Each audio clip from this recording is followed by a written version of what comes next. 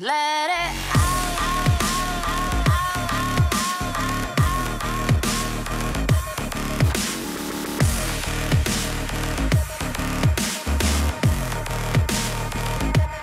ready.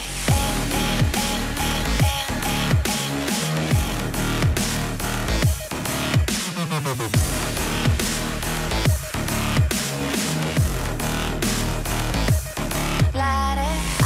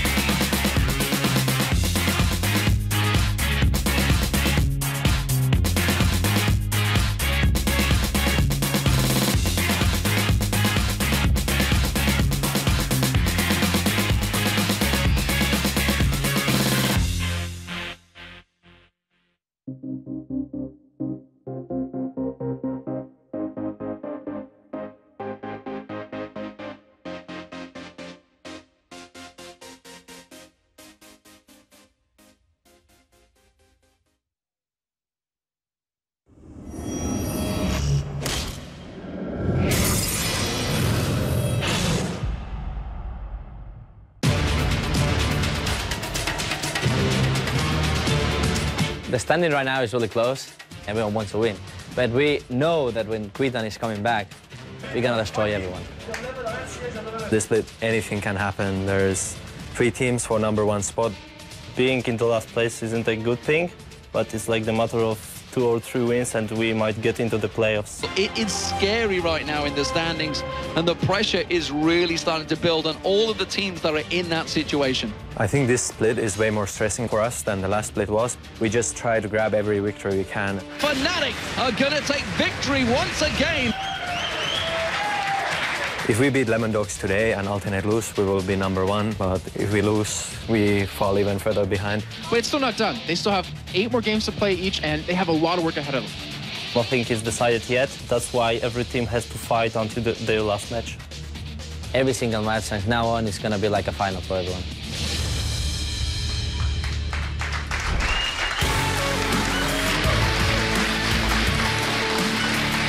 Hello everyone, I'm your host Eefje Shock Supporter, coming to you live from the LCS studios here in Cologne, Germany. We're in day 2 of week 7 and we have another day packed with League of Legends action.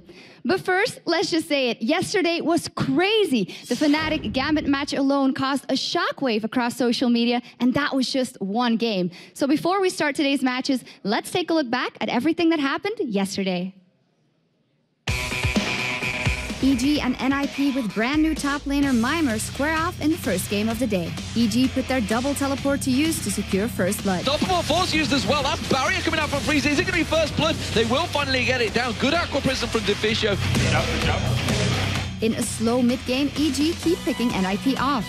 Yeah, they may just fight this one as the Nami tidal wave comes around. Mima going very low. There's the unstoppable forces. They do dive in. Maluno's in there as well. He will die. That's a double kill coming down for Froggen. NIP have one last chance to come back when they go for Baron. Flashes away. There's unstoppable force, but he's going to go down already. That's the frontline tank down. Pete gets dropped off the back there. Mima picking up a double kill. Shaka comes in one by one. EG making mistake after mistake. And now it's only Crepo and Froggen left. They can't do a thing about this one. Froggen's going to run away, and that's going to be a Baron for NIP. Fantastic play. In the end, it's NIP that secures the first win of the weekend over EG. In a battle for first place, Gambit takes on Fnatic in the second game of the day.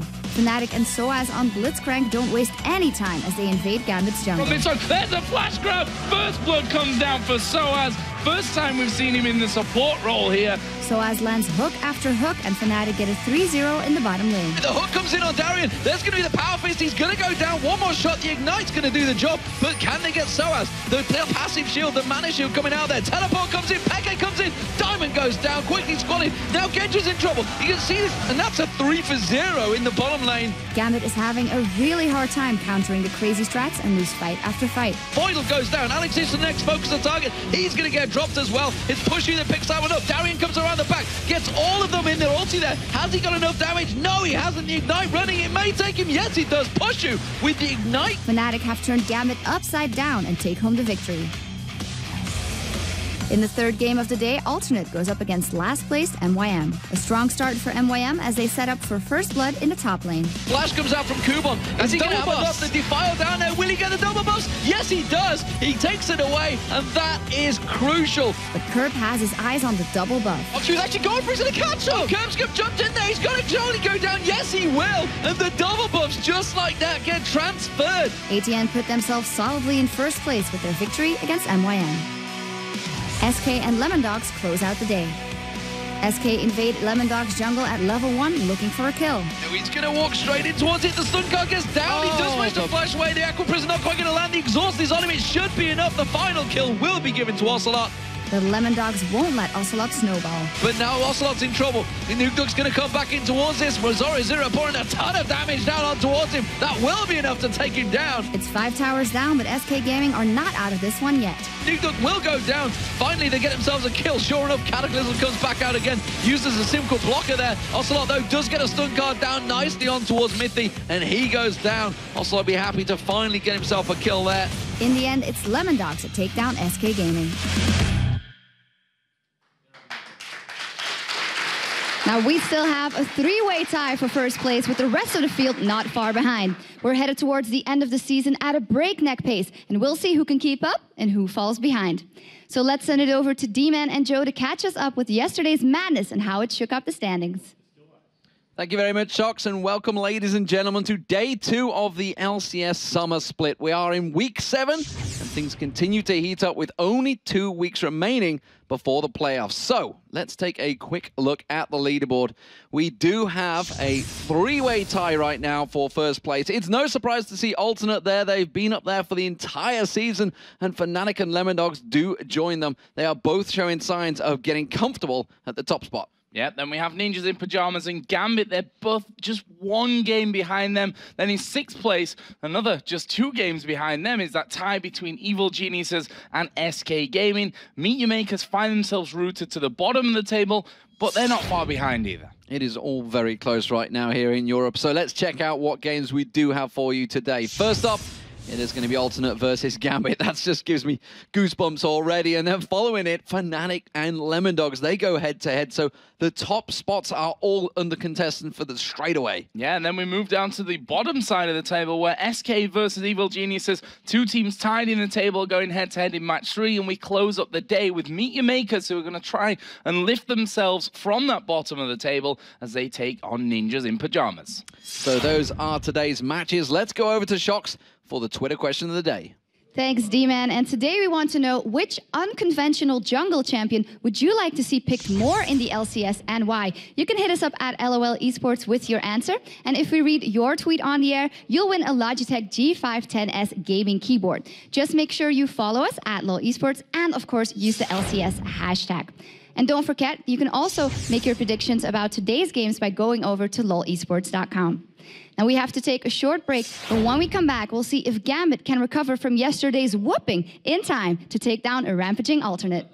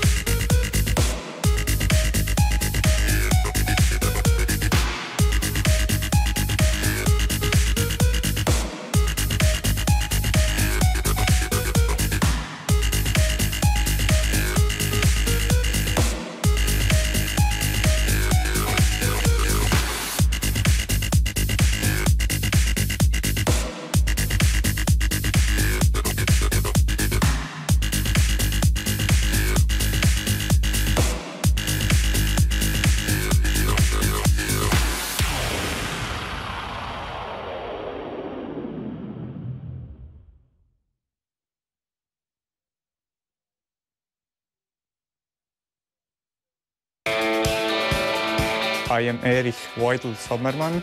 I play for Gambit in the support role. I'm an official sub for them since this season. I'm more of the Edward style support, if I may say. I might try something innovative that hasn't been yet seen before in the LCS. It does feel special to be part of the LCS. It's not an opportunity that everyone can get, and I will try my best to succeed in this Pro League.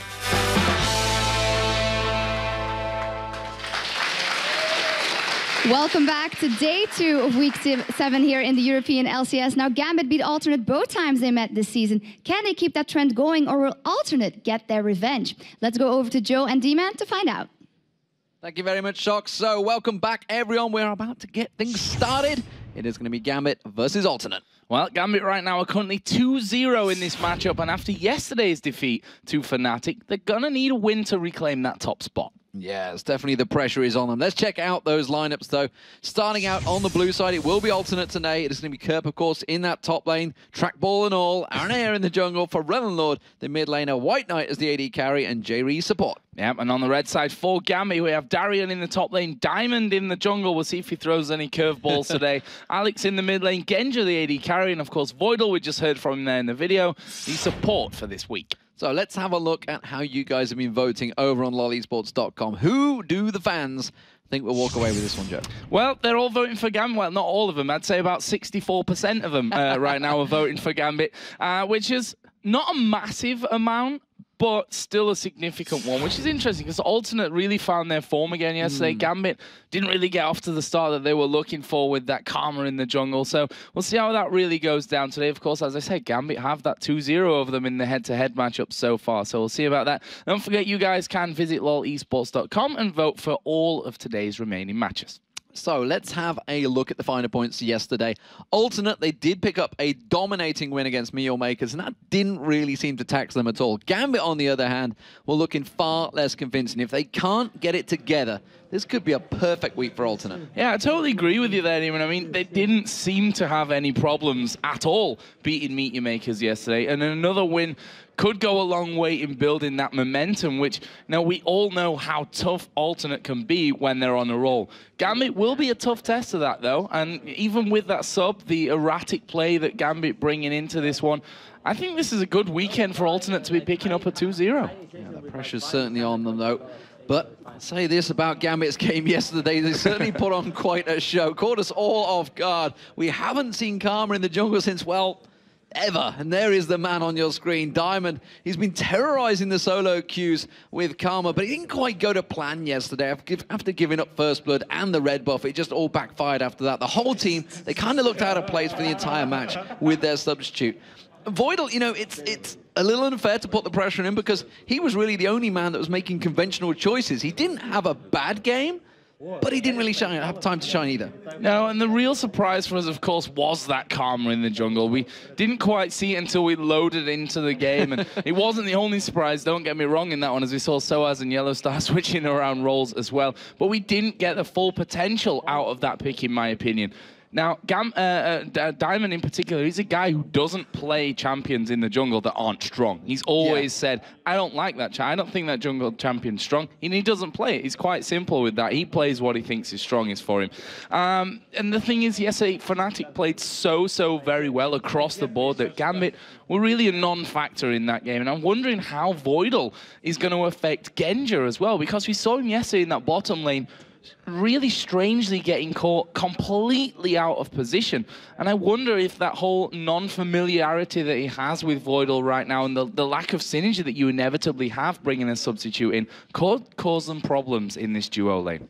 Yeah, and I've actually had the chance to speak to the Gambit manager before this game, and he was saying how much they've practiced together, and while the results may not have gone their way, there seem to be, you know, getting things back together again, Gambit. They said there's actual progress, which we haven't seen for a long time. Yeah. In terms of whether it's like motivation. You got to remember these are players that have been around since year dot, effectively, in League of Legends, and they played, you know, since they broke onto the scene at Intel Extreme Masters Kiev, they've just been at the top, unstoppable. So it's probably hard for those guys to keep that motivation going, because once you're at the top, everybody's looking to beat you, everybody's practicing against you, and in terms of bans, everybody kind of knows what you're playing, which is why we're immediately seeing a lot of targeted bans. Yeah, Aatrox taken out there. Darren, of course, played him a couple of times. We've seen him in the jungle since then, but it's been Darren in the top lane with Aatrox for Gambit.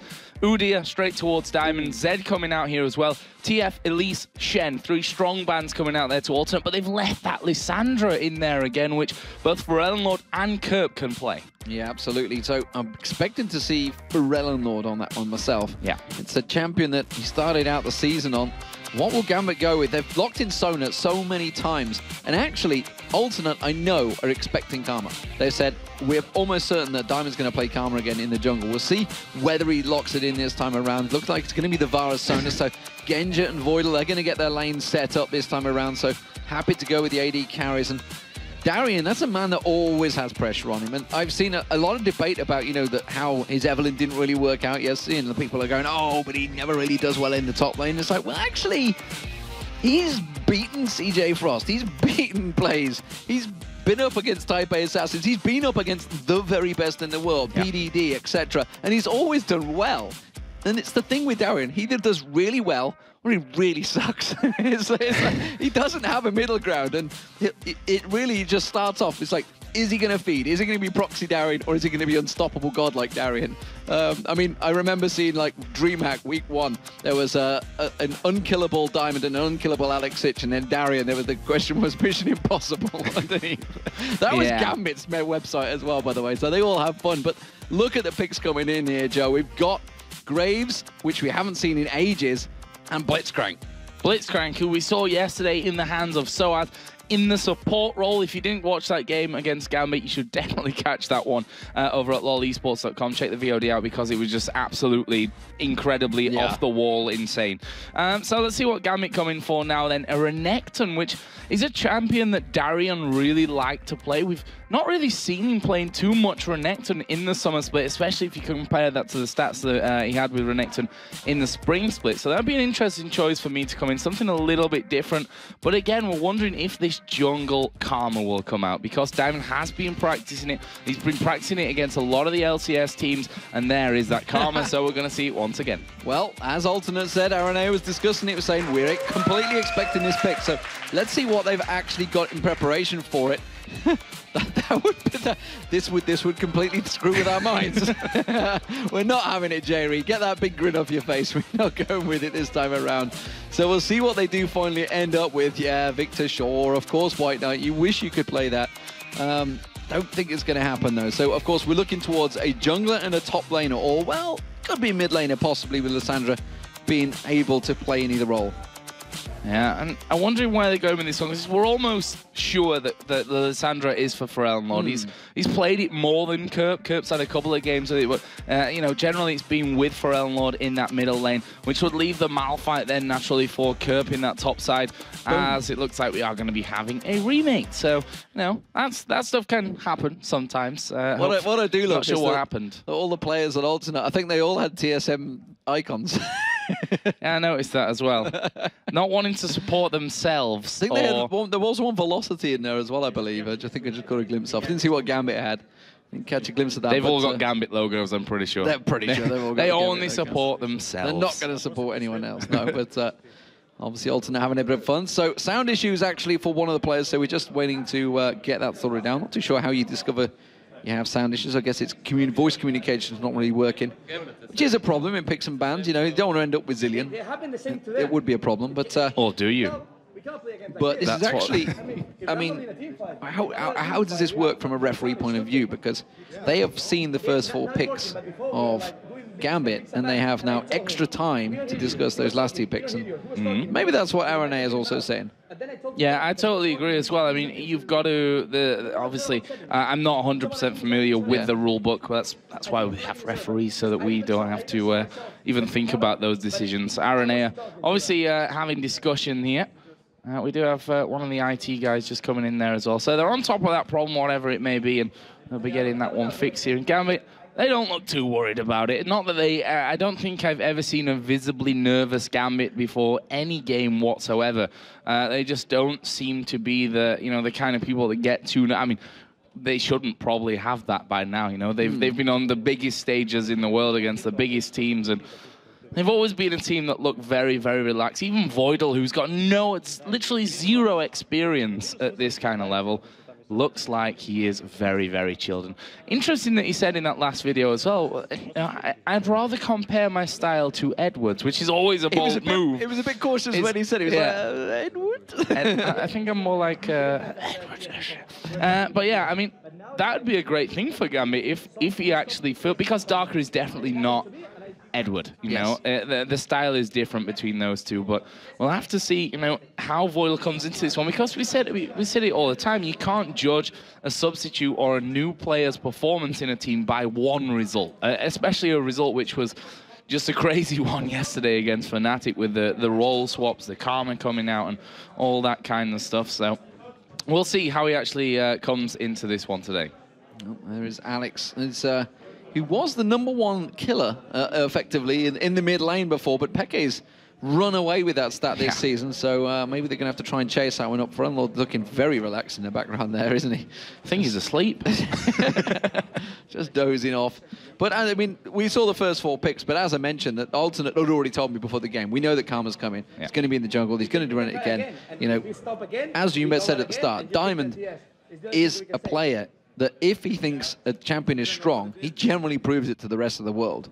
So there's clearly something in there that he's been terrorizing the whole ranked EU West with, that obviously they've seen. You know, we heard from Deficio yesterday. He was talking about it, how they've seen it many times before in solo queue games, and yes, it is very strong. It's interesting, though. It is always Diamond that generally rocks out these new champions. And it's funny that we talk about it this way as well, because if we think back to the spring split, you brought Volibear out and they lost that first game, and we were like, oh, Volibear, no. Didn't just work out no. so well. But obviously it became one of the most picked junglers of the entire split. His first Udyr that he brought out in the spring split, we were saying, ooh dear, that wasn't the best choice. And that thing, he's won 3 out of 4 games so far in the summer split with him. And we know how strong and we know how good Diamond is in the jungle.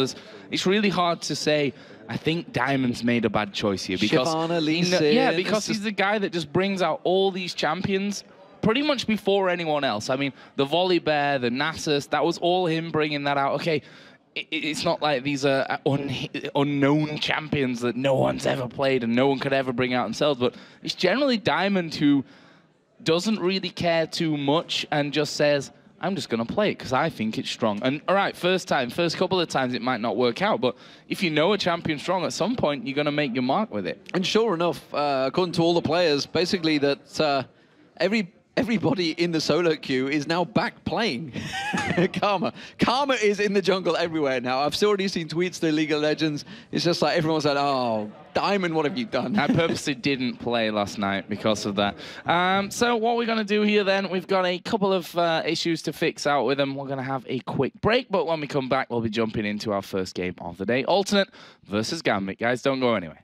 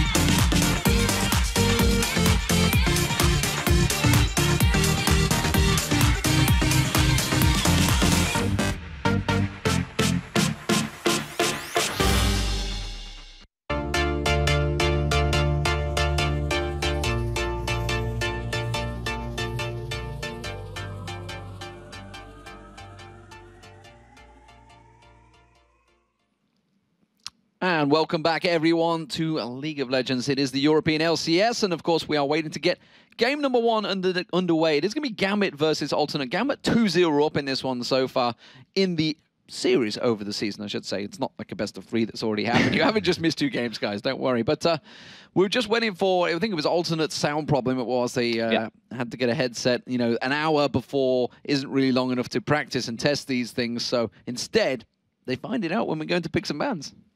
Better now than, I was going to say never, but that wouldn't make any sense. But well, than in the middle of the game, irony is, right, it was Areneas. Does he really need heads?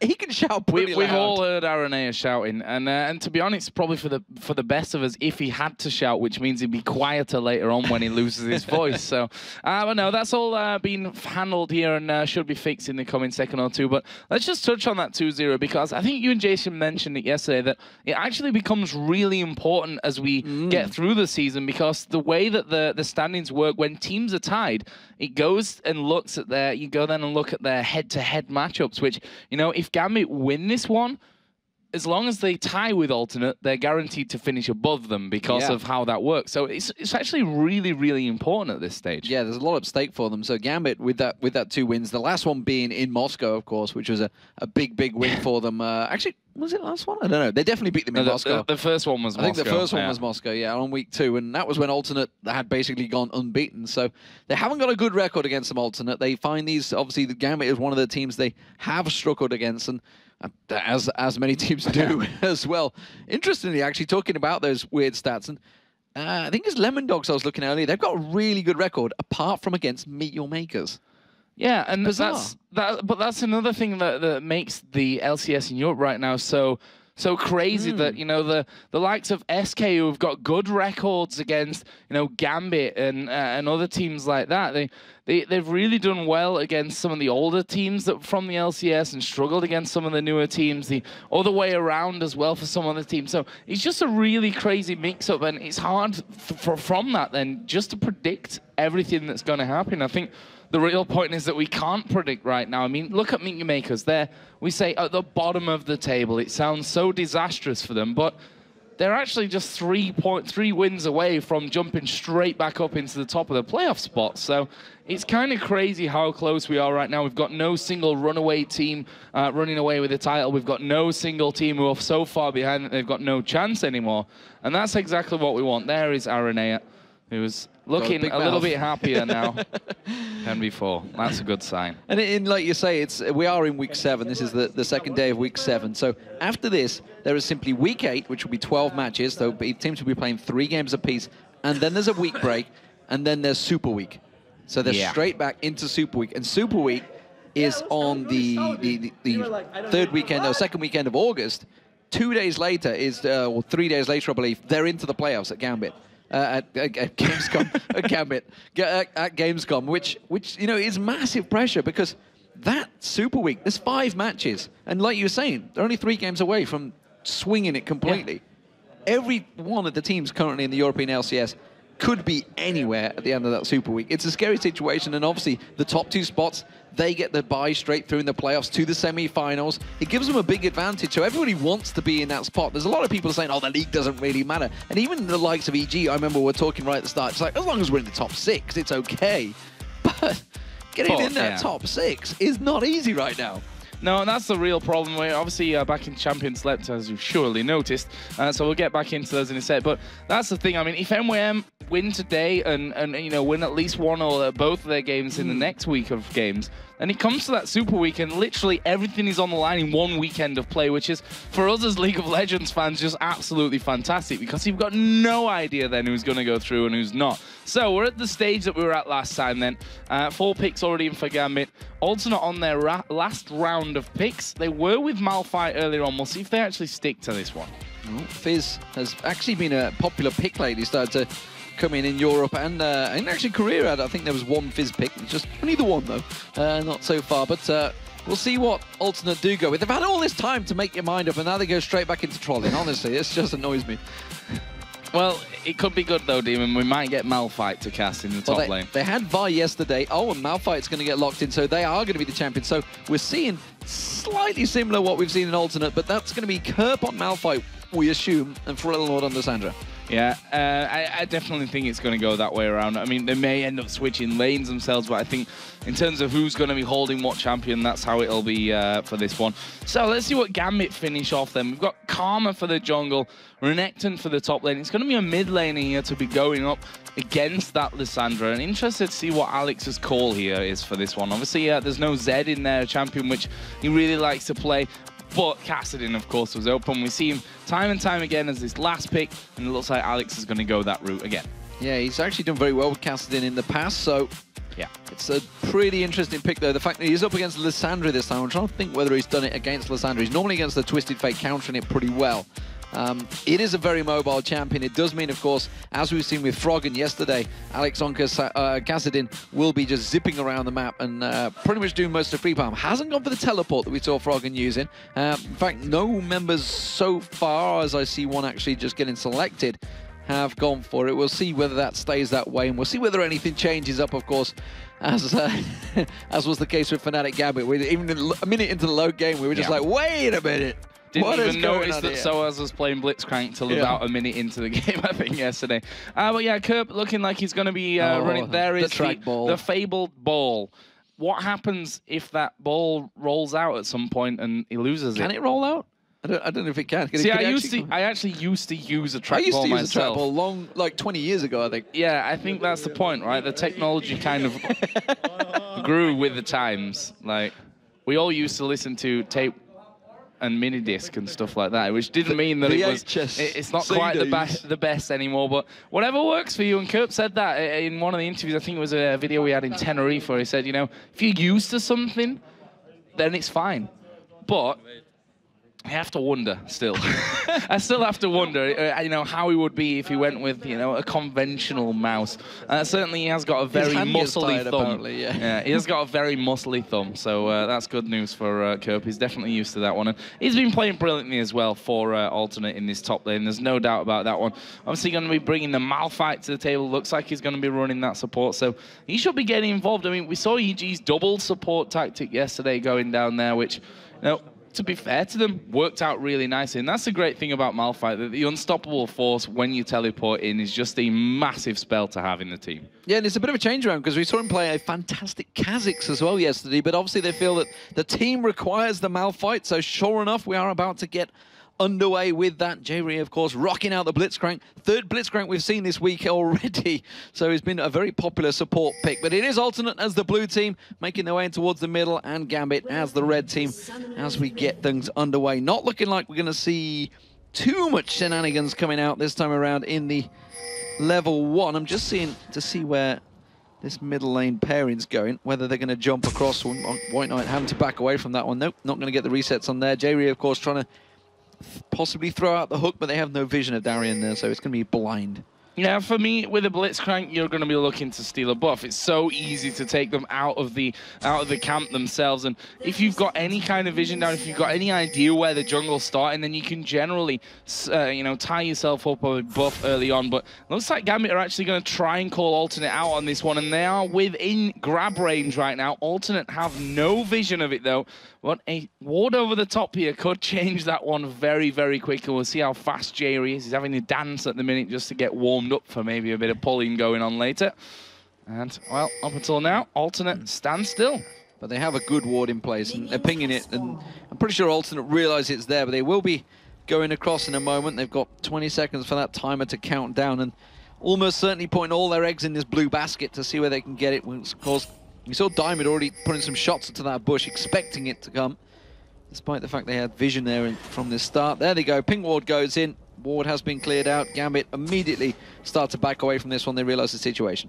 Yeah, pretty obvious that this was going to happen for me, and surprisingly enough, blue buff pulled over the wall there by J-Reet, and this is going to be the start for Alternate. You can see that Gambit on the top side have already started the counter invade for this one. I'm going to be going for that blue buff. Diamond is headed over there as well, so the way it looks at this point is a trade on those blue buffs. However, Curb and maybe even Lord are going to come over to have a go at this one, so might not be over just yet. There's the smite. Diamond going to take that one back, so in the end, buffs tied up at 1 apiece. So this time around, no first blood on Diamond, and he does manage to get that first buff.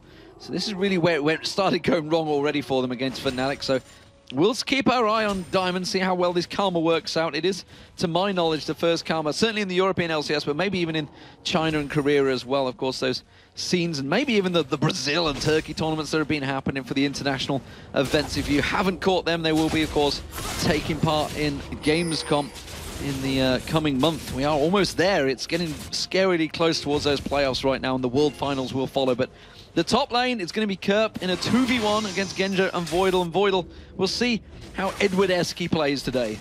Oh, RNA are actually charging up here to going on towards Alex. There's a claw coming in. Alex flashing away, but the damage is high. And there is first blood coming down for Alternate. And it was just a standard gank. There was nothing really special about that one. RNA are coming in from the side. Got that high mobility as Darian takes damage in the bottom as well. He's safe for now. But as I said, just a standard get in there and get the gank done. It was really well done by Alternate, though. And you said it right there, the high mobility, the scariness that Lord and Aaron Air can close that gap so quickly. They both have great gap closure, the claw of doom, as I believe it is that you call it, coming out and putting the pressure down. Darian also got to be careful of these grabs that Jerry's doing. I can only assume that's what happened with the hit points being that low already, and that's where the pressure could be there. If Jerry just steps back, he could land a grab at any given time on Darian. He's got that slice and dice available. There's going to be the grab, has to use it to just dodge it. Oh, Diamond actually up in the top lane there just to see if they could get that gank off. Fell pretty low, and he's not going to want to lose double buffs at this stage of the game. You've got to be careful for that one not to be coming down. But it looks like they are going to be able to force both Malphite and Vi a little bit further away from this one and put some early pressure down onto that turret. See whether they do go for a quick turret, whether it's simply just harassing as much as they can. It's keeping Aranea certainly busy as well, which is going to buy them time in the other lanes. Piercing arrow landing very nicely across Kerp and Aranea, forcing them both to back away from that one. And again, now we're seeing the poke coming out from Sona, causing problems. They're all forced to back away. And Gambit may keep pushing for this. Yeah, and the great thing is as well with Diamond on this Karma, the fact is, even if you stand under the turret, the combination of, you know, the inner flare and mantra to make the Soulfire come up gives that AoE underneath the turret, the extra damage from it as well. So you've got to be really careful about how long you actually stand around waiting and trying to defend that turret. You see there, Kerp straight back into lane, but can't really do much to stop this turret being hammered away at. Well, they're putting a lot of time into it. You can see all of Diamond's jungle is up right now, apart from the two buffs. Actually saying that the blue buff is not up, but they didn't reset it. That's an interesting one. So they didn't take down the small column, so that's going to be respawning at some point later on. But there's a lot of time invested in here because you have the double buff, of course, and really want to get this tower down, it seems, Gambit. Yeah, really putting a lot into that one. RNA himself having to stay up in this top lane, and see there, the Sona, second time that we've seen Voidal play, and second time that he's running Sona as well. We talked about this yesterday, that Gambit really love Sona. They really like having that Sona in the team. And if Voidal really is anything like Edward, as he claimed in that video, and he won't mind playing Sona for the good of his team either. And so far, doing a really good job here of completely zoning Kerp out of that creep range and trying to keep him as low as they possibly can, forcing those minions onto the turret. And, well, as you can see, there's not much left of the turret itself, but this bottom lane, not exactly much left there as well as Darian comes out. Jerry actually going to be stunned up here, and now Diamond coming in. He's going to have to flash out away from the tether, and we'll see if they can actually chase in for this one. Vi actually nowhere near to stop that one from happening, but in the end, Gambit not going too deep. A lot of pressure on there, and he did have the mana shield, his passive available, which is why I don't think Diamond went flashing in for that one, but certainly very dangerous play from Aranea around this backside though.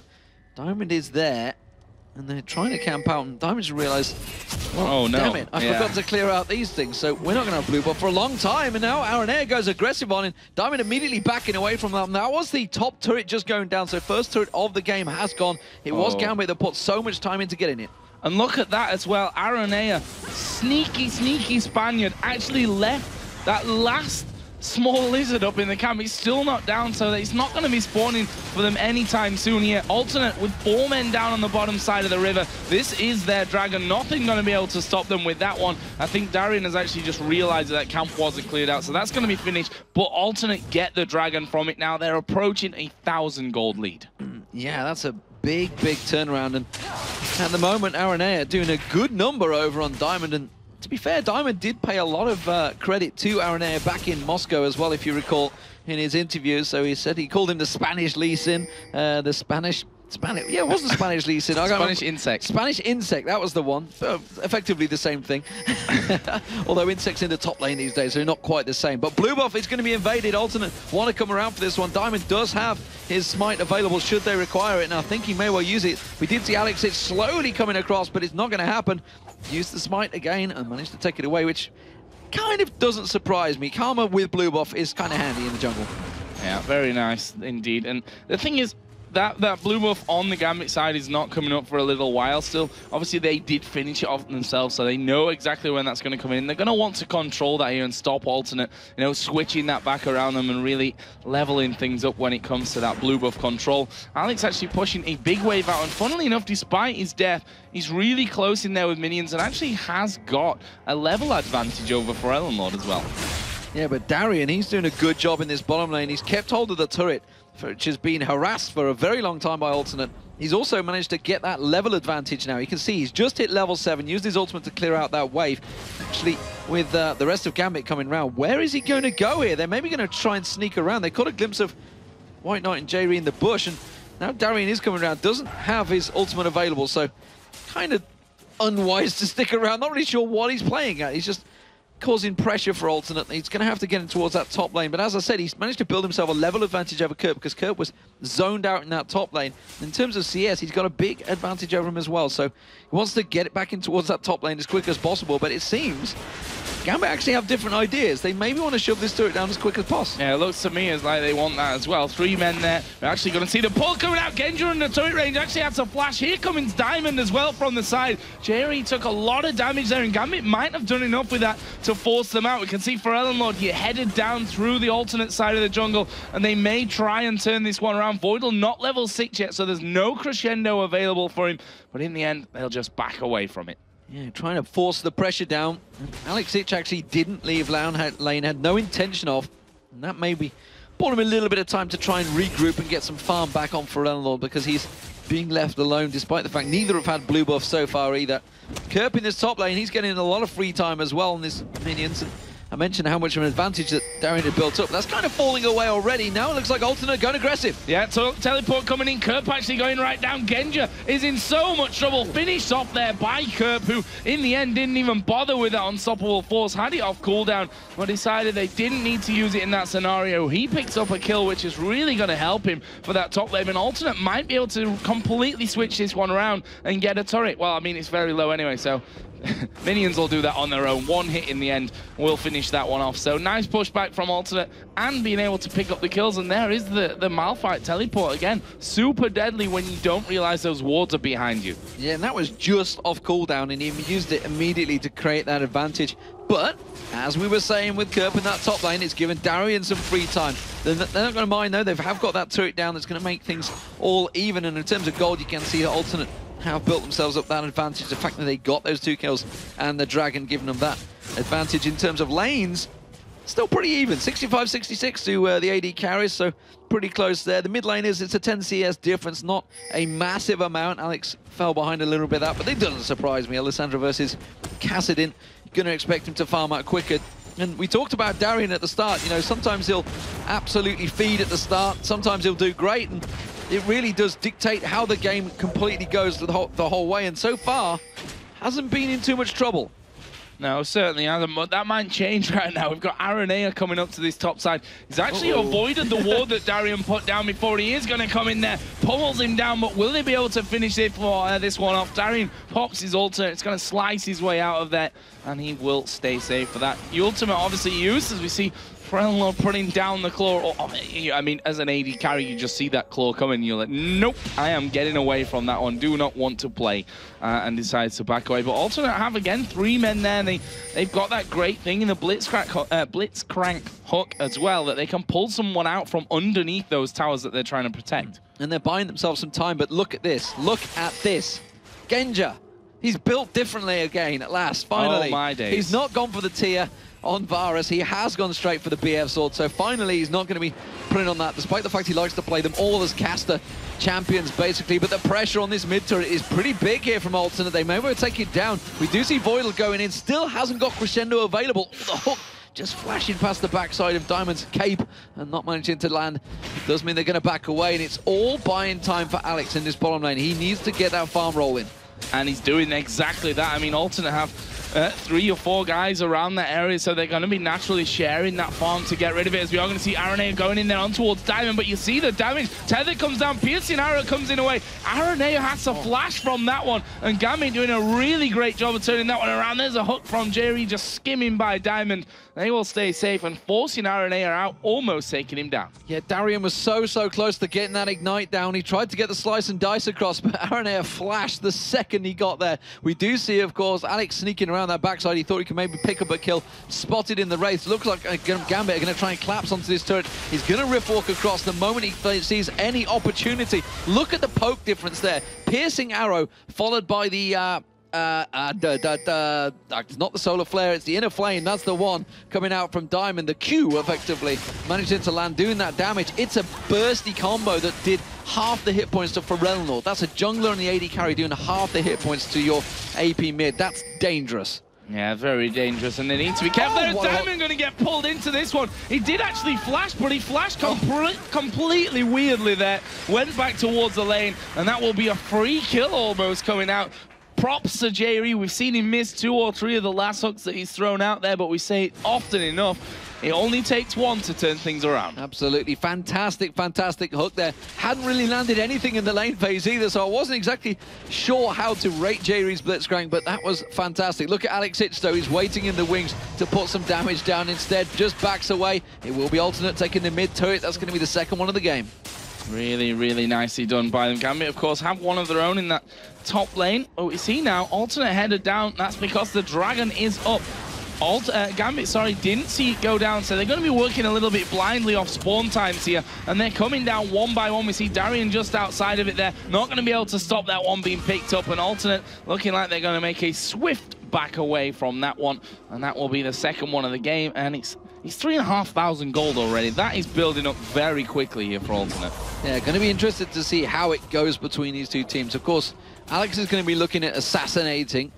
Again, just going to be staying at the back. He generally has great positioning in the team fight, so he's got the Crescendo to defend him, and Diamond's also going to have good defensive capabilities to keep Genja safe. And Darian, he's going to be the man diving in there. And how that's going to work, because Kerp's going to be diving one way, Darian's going to be diving the other. I don't really know who's going to win, because Alternate have a heavy dive comp. Frelnor, Aranea, Kerp, they could all pile in. They could get a hook. Someone, whoever gets caught out, will die instantly from Alternate. The question is how they follow it up after that.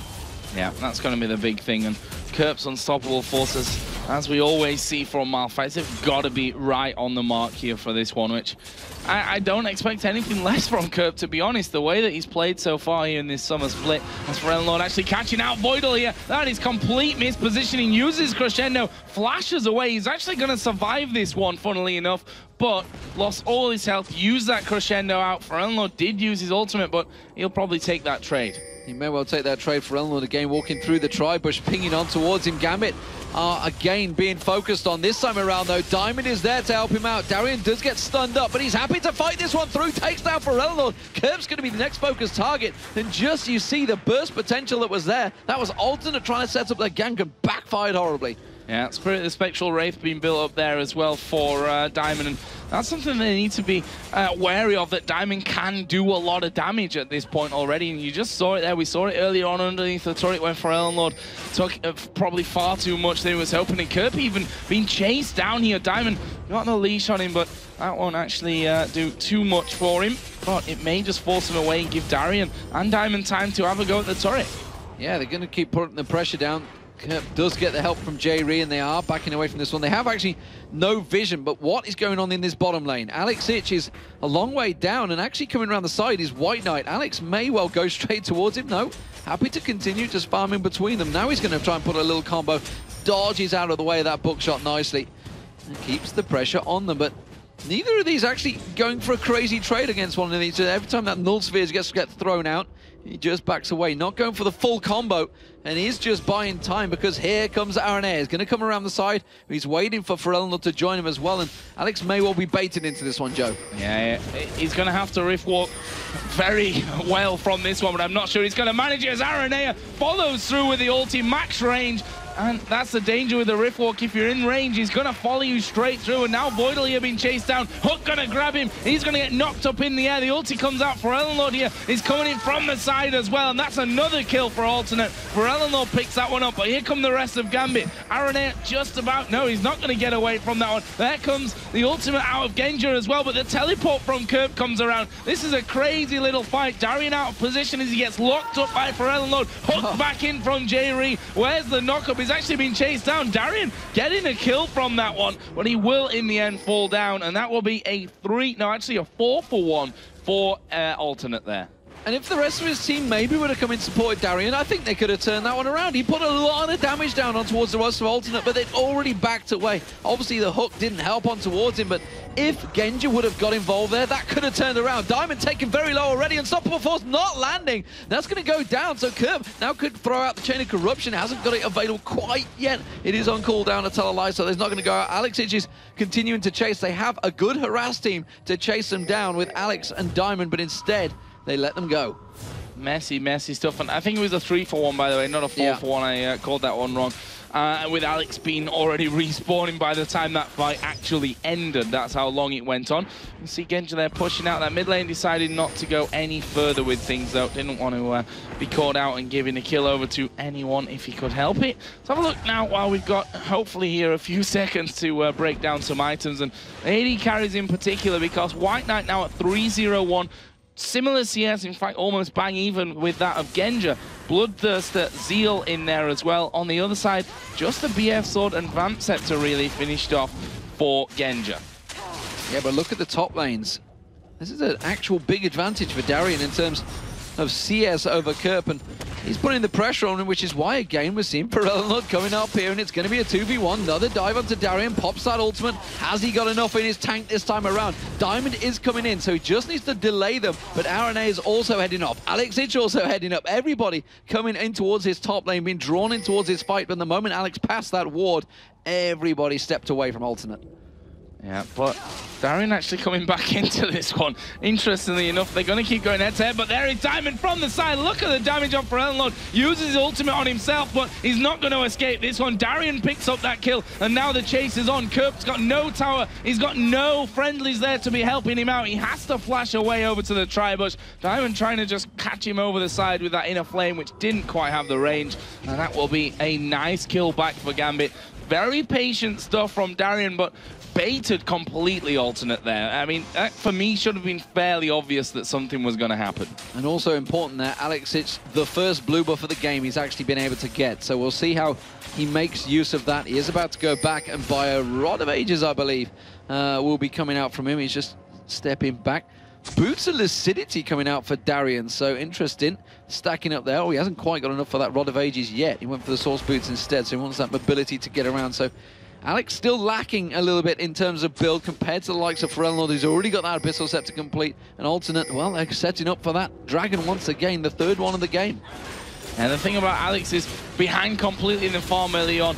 Naturally, as he scales things up, it's really caught up and has got a healthy lead even right now. Is that Dragon going low? Gambit actually coming in from around the side of this one. Kirk going to get tied up. They're going to go through.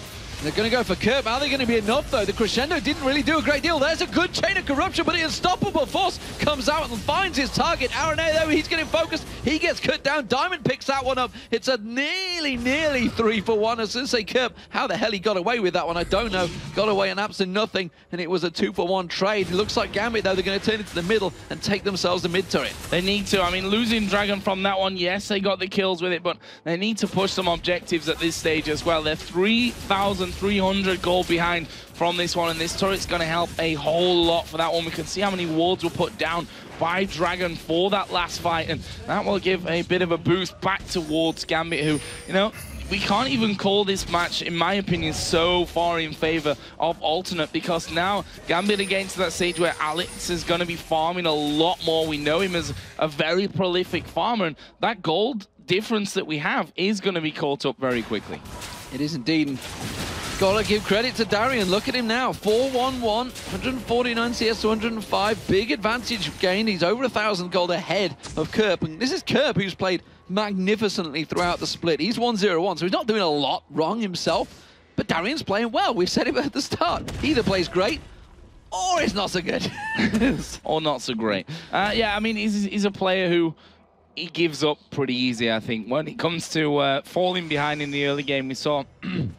I can't remember exactly which match it was where he played the Vladimir and was just off farming while his inhibitors were being attacked from that one. So he's very much a moody player, I think we can safely say there. But seems to be in the mood for it today, and that's only a good thing for Gambit, as Aranea headed up towards that top lane. They've actually spotted him there. The ping came down onto that tri-bush. In fact, the entire team seems to be collapsing in from Alternate. They want a tower back.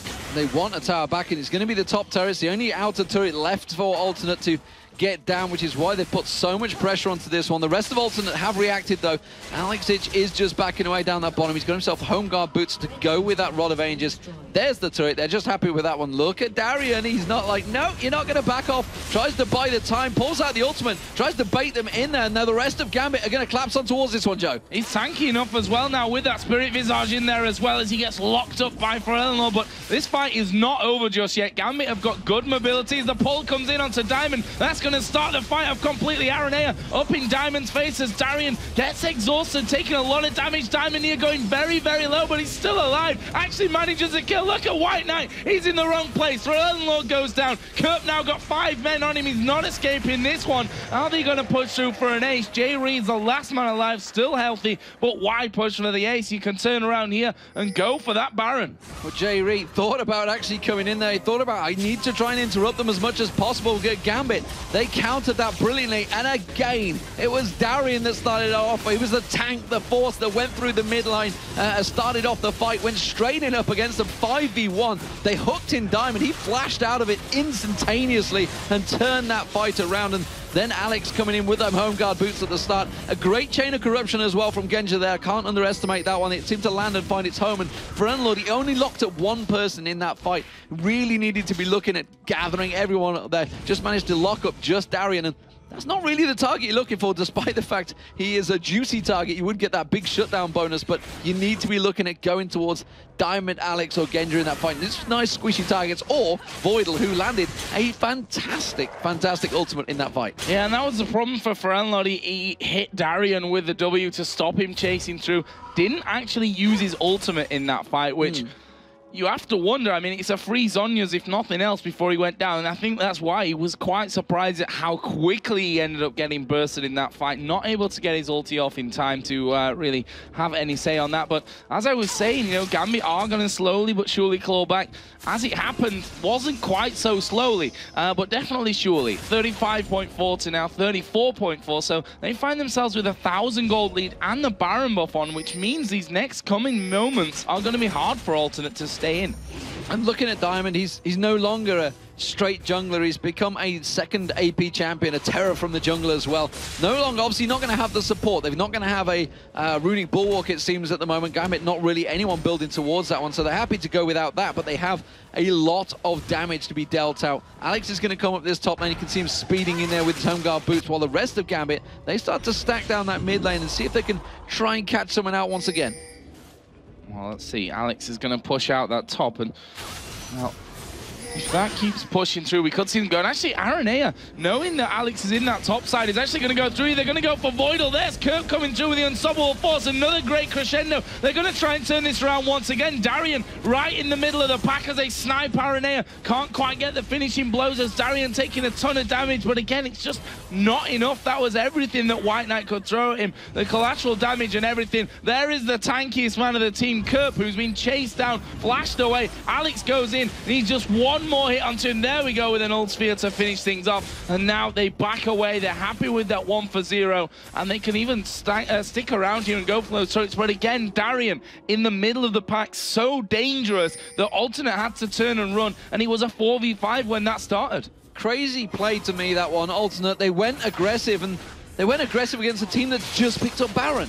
Why would you do that in open battle? You need to just sit back, and it kind of backfired on them. They're going to lose the turret, which they may well have done anyway, but that was dangerous, dangerous play in a game. We see Darian zipping straight in there, taking all the damage, bursting it through, and every time he does that, he buys time for Diamond and Genja, and Alex is to just be sniping away at range.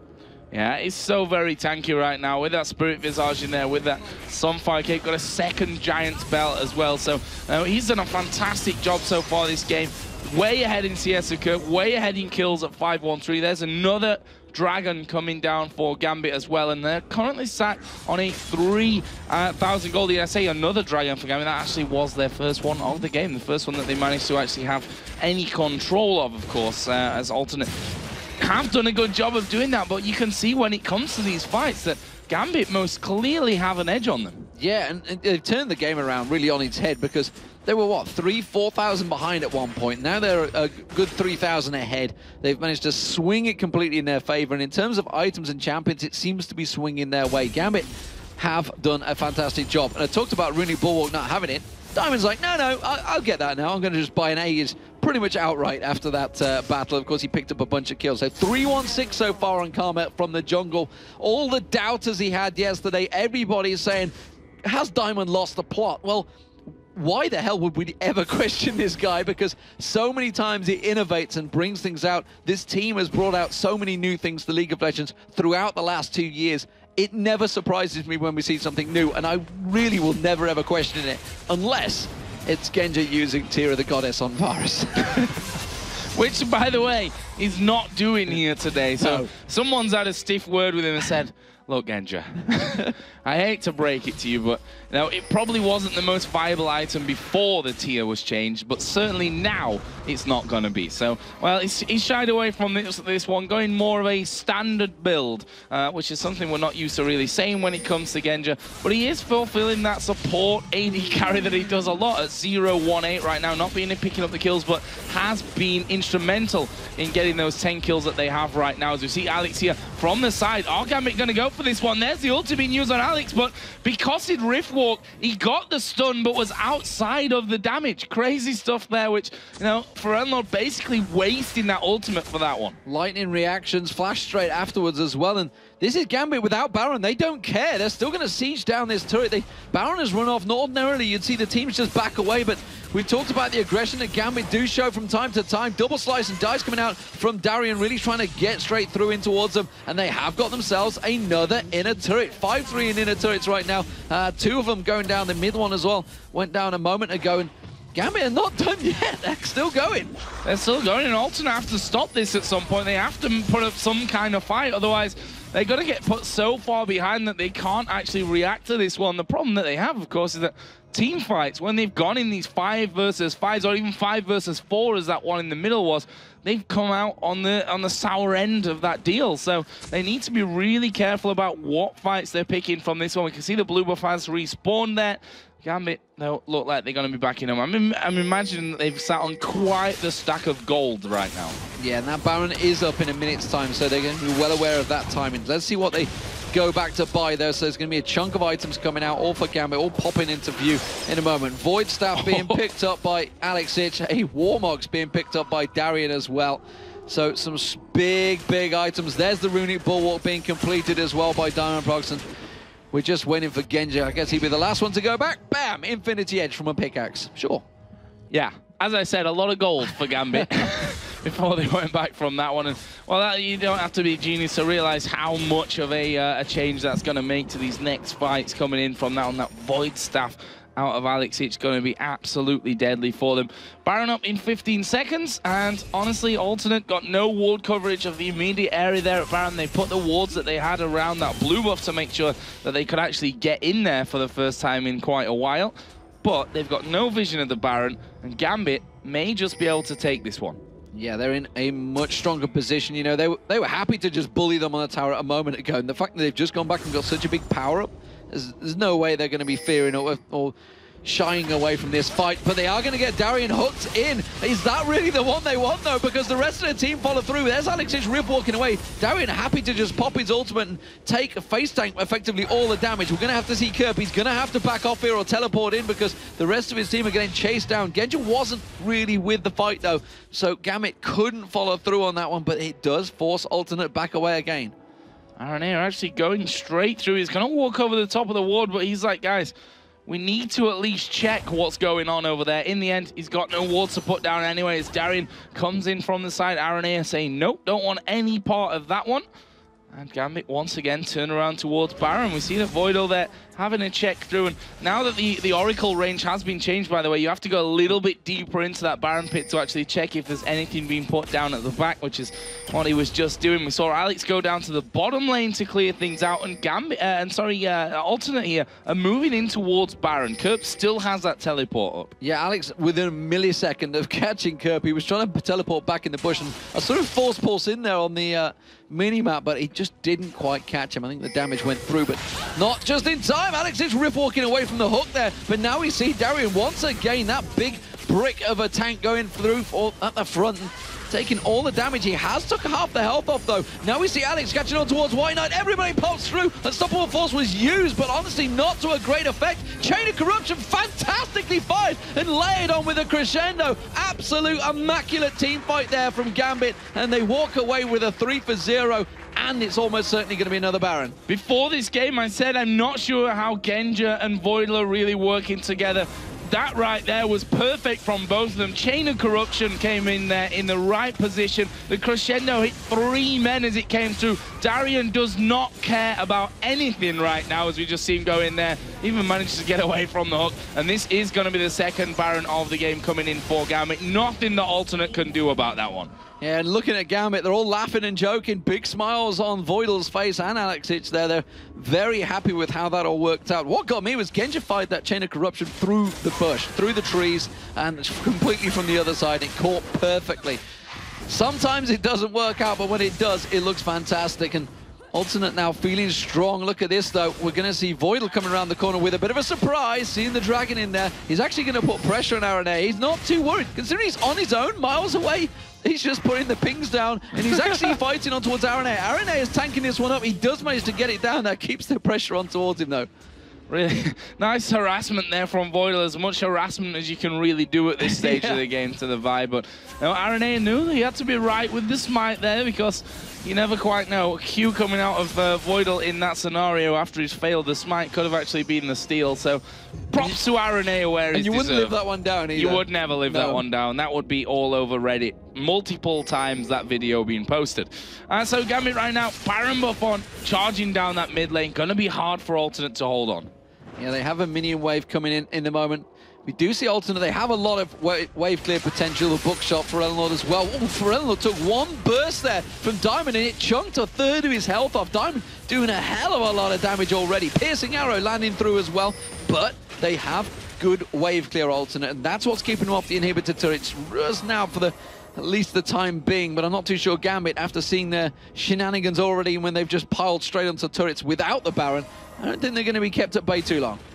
No, I don't think so either. And Darian, He, as I said earlier, just doesn't care about going in there. He gets a speed boost, dives straight in right on top of them, and they're going to keep going through from this one. There's the unstoppable force actually hitting 3 members. Darien actually finally going low from this as Alexic takes a lot of damage. 4-man crescendo comes out from Voidal, but where's the damage to follow up? There is a chain of corruption coming through. Ellen Lord going down, sniped off by Genja in the end. They're not done just yet here, Gambit. They've got no minions actually coming in on towards that turret. Genja going to be the one to tank it up, but it's only going to get 2 or 3 hits off onto him before that's taken down. And the first inhibitor of the game is going to fall here for Gambit. And again, just brilliant crescendo, brilliant chain of corruption, everything landing as it should.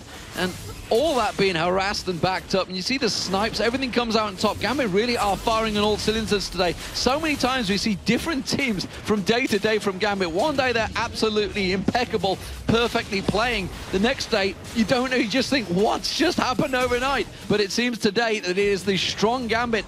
And remember, they're 2-0 up over Alternate already. They could be taking it to 3 and joining themselves back on towards that top of the table against Fnatic and Lemon Dogs. And look down the scoreboard here once again, 5-1-6 for Darien. Again, getting completely involved in that fight, getting straight in there to the point where he's like, guys, I think we're going to have to start doing some damage here because I'm kind of dying from this one, as they try to really lock him up in the mix of that. But just such great positional play out of Gambit. Let's not forget that this game started with Alternate having a 3,500 gold lead, which has been completely turned on its head. Alternate actually pushing out from this one, and Darian's like, I got my ulti back, I'm going in for this one. Where's the rest of my team? A little bit far back, but I'm going to chase Alternate off. Yeah, they thought they'd caught Gambit all backing off there. Teleport even came out from Kerp into the mid lane. They thought, we're going to have to rush, get something here. Alternate desperately trying to push out from that base up against the super minions, but Darien had other ideas. He hadn't completely backed off. He was still sticking around, still farming up. They did manage to get a blue buff for Unlord there, I believe, which will keep the cooldown going, but look at this. It's just Darian's going to tank it up. He's not really too worried about the damage that this turret's going to do to him, and still with that Baron buff just almost running out. There we go. It's just finally timed out. They've managed to take a great deal with it. It's looking right now like Gambit are going to keep this winning run against Alternate alive. Of course, 2-0 coming into this game. We'll see if that actually changes out as the hook landed onto Alex there again, showing his reactions to actually Rift Walk at the exact time that hook landed onto him, gets himself out of any danger, and he's shown that today twice now. The ultimate from Pharrell earlier obviously was the real big one that he Rift walked away from to get the stun but avoid all of the damage coming out. And Gambit, they're just biding their time here, at least all except Darien, who's biding no time. He's going straight in there for this one, actually going to go in towards Aranea. Now he goes over towards Jerry. There's a crescendo. Didn't really hit anyone this time around. Unstoppable force coming in. Chain of corruption already being used off there, as we will see for Ellenlord getting the kill on towards Alex Hitch, but the damage is just too high here coming out of Gambit. Who are they going to turn on to next? Look at the Nexus turret, by the way. The super minions have been hammering away on that one. They managed to finish off the first one. They got super minions coming in again as Aranea ultis himself in on towards Genja. They're not too worried about that. They return damage onto Pharrell as snipes come through. Inhibitor is down. I think that might be all she wrote for this push for Gambit. Yeah, they're going to back away, it seems. They do have super minions in the middle there. Void will get caught out. Didn't avoid that one, did he, Joe? But he does manage to not go down, so he manages to escape. They're going to see the Claw of Doom on towards Darien. Will he finally get killed? Yes! 500 gold goes to Kerp. The shutdown bonus eventually comes in, but he is 626. And, well, they don't really care because super minions take down the second Nexus turret, and Alternate are simply on cleanup duty while Gambit go back and spend their gold. Yeah, and spend pretty much their millions. 4,000 gold almost here for Genja. And he went back and bought an Infinity Edge right out last time. This time, not quite going the same route. Obviously, did pick up that last Whisper in there with a Negatron cloak. We've got the locket in there. We can see that almost the Athene's Unholy Grail is done for Voidal in this one. Sometimes those hooks, as you said, 2 games in a row, almost right at the end. Those hooks have been a little bit unavoidable. Absolutely. Genja, though, he's got himself that Fortitude pot now as well. That's what he picked up, another item.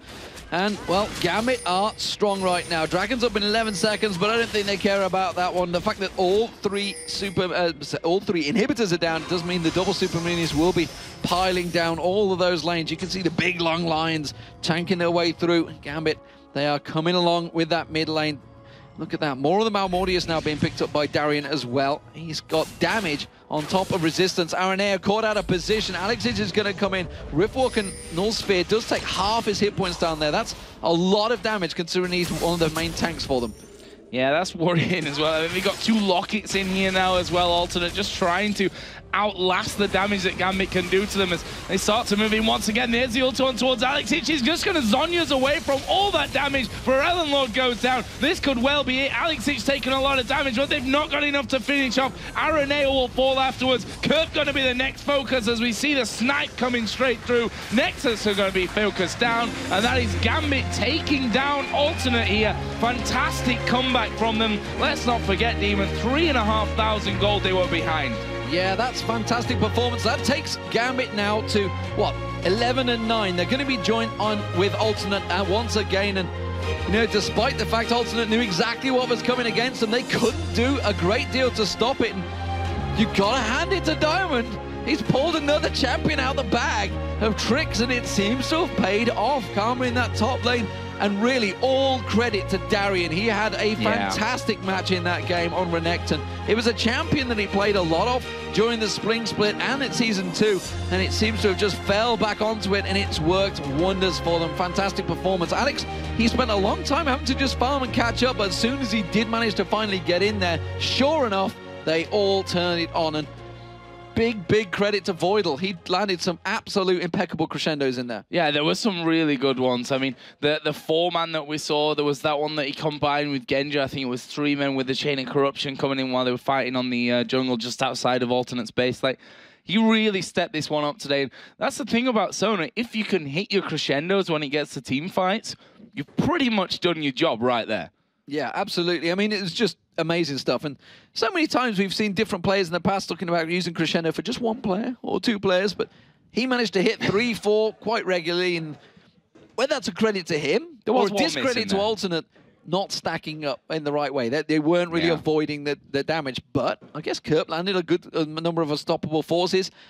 Pharrell on the Sandra didn't quite work out as much as he planned. And every time he kind of, I'm going to get him, no one, they've just managed to rift walk away Alexic, or somebody manages to flash away, slice and dice is out of there. And everything was kind of being thrown at Darian, and he was happy to be that front man, that front tank, to take it all, and the rest of Gambit just collapsed in around them. Well, we saw what happened in that last fight. I mean, he gets ulted by Pharrell Lord. Pharrell Lord's putting as much damage down as he can. He hits the Zhonya's at the exact second when Kerp's coming in for the unstoppable force. So, you know, that's their biggest 2 ultimates really just gone without really any major impact. Yeah, you've got Cassidy down to half HP, but as soon as that Zhonya's off, he's rift walking straight away to come back into the fight afterwards. Meanwhile, you've just got Genji, who, again, you know, he's a very quiet AD carry, in my opinion. Like, it always is, passive man. If you don't really hear his name that much when it comes to team fights, but he's always there. He's always at the back. He's always putting the damage down. And we saw it by the end there. He was really racking it up and going back and spending 3,000 to 4,000 gold the last 2 times he went home. And that's an important thing, because he was with the team. Yeah. We don't often see that with Genji. He's always off in lanes farming on his own.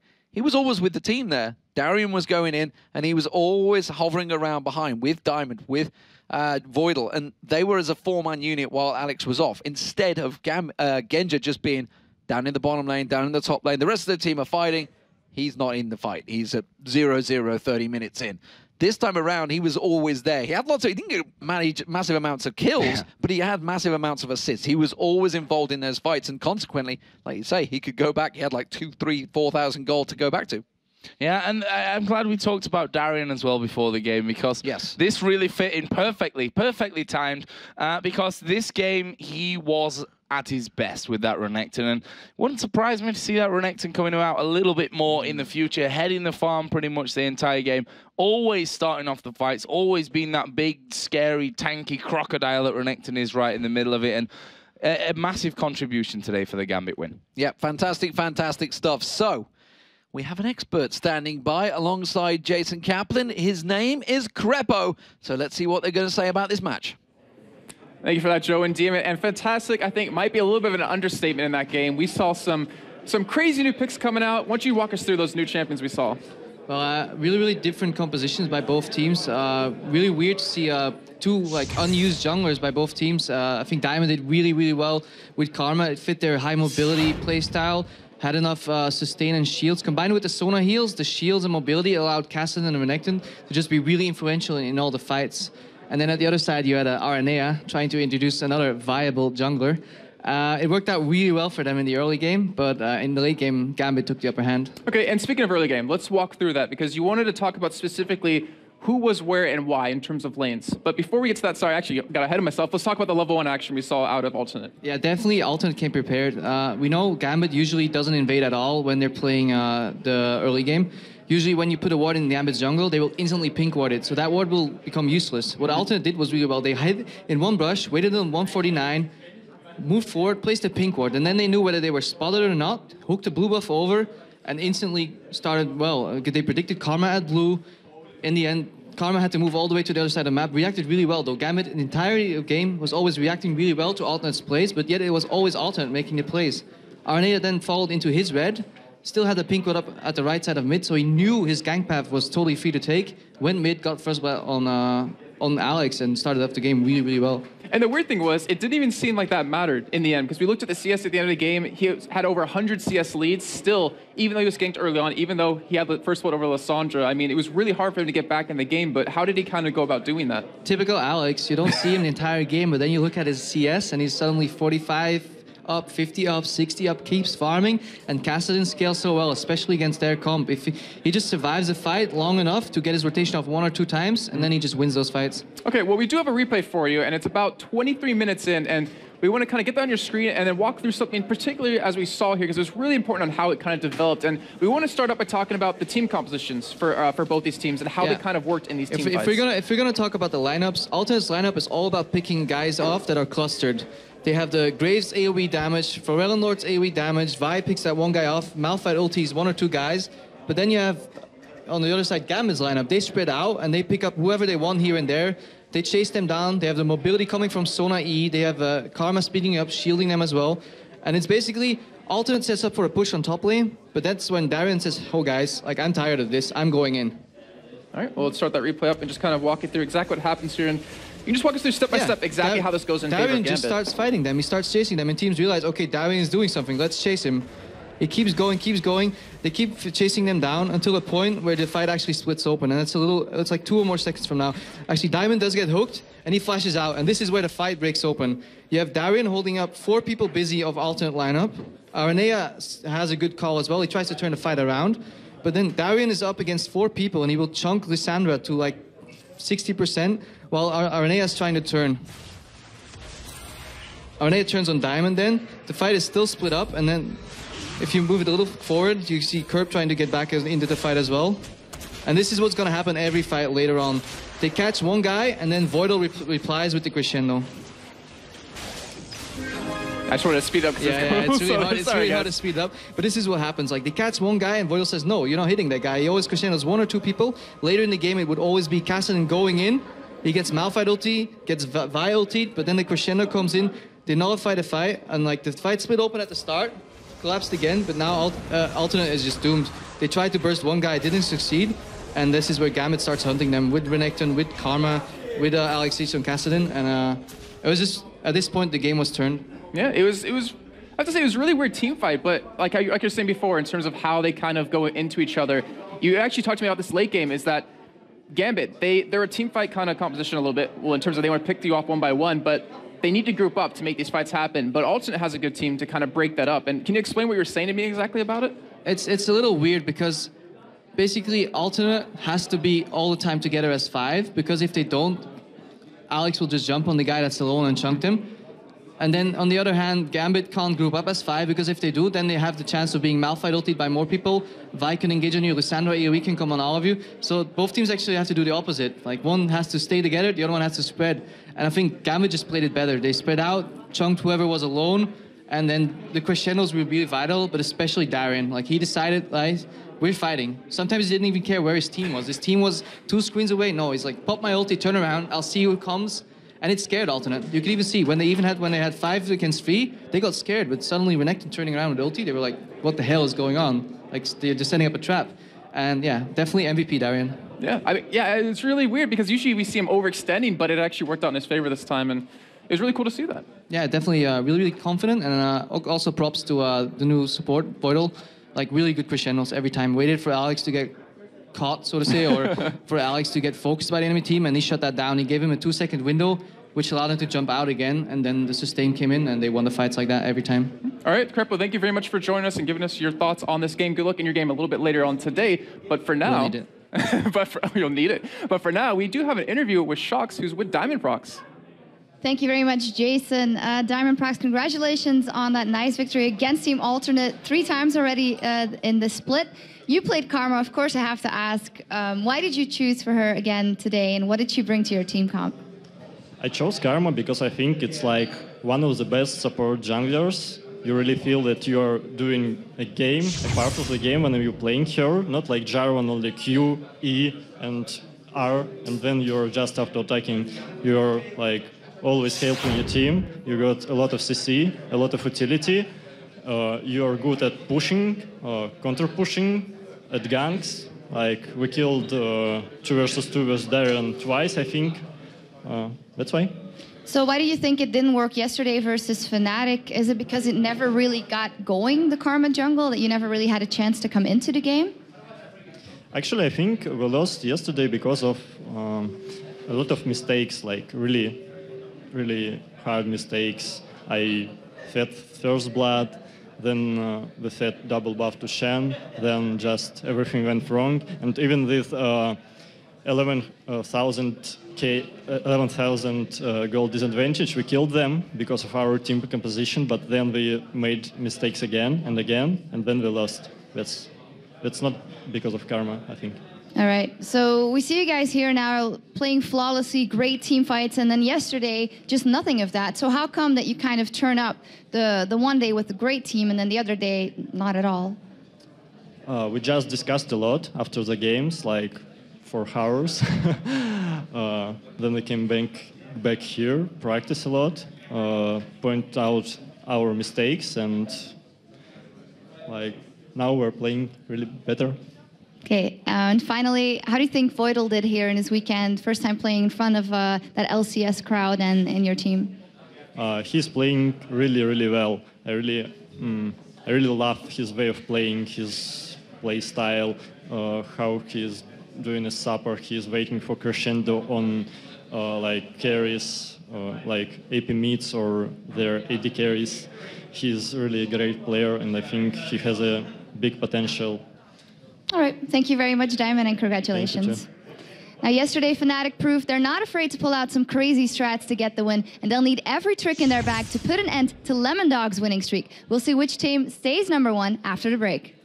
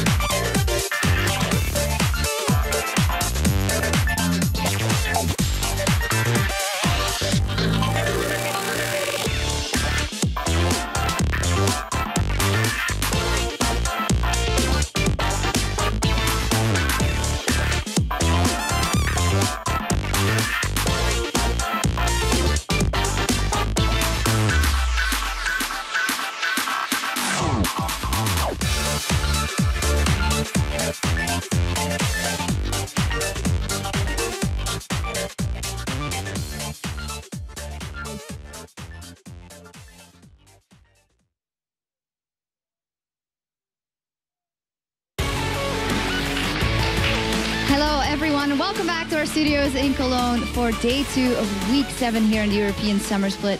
Now, we're all familiar with the teams and rosters we see every week, but who keeps these players in line? We decided to look into what it takes to be a coach for a team in the LCS.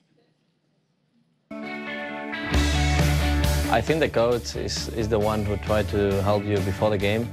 I try to help you on picks and bans and so on. Being a coach is not always about statistics. Oh, there are different types of coaches. One coach focusing on like the attitude towards the team, the synergy. You need to be the third person from outside to tell you mistakes you don't see in a team. The second kind of coach is more gameplay reliant, and you need to know the tactics, the strategies, how professional players think. After the 8 tryouts, I got 2 guys who I thought they were really good. So at that point, I sent them like both of them a replay of alternate playing, and one of them just pointed perfectly on the mistake, and I said, okay, you're going to be a coach.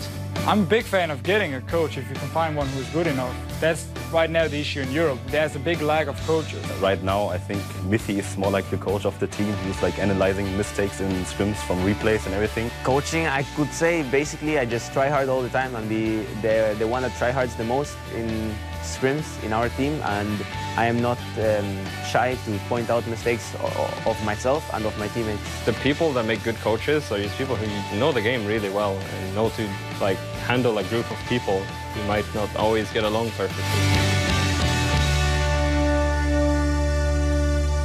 We have more League of Legends action coming your way, so let's go over to D-Man and Joe for our second game. Thank you very much, Shocks. Welcome back, ladies and gentlemen. And next up, we are going to have Fnatic versus Lemondogs, who are both fighting for that first place. Yeah, both teams picked up good wins yesterday and will be looking to complete a perfect weekend, which would push them straight up there to the top. Yeah, whoever wins this will be on their own at #1. It's going to be the first time we're going to have a change. Alternate have been up there the entire time, so who will it be? Let's check out the lineups. So the blue side, it is going to be Fnatic starting out. Soaz, is he going to be in the top lane? Or is he going to be a support? Who knows? Cyanide in the jungle, that's for sure. Peke is going to be in the mid lane, and Pushy will be the AD carrier, along with Yellowstar, who could be support today. Who could be on Shen, I think is the thinking behind that one. Then, of course, for Lemondogs, we have Zorozero in the top lane, Dexter in the jungle, Nuke Duck in the mid lane, and Tabs the AD carry, and Mithy the support. Slash coach, it seems. Slash coach, yeah. These two teams, they have a lot of mutual respect for one another, and it had a big impact on how they prepared for this match. The key to beat Fnatic is to not let them split push and make plays. Lemondogs actually are a really strong team. We didn't expect that at the beginning, but now we take them serious and we will prepare against them. The weak point of Fnatic is their bot lane, not because they are bad players, but because they've not been together for a long time, and of course they lack experience. The most dangerous players from Fnatic is the solo laners. They're both really, really good individually. When we lost against Fnatic, it was the first time we were playing against Shen Kassadin, and we didn't really know how to deal with it. Now we have a better idea, and on top of that, now we are a more experienced team, so I think we have a better chance of beating.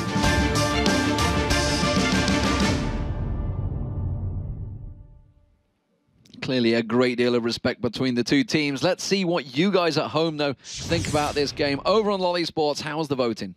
Well, it's not quite the 92% that Fnatic had the last time these two teams met, where Lemondogs won, I should add.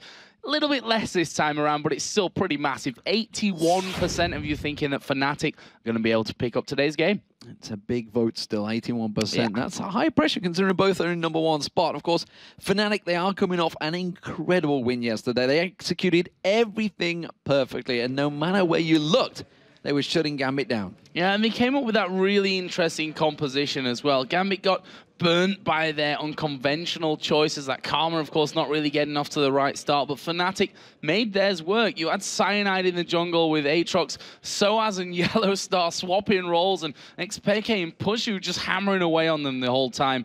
They were innovating and at the same time putting down a clinical performance. Absolutely fantastic stuff. But Lemon Dogs themselves, they certainly have their work cut out for them.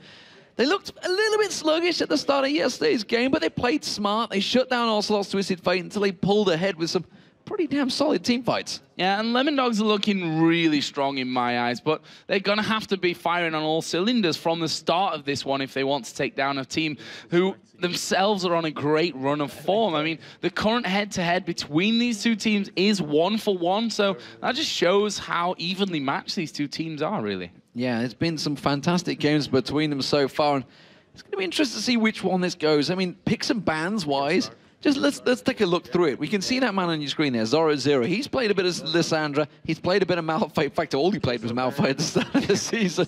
And he started actually switching it up a bit.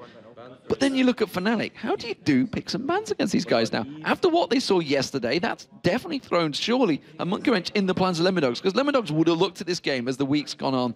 They know, okay, we're playing Fnatic on day 2. And SK on day 1. So they're going to be prepared ahead of time. But after seeing Fnatic on day 1 against Gambit, they're going to be thinking, oh, God, they've just switched 2 complete roles. Are they going to do this again? We've just seen some strange stuff coming out from them. And that's what Fnatic do. How many times have they countered teams and every time they've thrown something at them, it's just backfired on them? And that's the funny thing, if you look at the stats from Fnatic, not really many of them have played a champion more than 4 times, which just shows you that they've got a lot of depth in there. I mean, Peke with that Lissandra yesterday was brilliant. He's won all of his games so far with Lissandra, so could expect a ban to come out for that one. It'll certainly be a very highly contested pick. Right now, Fiddlesticks banned out, obviously, against Mithy, who himself has been vocal about how strong Fiddlesticks and that fear is right now. Zed coming out as a ban as well for Fnatic. Elise and Shen banned out for Lemon Dog. So no Yellow Star Shen today, and no Soaz with Elise. Yeah, and Dexter as well on Elise as well. That's another one. They've actually taken it away from themselves as well as Fnatic. We have seen Cyanide and Jarvan a bunch of times. There is a number of champions available. Is Shen going to get banned out? Of course, he has been already. He definitely is going to get banned out. Yeah. Hey, just call me Jack, man. I got this covered. Waiting for the final ban. This is definitely slowing things down. It is going to be a Lissandra ban, so they don't want to see either Nuke Duck or Zoro0 on that one. Nuke Duck himself has played a lot of Zed, so no surprise that that was banned against him. Yeah. Twisted Fate has snuck through here. Fnatic are scary with that champion. And I'm wondering if that's going to be the final ban here for Lemon Dogs. I mean, the taking of Lissandra away, a champion which both Peke and Soaz play as well, kind of surprises me, but also tells me that they've got higher priorities when it comes to that first pick and don't want to let that Lissandra go to the other side. It's not Teemo that is that high priority pick. Insta-lock. That'd be incredible and would make my jaw drop a little bit. But Rise taken away by Lemon Dogs, which again is kind of surprising to me because Zoro0, that's his most played champion so far here in the summer split. Played it 6 times, won 4 games with that. So statistically a good champion for Lemon Dogs, but they don't want to let that one go through here. Really interested to see what Fnatic go for as their first pick now. Well, that Twisted Fate, of course, is there. I'm wondering, I mean, they've gone with the champion beginning with T to start with, so maybe Soaz is getting selected, but Kassadin's out there, so there's a good counter towards him. Fnatic, if you remember, against Gambit in Tenerife, let Twisted Fate through.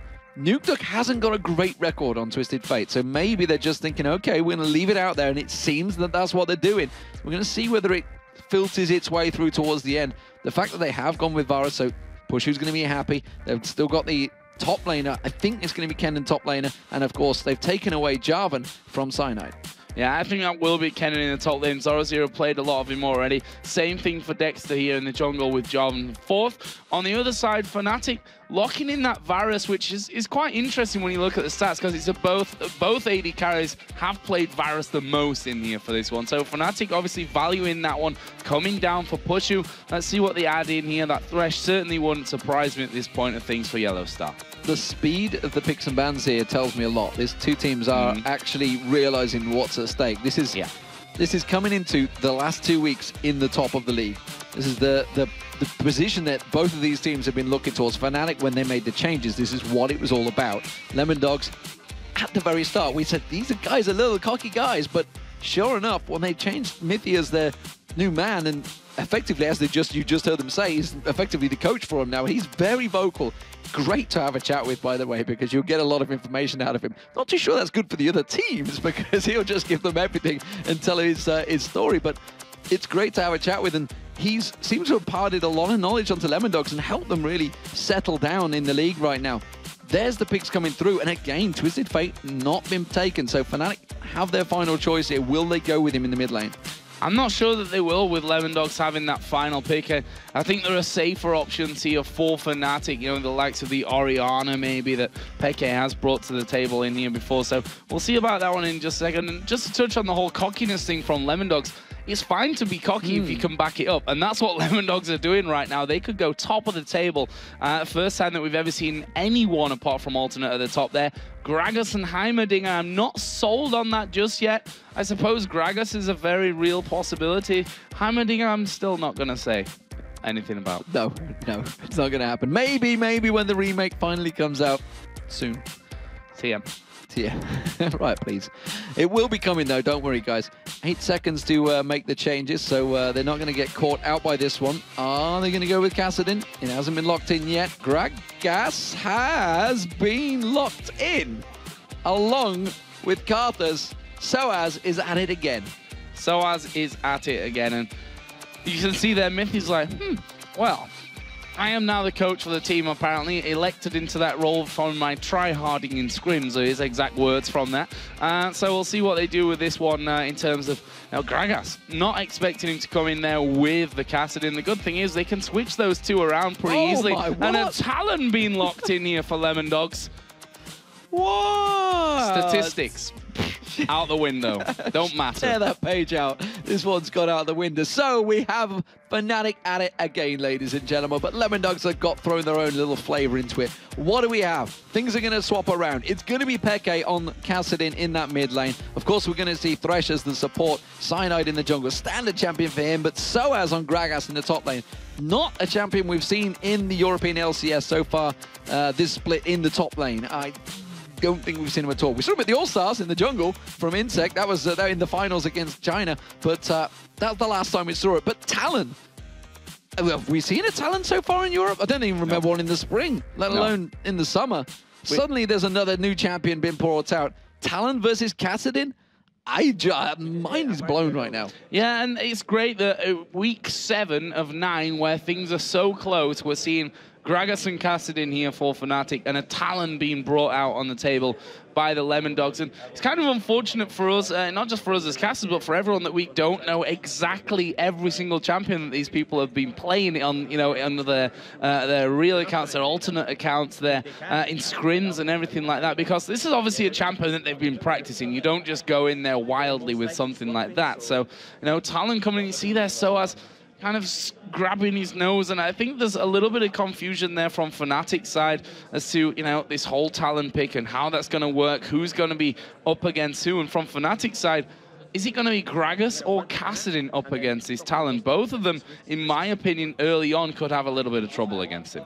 Pretty sure it's going to be Nukeduck. It's one of the champions. It seems like a champion that he's been playing. He's obviously been playing a lot of Zed, which was panned out. So he loves the assassin-y type champions, and I would assume it will be him. We'll see, of course, once the game loads up ourselves, who it's going to be, because we didn't quite get a glimpse of the final bits. And there we go. You can see it on your screens, or no, that's the next screen. I can't quite see it. Can't quite see it. But we are about to get into the game, ladies and gentlemen. If you've just joined us, this should be another stonker from Fnatic and Lemondogs. Lemondogs, they're starting to slowly build a fan base. Fnatic have a huge fan base, of course. They will be starting out as the blue team, and it will be Nukeduck on Talent. And Zoro will be back on Kennen. So Kennen will be running the top lane. We'll see how those lanes actually work out as well, because right now they're all over the place, and potentially a level 1 invade may be coming out from Fnatic. And we'll see about that, all on that top side for now. And it does seem like they're at least going to go in there for early ward placement. See if they go any further than that one, as we do see the flag being thrown down there for Dexter just to check out that bush on the top side of the river. But Fnatic have decided to back away from this one. They've only got wards with their support player Yellow Star right now, so that's the one that we really have to watch out for if when it comes to ward placements. Fnatic just muscling their way in there, and say muscling with the in the lightest of terms, it's more like bellying in there with that Gragas in play these days. Barreling their way through, and there could be another one in there, but yeah, we'll see how this one works out, of course. There's Soaz with that teleport, not too sure how much that's going to pay dividends. Of course, we've seen so many times Peke, of course, roaming around the map. The fact he's on Kassadin, expect to see him off the sides, potentially backdooring, of course, as he normally does. But this time he has gone with that Ignite, so not going to be quite up to his usual tricks that we did see before. Well, obviously, last time he was playing Kassadin in Katowice.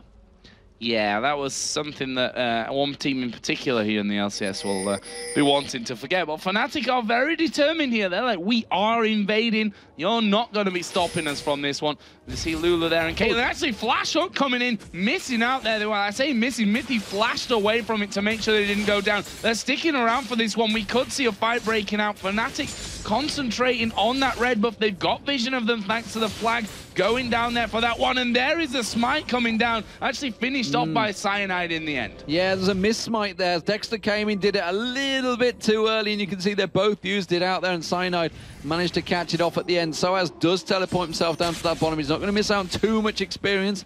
Looks like Nuke has already put a rake down towards Peke, and he's starting to put the damage down. We'll see how these lanes progress, because, well, everybody is switching roles, switching positions. Dexter already coming down, looking to try and counter and go for the red buff of his own in towards the Fnatic jungle. Needs to be a little bit careful about that, because Cyanide is going to be way out leveling when he comes down to this bottom side of the map. He's going to have Zoro actually coming in now, so that's the backup that he really needs to get this red buff low, take it out. Of course, he's got no smite after that miss smite on his red buff. Cyanide is heading down there, but Dexter should have this red buff out of there before he can really do anything about it. There we go, finished off. Cyanide comes down, and he's going to see those little lizards returning to camp and be like, damn it, he got there too quick for me. And he's got that steal away. Kassadin actually coming down as well. I think they would just want to check that bush to make sure they weren't camping it out. Yeah, they saw the little lizards running around, so they figured he must have been close by, but they had hit and run and got out in time. Of course, they haven't reset their own red buff either, so Dexter's going to have to go over and do that one, but he will be taking the blue buff. Smite back available, so no problems there. Everybody back into condition. As I say that, they actually both exhaust go down on towards Mithy. A lot of pressure coming out. Pushy puts the piercing arrow, lands it on tabs this time around. Yellowstar not done yet. Remember, he is an ex-aggressive AD carry. Could try and get in there. Lands the fly onto Mithy. Gets another attack on towards him. That was a very even, tight trade between both the top laners. Yeah, a scary one for both teams as well. And you see the pure skill coming out of these guys, knowing their limits right down to the the seconds of the auto attacks, going very low on both sides. Neither of them going down. Barriers wasn't used for either AD carry who were going low as well. So they know exactly what they're doing, how far they can push themselves and their opponents before they have to give it up. Absolutely fantastic, fantastic stuff. Lemon Dog's all backing away, though, in that top lane, so effectively Fnatic won their trade. It's a moral victory. With double buffed up Dexter, just sat waiting in the wings to see if he can go on towards Peke, whether Peke steps a little bit too far forward. Nuke will be getting on towards him, silencing him, tries to stop him to get away from that one. Do put a good burst of damage, well, look at that, turned it back around. Is there going to be enough? No, the minions, they couldn't quite take him down. Why did he not use the Ignite? I don't think he... Well, he surely knew that that was going to go in there. The thing that he has is obviously that silence coming out from the cutthroat of the Talon, which probably was why he couldn't get that one quite down there. Now they're going to chase down onto Nuke here as we see that one coming in, and a flash over from Cyanide. Wow, he's going really deep with this one. Ray comes through and Cyanide decides not to back through. Probably not the best decision he's ever made to go with that flash. No, maybe nervous play from these two teams, both at the start here. Soaz getting little bit of an electric surge there from Zoro Zero. Zoro Zero keeping the pressure on towards him. How's it working out? You can see, obviously, Zoro Zero will be farming out pretty heavily well. He did get down here a little bit early, so he already had a 5 advantage before Soaz even teleported to the lane. So I'm not surprised to see he's built that up by another 5, and he's going to run about 10 CS grown over him. Yeah, and trying to continue to harass us. Another barrel not quite landing there on towards Zoro Zero. We'll see what he can do in this bottom lane, because Zoro Zero already pushing up against that turret. Going to keep the harassment down as much as he possibly can. There comes the belly flying out to make sure that he doesn't miss any of those creeps going forward. And, well, this lane, for me, shouldn't see a kill in it unless we end up getting those junglers getting involved down there. This top lane, though, might be somewhat different. We've already seen how close they've really run those health bars in the past. Right now, they've gone back to a little bit more passive, but the fact is that Tabs, even though he went back there earlier, came back into the lane and managed to pick up a very healthy CS lead. Yeah, he definitely built up a nice lead there as they backed off towards the lanes. They've both gone double Dorans, though. And again, in the mid lane, Dexter hanging, waiting. Teleport, flash not available for him, but Peke is about to hit level 6. Once he gets that, he'll be able to rift walk away from the danger, so they kind of need to put the pressure on him while that teleport, while the flash is down. But not going to fall for it. Quite happy to just farm up on lane. And ward placement coming out from Nuke to try and protect his bottom lane, make sure that, to protect himself, I guess, a little bit, essentially. And that CS, well, it's going to be gained back up there. Fnatic zone out the rest of Lemondogs in the top. So, after what was a bit of a hectic start with the whole invades going on and stuff, no early first blood, and, well, it's kind of what you'd expect here, because this is two teams who can go top of the table. The first time that we'll have a different leader other than alternate for the summer split here in the LCS Europe. And that just dictates the fact that no one wants to make any silly mistakes. And therefore, playing a little bit more passive from things. We did see Dexter headed towards that top lane, but actually did recall after a little while waiting around, realizing that Yellow Star and Pushu not going to go out too far from the safety of that tower. Both mid line is just hit level 6 there, so ult is available. We'll see whether anyone goes aggressive. Northsphere and Rake just traded back and forward. And actually, Northsphere came out on top, it seems, for Peke there, on towards Dexter, but he's just going to get that, chugged his final health pot as well, and he's just going to try and get all that back. Soaz, meanwhile, he's actually leveling up barrel, I believe Soaz was. So just keep your eyes on that. Yes, he has, sure enough, put 4 points into that. Into the queue, that is, by the way, if anyone wants to know how Soaz works it in the, effectively the solo lane. Ult he used to clear the wave there, means he's going to back straight away. Yeah, wanted to get that one done, getting himself home. Not the biggest of cooldowns anyway, so that'll be all fine. Peke going to get the first blue buff of the game for him on its second spawn. And the beauty is that probably Nuke might not need that. We'll see how they actually go with it. Obviously, the cooldowns, and is a mana-based champion after all, so we'll see if they give that one over to Nuke, but definitely not as important, in my opinion, than it's going to be going over for Xpeke. Lemondog's just trying to freeze the lane up a bit further here. Tabs was quite happily just tanking out the minions, and letting Fnatic maybe fight a little further, try and buy some time, possibly for Dexter to see whether he's going to come around for a gank in a bit. As it stands, though, Blood Buff is available, and I guess Dexter's probably just going to keep that for himself. I'm not too sure whether he'll give it across to Nuke. He doesn't really need it, but you never know. May well give it him nevertheless. The mid laners always like it. Always a bonus for spamming the likes of that Rake out there and seeing what he can actually do. We can see that he's been scaling up his Rake first. That W got 4 points in there already. Now that's the way he's going with that one. At the moment, it is Dexter that's actually doing the blue buff, and Nuke is going to come over, so they will gift that one over on towards Talon. Yeah, and Soaz actually was just coming up to simply ward out, wasn't going for the steal. Long-range Rake from Nuke will manage to close that one out. I'm really impressed how well Peke is actually fighting against this one.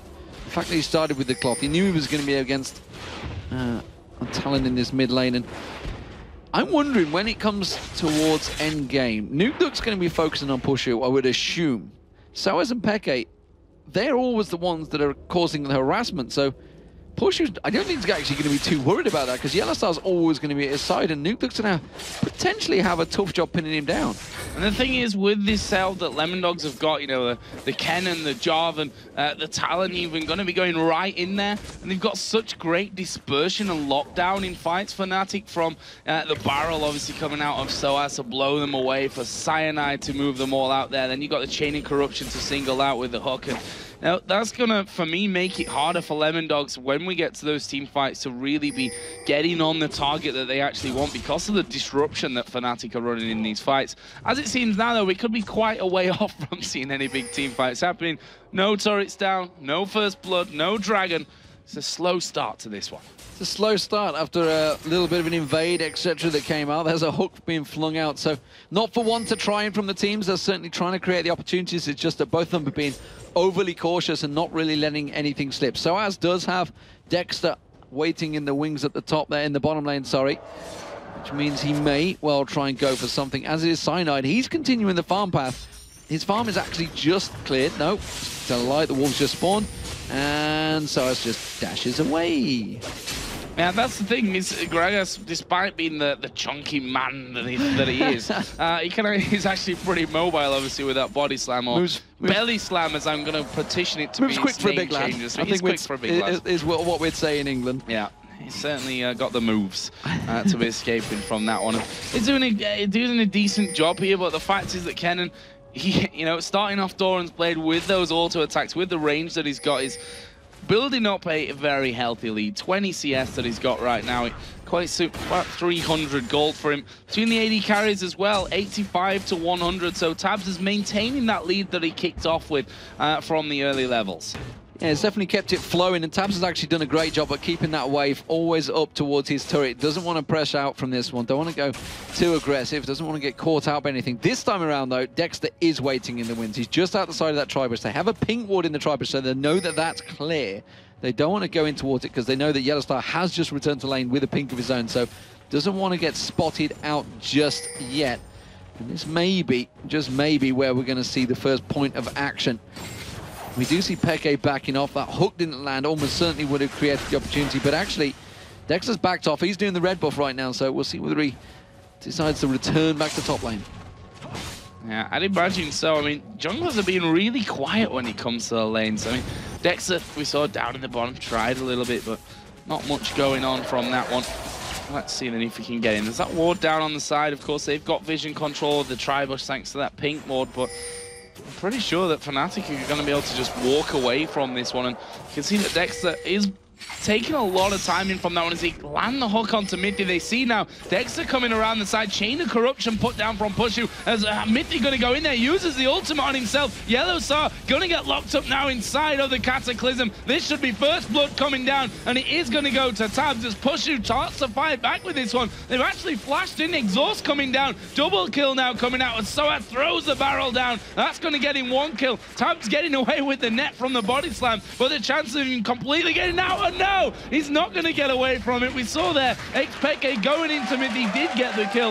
I thought it was all over as he rift walks on top of the Caitlyn trap. Not to be though, and Fnatic managed to pick up 3 kills but lose their duo lane in the top. Certainly wasn't expecting that trap, and instead Nukeduck though is going to try and come around. He's going to dive on towards Peke, throws out his ultimate, throws out the rake, but it's not going to be enough. Didn't get close. Peke managed to rift walk away the moment that silence finished off from the cutthroat. So while that all happened, Zoro, of course, does put pressure on that bottom turret. That is going to be the counter effect of leaving your lane. Soaz did get that double kill, and that's converting into getting the Morellonomicon and a blasting wand. He fell behind in terms of CS, but it doesn't matter now because those 2 kills just evened everything back up for him. See, that's the thing with this Talon versus Kassadin. Cutthroat, even when you're leveling it up, it only increases the damage amplification that you get from it with every level, and not how long the silence is. So it's always 1 second, and the fact is Kassadin can always rift walk straight out of that one, of course, if he hasn't already used it before. So he should be safe in 1v1s from that one, as we do see Lemondogs picking up the first dragon of the game. Yeah, Fnatic couldn't really fight for that one. Pushu was still in the top lane, but they're going to get the hook on towards Nukeduck. Have they got enough to finish him off? He's going to try and get away towards the blue buff. Yes, he does. Another great escape from Nukeduck here on day 2. We should be singing a bit of an anthem for him in that one, the great escape, as he gets that blue buff once again. Peke and Yellowstar quite deeply pushed up, but as Soaz starts to come around the side here, they certainly got cover for that one. Can't quite finish off the ward that was put down, but they can finish off the first turret of the game in the top lane. Yeah, that was a worthy trade, and actually they just bought time for that one. Tabs putting down the traps. Peke's like, I'm not going to get caught into that one. I'm not going to rift walk to this one again. So instead, they do lose the dragon, but they get first turret of the game, and effectively a fairly even trade. Also put pressure on that blue buff, and of course, looking at the gold, you can see it is just 100 between them. Now, Fnatic looking like this middle turret now could be their next target of things as a hot comes through. Not quite got the range to grab in Dexter. Now it's going to be Soaz versus Mithy and Tabs in this bottom lane. Throws out the barrel onto them. Not doing massive damage at this point. As you said earlier, Morella Nomicon plus a blasting one now added into that one for Kennen, who got a 30 CS lead now. Needlessly large rod, haunting guys. He's going to be dangerous, but I'm interested to see how much of an impact he can have when these team fights come along with that dispersion that you get out of Soaz and Cyanide's ultimates. Absolutely. Peke is doing a different build. I say that. No, it's just simply counted it. I was going to say he hadn't got the tier, and then I just looked across and no, he did. No, he did get the tier. Of course he did. I thought for once maybe we're not going to see a tier of the goddess on a Kassadin, but sure enough, it is, and actually with that kill early on, that's going to maybe get him rolling a little better than we have seen some Kassadins. So has taken some good harass from Tabs there, but just forces him back. Zoro back in that top lane, got himself that needlessly large rod now. He will keep pressure. I'm interested to see Pushu actually staying in this top lane, despite the fact they've already taken the turret. Now we're going to see Dexter going aggressive, Cataclysm on towards him. Hasn't got flash available, so well, Slicing Maelstrom's just going to cut through. Or is it Barrier? No. Dragon Strike comes out from Dexter and finishes the job. And actually, the funny thing is that Zoro wasn't doing any damage with his ultimate because he was out of range because of that Cataclysm. So not quite the perfect pairing there, maybe, but they got the kill. So at the end of the day, it doesn't really matter. Right now, we are seeing Yellow Star actually coming down towards this bottom lane now for them, and probably wondering what happened to his AD carry. That's probably because you went to the bottom lane, Yellow Star, that happened. I wanted to give Soaz that backup, and now Peke's coming down. They look like they want to try and close in on Mithy and Tabs. Ward in the Tribush as the hook misses. They're going to go in for this anyway. There's a wild growth down. Mithy is going to be dead, or is he? He flashes over the wall. Peke will chase in there for the kill, but now Nuke Duck and Tabs both coming in for that one. They silence each other. Soaz going to go over, but the ulti enough damage to catch him off. Yeah, just caught him with the area effect there of that ulti. Very, very close though. Thought he got away with that one with the teleport. Sorry, the belly slam through the wall. It feels a bit weird calling the belly slam going into the water. I don't know, belly flop, perhaps. Pushu keeping Zoro at bay in this bottom top lane, and he's just keeping them off. And that I was strange decision for me for Pushu to stay in that top lane as he did when he got caught out.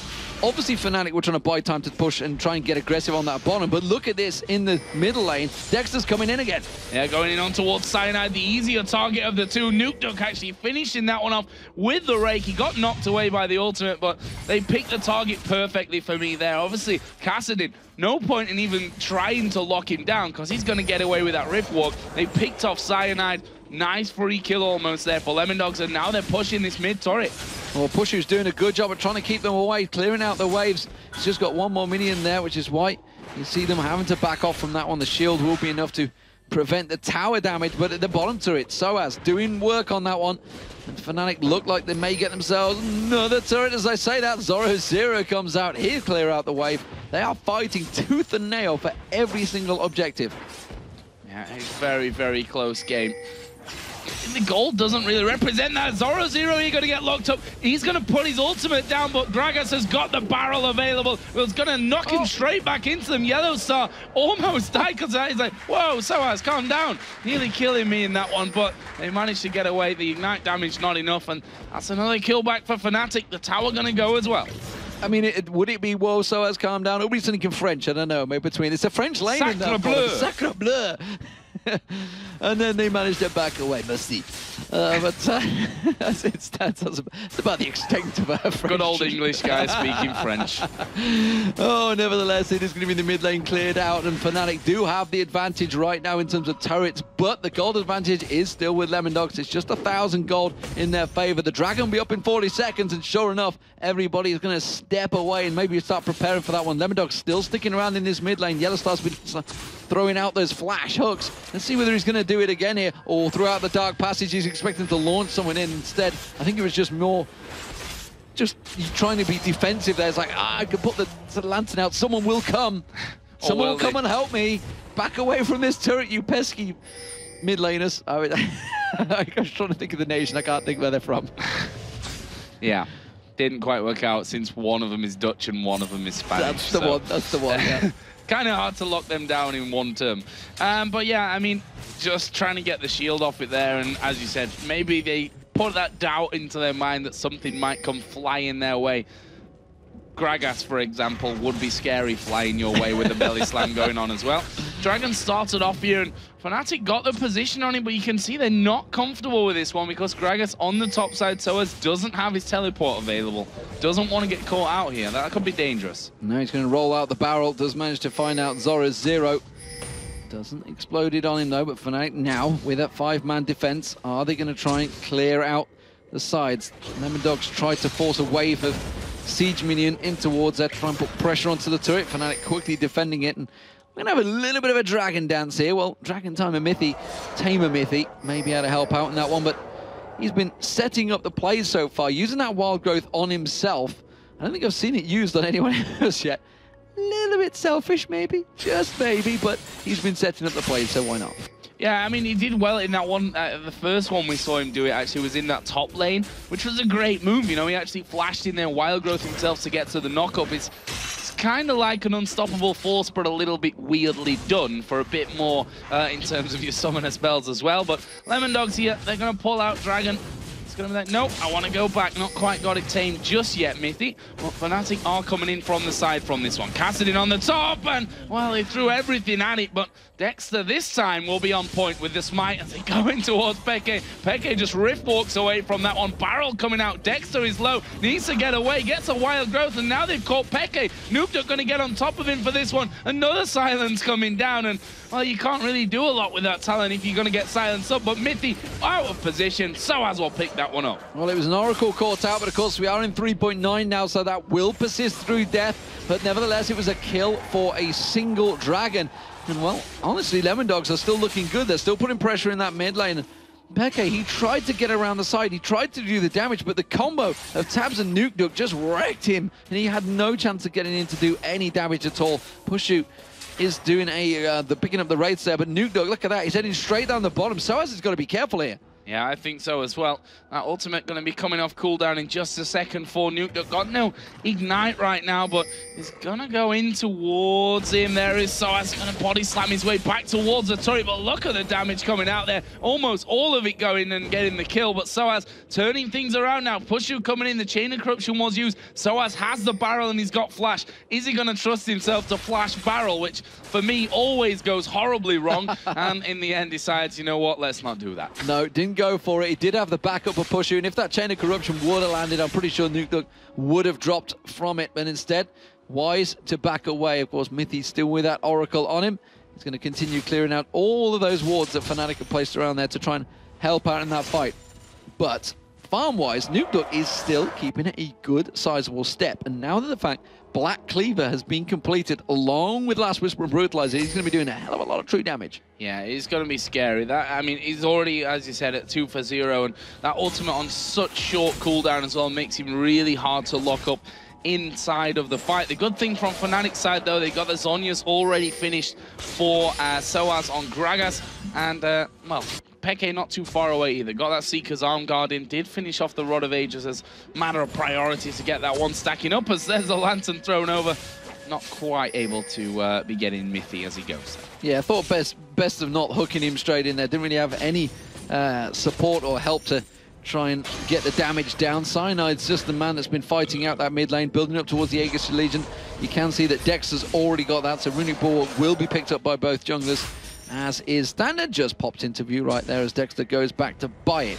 Let's have a look across everyone else. Soaz, he's got himself that Zhonya's, so expect to see him being a little bit more aggressive. There's the barrel straight away on Tabs. Not going to land it this time. No, not quite. Funnily enough, hit the Q after all that onto him. And they look like they want this turret away, but Lemondogs are pretty much saying no to that one. They've got a lot of people in that immediate area. Talon trying to get in from the side, and that's where he's going to become most dangerous here, Noobduk. I've said it before, he likes to play those assassin champions. Zed has been his most recent success, and now Talon, similar thing to that one going in as well. So we'll see how he's able to get in from the fight. You can see him again just positioned down to the right. They're going to try and get in here from the side. They spot Noobduk coming in, and Fnatic back off. Yeah, just waiting to try and land that perfect Cataclysm. We saw him doing it before. It seemed to be on permanent cooldown yesterday every time they were up against that. In fact, I tell a lie, it was EG that were having to... No, it was SK Game, and it was Dexter doing it onto Ocelot all the time. Seemed to just permanently be on cooldown. So he seemed to do very well in it yesterday. It is available, and if he goes in, there's not too many flashes available from Fnatic right now, so he could land it. Great. Oh, he got interrupted straight away. Does manage to get it down, but Push is already taking the turret down. That was the defensive capabilities that Lemondogs were trying to keep in support. Dexter taken so low. Nuke comes around the side. Doesn't manage to find anyone with his ultimate there. Now he gets exhausted. He's going to get caught out. Hail of Arrows slows him down. Belly Slam slows him once again. And Fnatic pick up yet another kill. It was a 2-for-1 and the turret. Good fight for Fnatic. 2-for-1 turret, and they got Mithy really, really low from that one, which means they could have probably pushed a little bit out further on towards that inner turret, but Tabs, obviously with a Bloodthirst, are going to be healing himself right back up off the Wolves to get back into the fight. So no risks here for Fnatic. They're happy with a 2-for-1 and a turret. That's those small steps to the greater good of winning a game, I guess we can say. So in terms of gold, it is actually still an advantage for Lemondogs because they are still keeping ahead. They've got good farm going. You can see the mid laners, they're ahead. The top lane, well, it's pretty much closed the gap. And, you know, remember that Soaz was a long way behind Zoro Zero. The fact that he is 4-1 up also gives him that 400 gold advantage. 4-1-3 now, in fact. 3-0.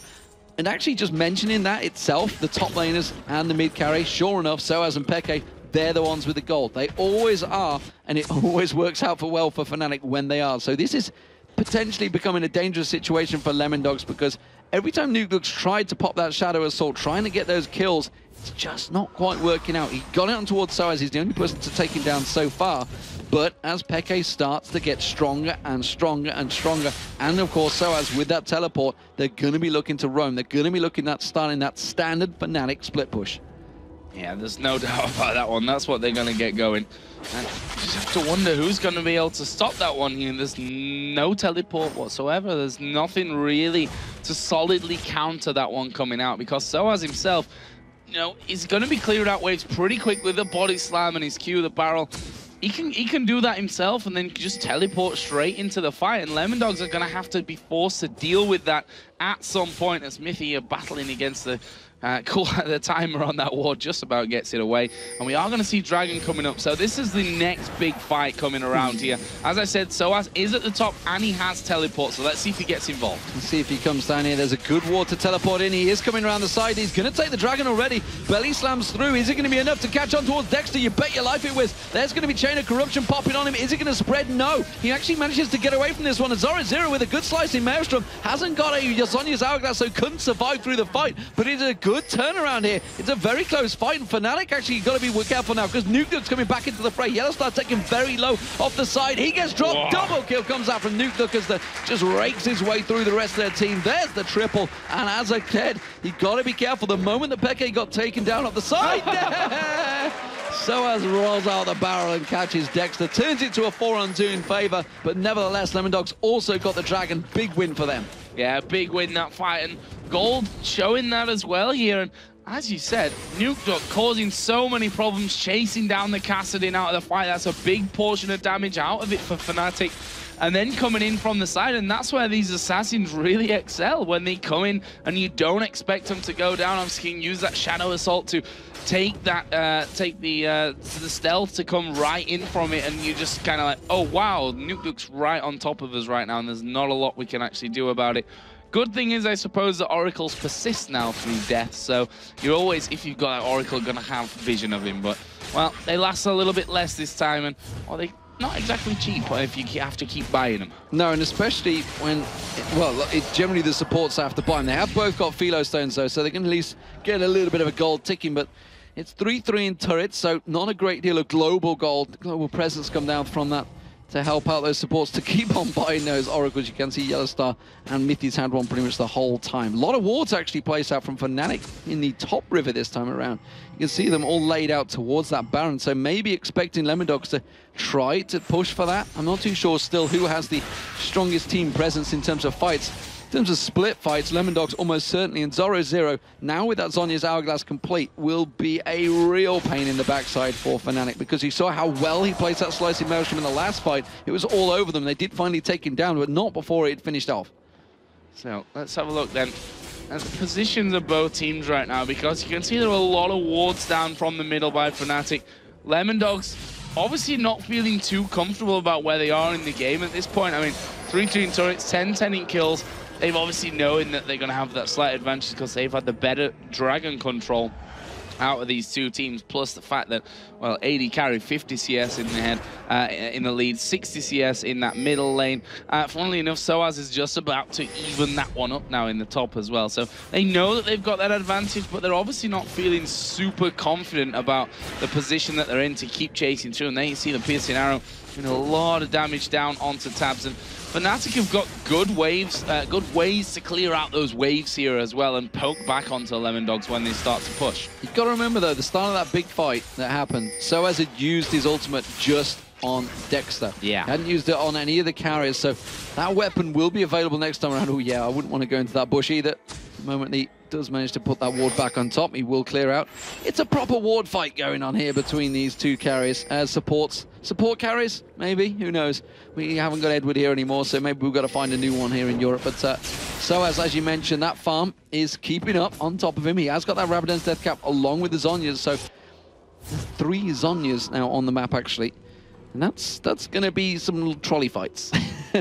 But this one could be a bad one. Yeah, Peke going to just phase check straight into that one here. Going to get silenced up. Will Rift walk away? But problem is Nukduk going to continue through? Decides against it in the end, which kind of surprised me because that Raycon super cool, super low cooldown, and he's got a lot of damage coming out. I think he could have probably finished that one off. Yeah, I was just wondering if he was going to go in for it, but he hadn't really got great vision. He just got that one ward up towards the red buff, so he kind of knew he'd got a little bit of alone time with Peke, and seemed to work out well for him in the bush, but unfortunately for him, he didn't quite have the damage, which is surprising when you look at his items.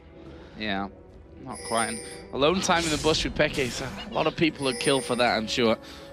We see more wards being cleared out by Mithy. As I say that, he actually just completely misses that one. There it is, Mithy. Oh, good job.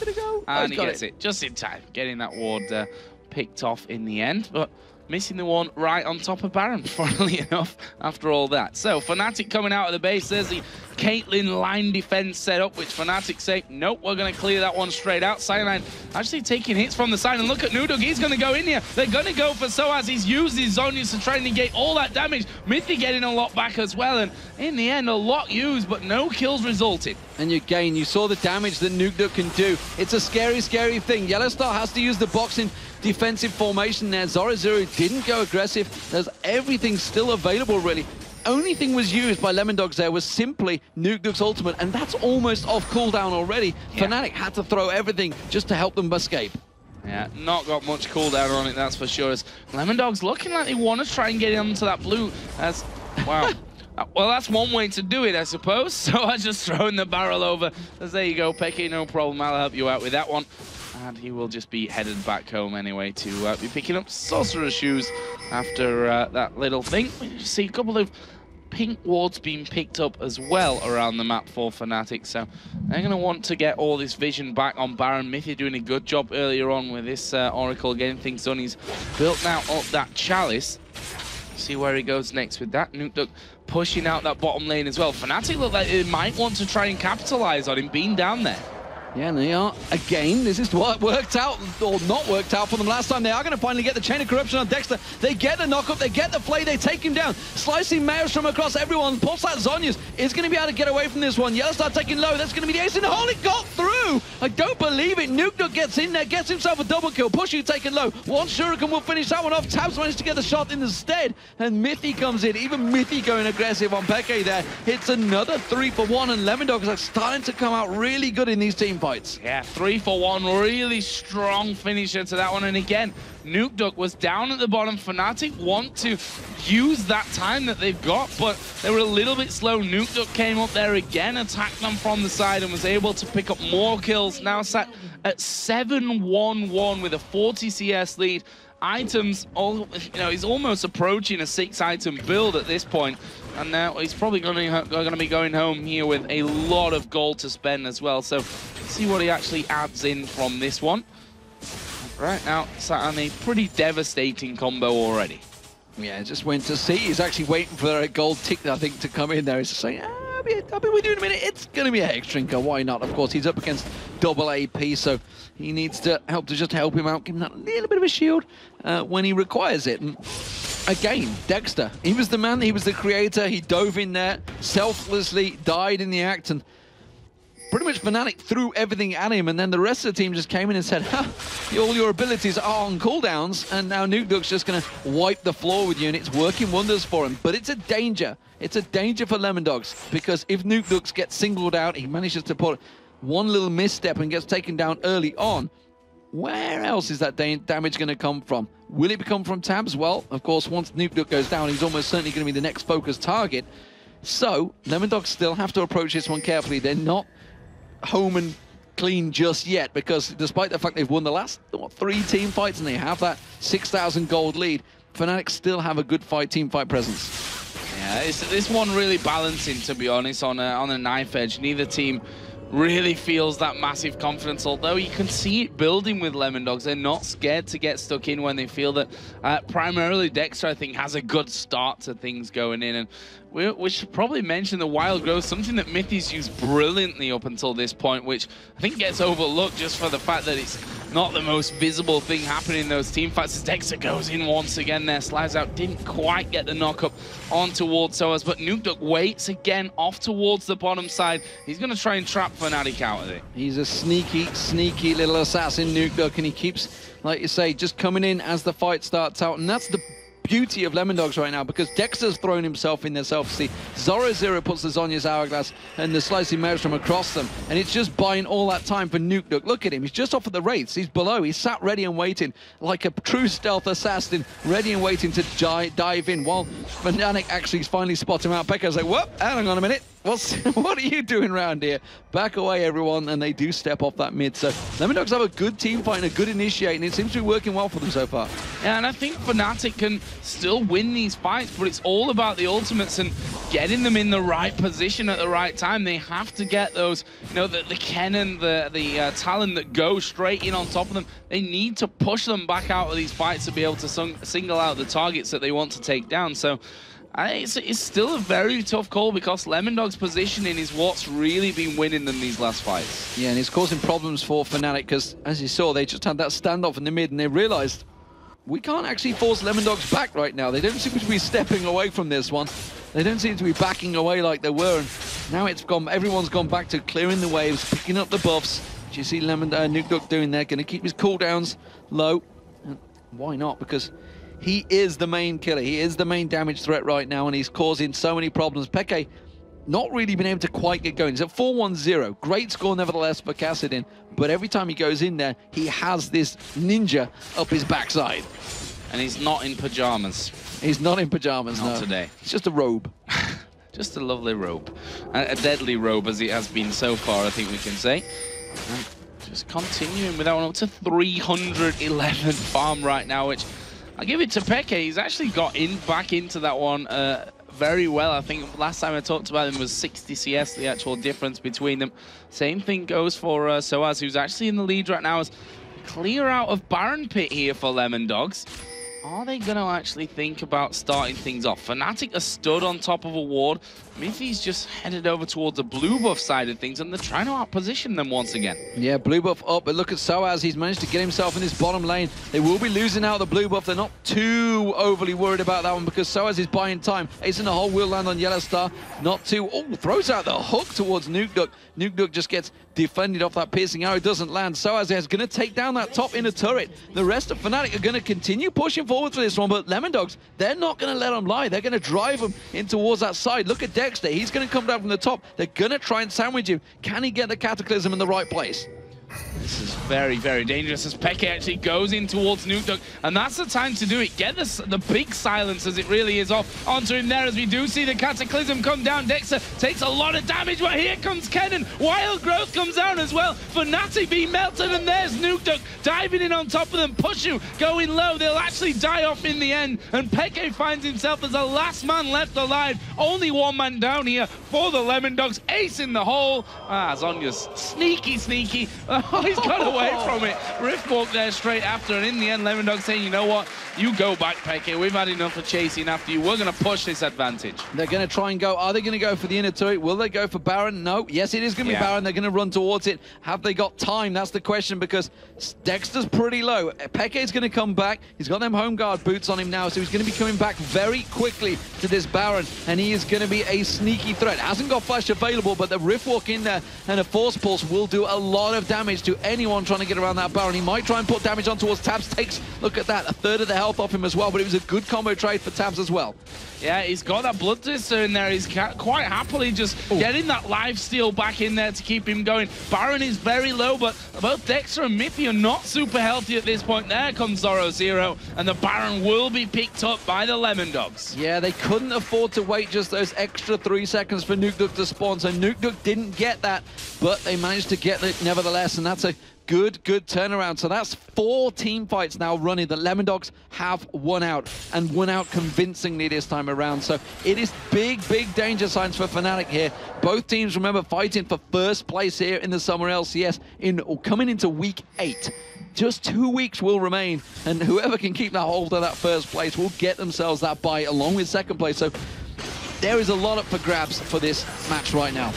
Dragon here being started by Fnatic. Can't see Lemon Dogs getting in for that, but they might go for it anyway. Dexter just walks around the corner to a bit of a burst coming out as they go in towards Yellow. So will flash away from that one, but they've managed to catch Pusho. There's a focus down on towards Nukeduck, though. Already used his ultimate in that one. The Cataclysm's down, but not sure that they're going to follow off. Now that they've separated Fnatic out, they pick up the kill onto Yellow Star. Xpeke going to get knocked in the air. Another Rift Walk comes out for him as there's a speed up on towards Dexter, who's desperately trying to get in. Silence comes out, slow from Force Pulse. Dexter gives it up again. Yeah, and now they've actually killed out Soaz as well. They've figured where he's going. Tabs was chasing him down, but he's got the call out from the team. Soaz looks like he's going to push on towards that middle inner turret, while the rest of Lemon Dogs, they go down towards the bottom inner of their own. So they're going to try and work both of these down. Can Fnatic defend it out, though? That's the question. Pushu coming in. They're not going to hold out this one. And look, Nukeduck's gone back. Nukeduck will stop Soaz's pressure, and that will give Lemon Dogs another advantage.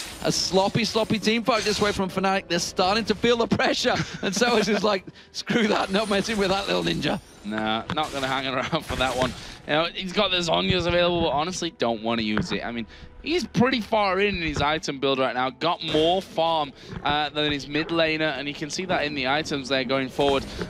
Looking very strong, but it's all about positioning once again. That Fnatic have not been able to single out the right targets, not really been able to stop the damage coming in from all those sources. And the fact is that Tabs now, with that Infinity Edge, with the Bloodthirst, the Phantom Dance, the Last Whisper, he is doing so much damage at the back of these fights that Fnatic, they're struggling to, I think, pick out a real target for where they're going, because they're scared of the go-ins of the Kennen, of the Talon, but they also need to realize that the Tabs on Caitlyn is absolutely wrecking them at the same time.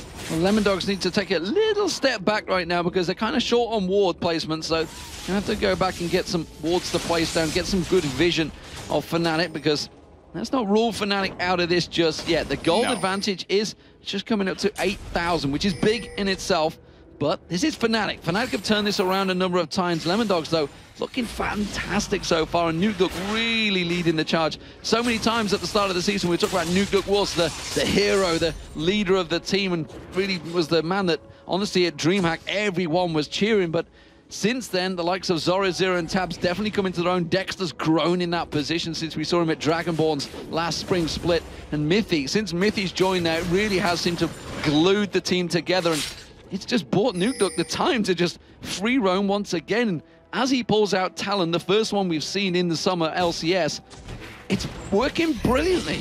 Yeah, so good for them at this point. There's a blue buff for Xpeke once again. Not sure what the Lantern was all about. I think Yellow Star just a little bit bored there, wondering when does the next bit of action come up that I can actually be involved in. So right now he's just picking up the souls from wherever he can. As they back away. So let's have a look at some of the items. As I said earlier on, we were already approaching those 6-item builds. We see Mikhail's Crucible in here now for Mithy as well. So he's going to be able to cleanse off one of his teammates. Always great to have that. More Malmortius was added in a little bit earlier on for Nuke Duck as well. On the other side, Raudan, Zefcat, Rod of Ages, that Zonya's in there. And obviously Kassadin only really got 2 slots to be finishing off here as well. Absolutely. Moment, Fnatic. They're kind of just in defensive formation. Of course, the Baron, it's timing out, so they don't want to go for anything aggressive. Nuke Duck didn't have it at the start, but the rest of them have lost that Baron buff. But it's going to be another inner turret being taken by Lemondogs.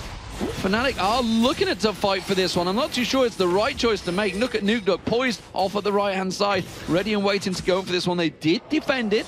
Still down at half health, but Lemondogs have not stepped away. They're merely trying to bait the rest of Fnatic to try and push out and see if they can catch anyone in their web.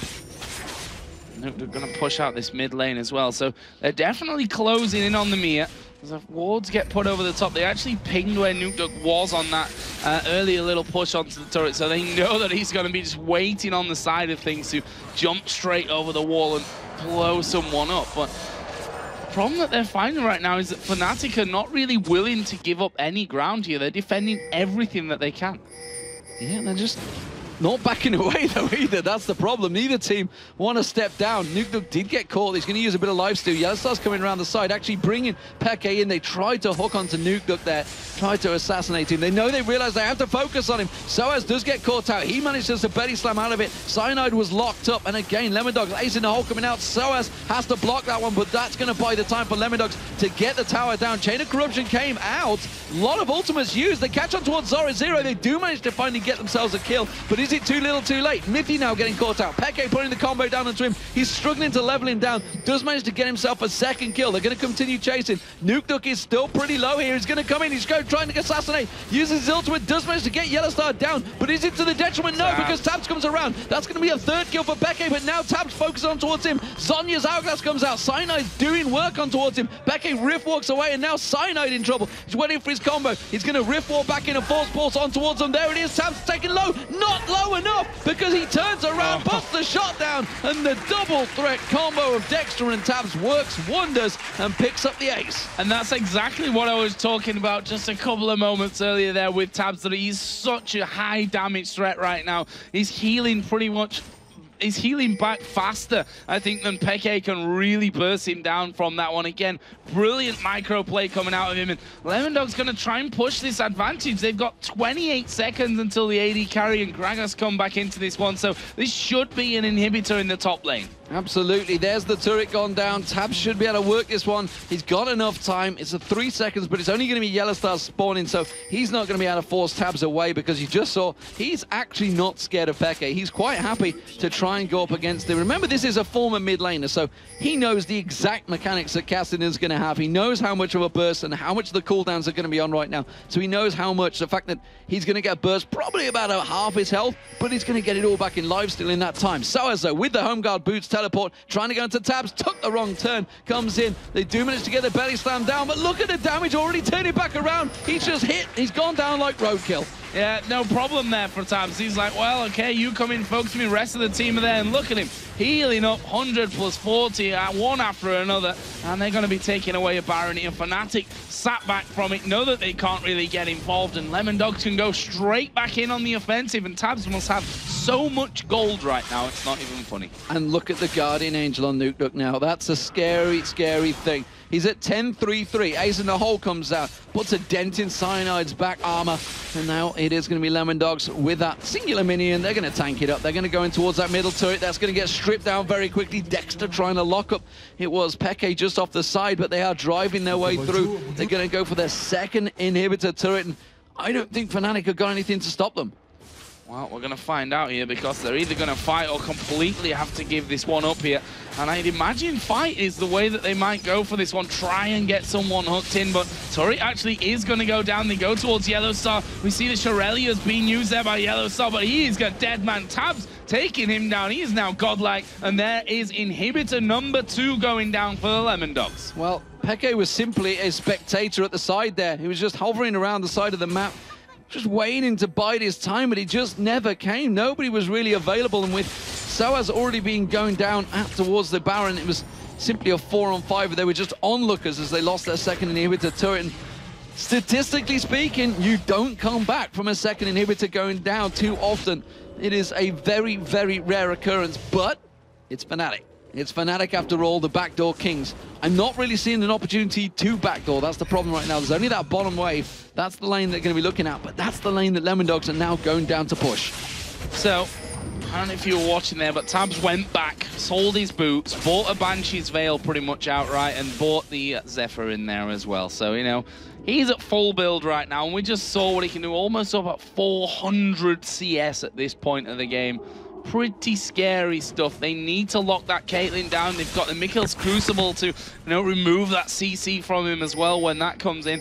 Really, really hard for Fnatic to come back from this game. Now, I think it's going to have to be, we have to fight here and hope that something happens to them once this Baron buff's actually gone down, because any other way, I don't see them actually been able to do right now. I think the Lemondogs are too strong for them. And it's the standard way that it goes. Nukeduck was really the threat, the pressure, 10-3-3. But look at Tabs now. We've hit the 50-minute mark. The AD carries become effectively gods at this stage. And like you mentioned, with that 6-item build, he's at 9-1-11. He's absolutely dominant. He's putting so much pressure down. Cyanide just a quick burst combo, taken down to a third health. Has to back away. Soaz caught out. Zoro 0-point damage on him. He's down to half health. He managed to take a pill over Peacemaker. He has to back out. It's only a 3-man defense now for Fnatic on this turret. They could effectively go in and tank it. Yeah, and I don't think they're too far away from being in that position either, as Tabs does take a piercing arrow, but as I said, and a lifesteal that one all back up very, very quickly. Meanwhile, the super minions are coming in onto the Nexus turret, so Fnatic have had to back off for them once. There goes the force push, throwing through. Cyanide dives in. He's finished off by Tabs, and everything really missing. Dexter gets himself right into the middle of them as well. And with that one kill, taking down Cyanide, 70 seconds spawn time, acing the whole sneak through. Soaz tries to block it with his belly. That didn't work out. Push was right back there. Now they focus down on towards Soaz. That was an interesting choice to put the Cataclysm down. Doesn't really matter though. Lemondogs are going to push them through here. Barrel comes out from Soaz in the end. They go towards Zoro. Zero stuns up Peke. He will Zonya's right on the side of the fountain, but Tabs is hammering away on the Nexus, and the Lemondogs are going to take down Fnatic and go top of the table here in the summer split in the European LCS. What a fantastic performance it is for the Lemondogs. They said it at the start of the season when they qualified 3-0 against all authorities. They said, we are going to finish top of the league, and coming into week 8 they will be top of the league. Fantastic. They've snuck under the radar, effectively just winning, chipping away at teams, picking up victories. They're now 2-1 against Fnatic. Fnatic, who themselves have played absolutely magnificent in the last few weeks, but that was a stunning, stunning performance from the Lemondogs. Team fight after team fight, they were winning non-stop, coming out 2-1, 3-1, 4-1, and finally picking up the ace towards the end there. Great, great finish from the Lemondogs and a well-deserved victory. Yeah, you talked about under the radar, and I think that's perfect to talk about Tabs as well, because it was all about Nukeduck on that talent for a long time there. He was the one constantly giving that question mark to Fnatic when it came to fights. Where is Nukeduck? Is he coming from the side, which most of the time he was from the river, you know, just moving in the side, moving in the back of them. But in the end, you look at Tabs, and the entire time, as I said, that you've got Zoro Zero diving in there, you've got Talon diving in there, and the fact is that Fnatic wanted them away from it, but that whole time, Tabs is just hammering and hammering. 6-item build Caitlyn by the end of it.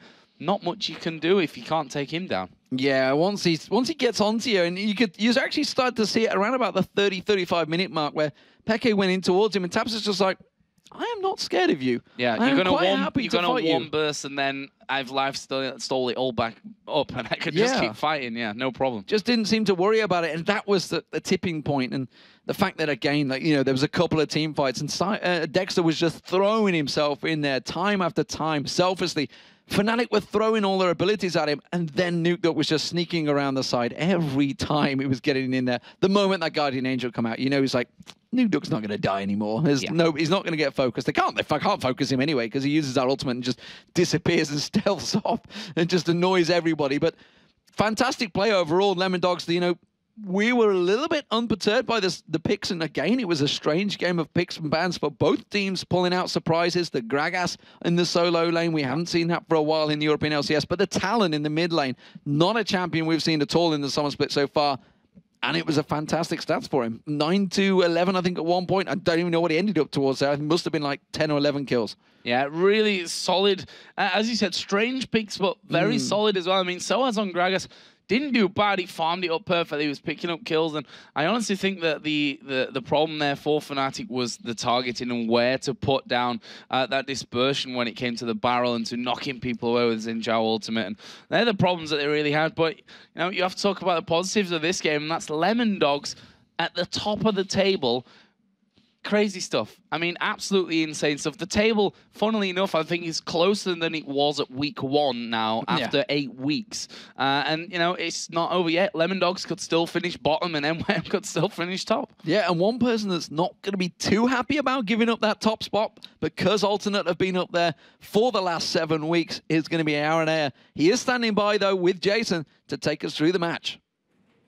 Thank you for that, Joe and Demon. And that was a pretty crazy match considering how it kind of started right off the bat, how it was a little bit one-sided. But first, let's just talk about the picks and bans. Arne, can you kind of walk us through exactly what you saw?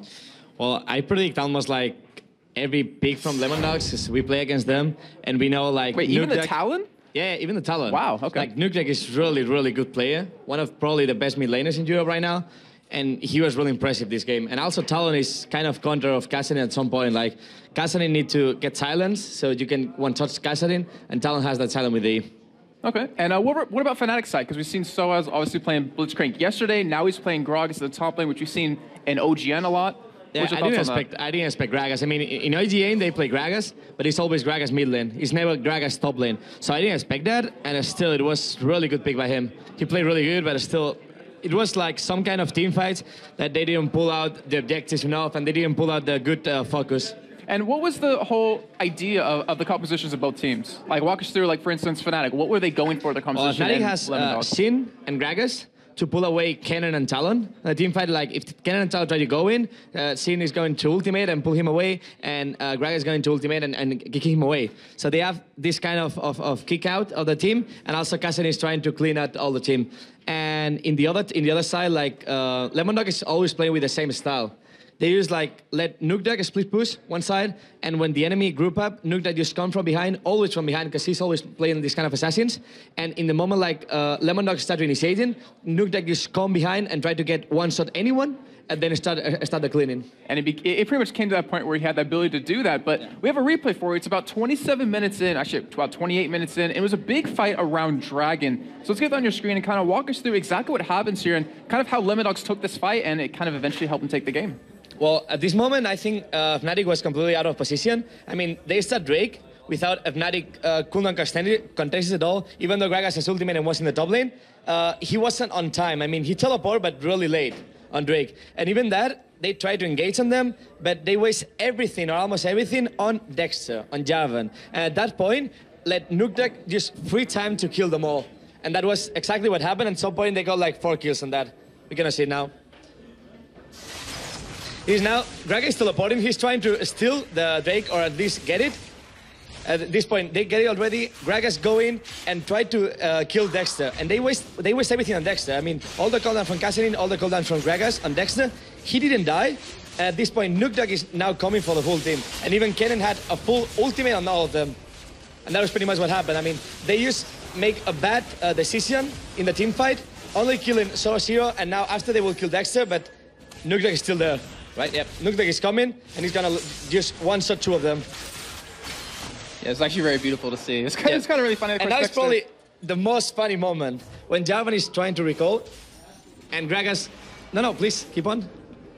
Boom. That one. I had to speed up for that one, I had to please. speed up a little bit at the end. But yeah, was that a team fight that really caused the game to completely go in Lemon Dogs' favor? I really think so. I mean, it wasn't the only team fight, but in the next team fight, it happened all the time the same. They tried to shut down Dexter before the team fight, but Dexter was full tanky, and it was their own purpose. Like he was staying in front of them to let Nukdog and all the team go in behind and just kill them. And they waste so much every time, Dexter. Okay, well, Arne, thank you very much for joining us. Good luck on your games next week coming up. And speaking of Dexter, we actually do have him with Shocks for a little bit of an interview.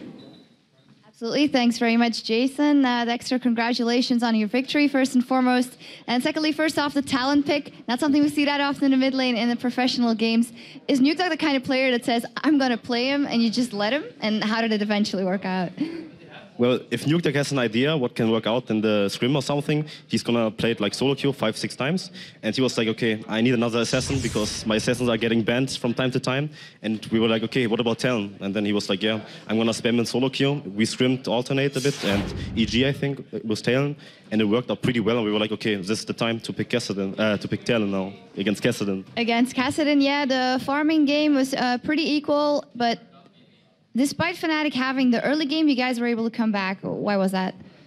I think we played the dragon fight that was just shown in the replay pretty well, and we got a lot of Nukeduck got like 2 or 3 kills out of this, even when he died. But after this, he couldn't Kessin couldn't even deal with him one-on-one, and that was like the whole strategy about it. Kessin goes split push, even with the Gragas teleport, and they couldn't really one-on-one Nukeduck anymore. And after that, they kind of failed at engaging fights, and yeah, we always got the engage on them, but they never had the chance to engage on us, and I soaked so much damage that Nukeduck could just come in and clean up the team fights pretty much. Did you expect that they would throw out something special again after yesterday with the crazy pick? They had a Gragas. We've seen that in the top lane before, but it's of course Soaz on Gragas. Were you, especially for a jungler, he has an escape, he has that ultimate that can knock you out of position. Was that harder for you? Well, it's pretty much ungankable in the lane, as even with Jarvan, like the best ganker in the lane, in the game, it's still impossible to gank him pretty much, and yeah, we were like, okay, just let them have the one-on-one against Ken. We know Ken's super strong, and we had like a 6-item Ken, and after this, yeah, we knew that Ken is gonna outscale Gragas no matter what happens, so even if Gragas was 5-1, I think, and really fat and good farm, but he couldn't do anything against us, because like he never got the ultimate on our important carries, so was pretty much irrelevant. Right, now the early game was a little slow. Would you say that this was the game maybe with the highest stress level for you guys in the summer split? I think until this point, this was like the most important game, because now we secured like the rank 1 position for us, and we have like a 1-game lead on Fnatic. It's like the most important game.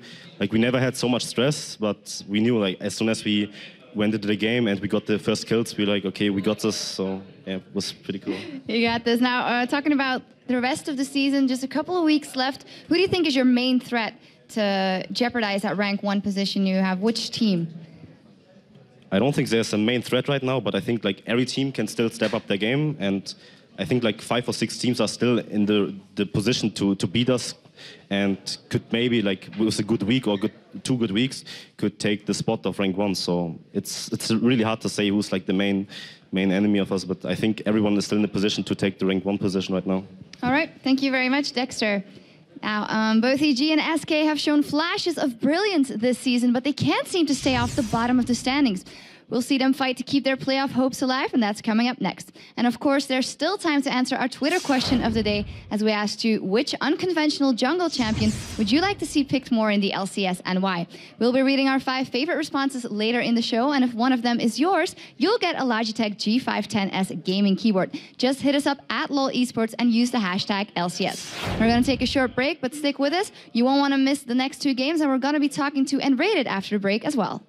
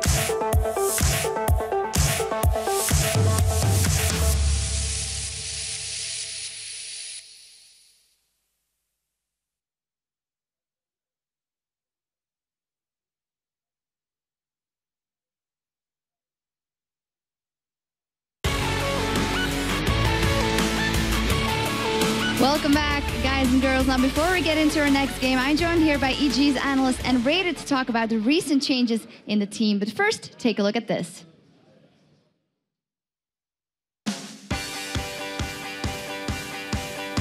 We've evolved from a 5-man roster into a 7-man family, you could basically say. The general idea of the lineup is to have subs that are equally good as the main players. We were performing very poorly in the LCS and we felt we needed a change. And that's when we looked around, well, what can we do? We looked towards, say, Korea as well, and they're using this 7-man roster. It creates a little bit of rivalry, but also everybody has to stay on the top of their toes to be ready and in the utmost best shape. You can still preserve a team bond with 7 people. It just requires a change of attitude. Of course, everybody wants to be a starter, but the team prevails and the team is the #1 priority. We've introduced Shaker, and he'll be battling with Snoopy for the right to be the starter jungler. Snoopy said, okay, it's fine, you know? I'm just gonna see what I can do for the team. Sometimes when I play, he sits next to me and it's like having a private trainer. There are still teams that don't do anything early game, but I could abuse that. That's when they pick me. But Snoopy, as you saw, he could also change, against MYM. He went really aggressive early, that's the thing. You can't ever expect how the jungler is going to be. We decided to use Shaker last week in Tenerife. We wanted to test him on the big stage in front of a couple thousand Tenerife fans. Seasoned players would mostly hold back, facing the risks. Shaker just wouldn't care and he would go in, take the risk. If it works, it works. If it doesn't, it doesn't. And that actually helped us win a lot of early games. Basically, if you've been playing together with 5 people for over 1.5 years, you will fall in certain routines that you really find hard to break out of. I was asked for opinions, what went wrong in the team, and as soon as they recognized that I'm able to help them, they try to adapt almost anything I tell them, or at least think about it and find a way to change it for themselves. Basically joins every scrim. He takes some notes during the match, suggests some picks and bans in the pick and ban phase. After the match is done, if we have any issues that need to be talked about, he will come in with his point of view. And the best part is that he's completely unbiased, and this will give us a really good sixth point of view to balance our opinions off. Because Crappo and me have basically the same champion pool, it would be unnecessary to swap us out all the time. We are both in shape with the team, and at any certain point I could step in. I think subs that are living with the team and that actually participate scrims have just a lot more value than subs that don't. We're not going to praise the 7-man roster into the heavens, but I think it might be something that other teams will pick up over time. There's no reason not to use your subs to the maximum potential, because it would only set you back if you don't.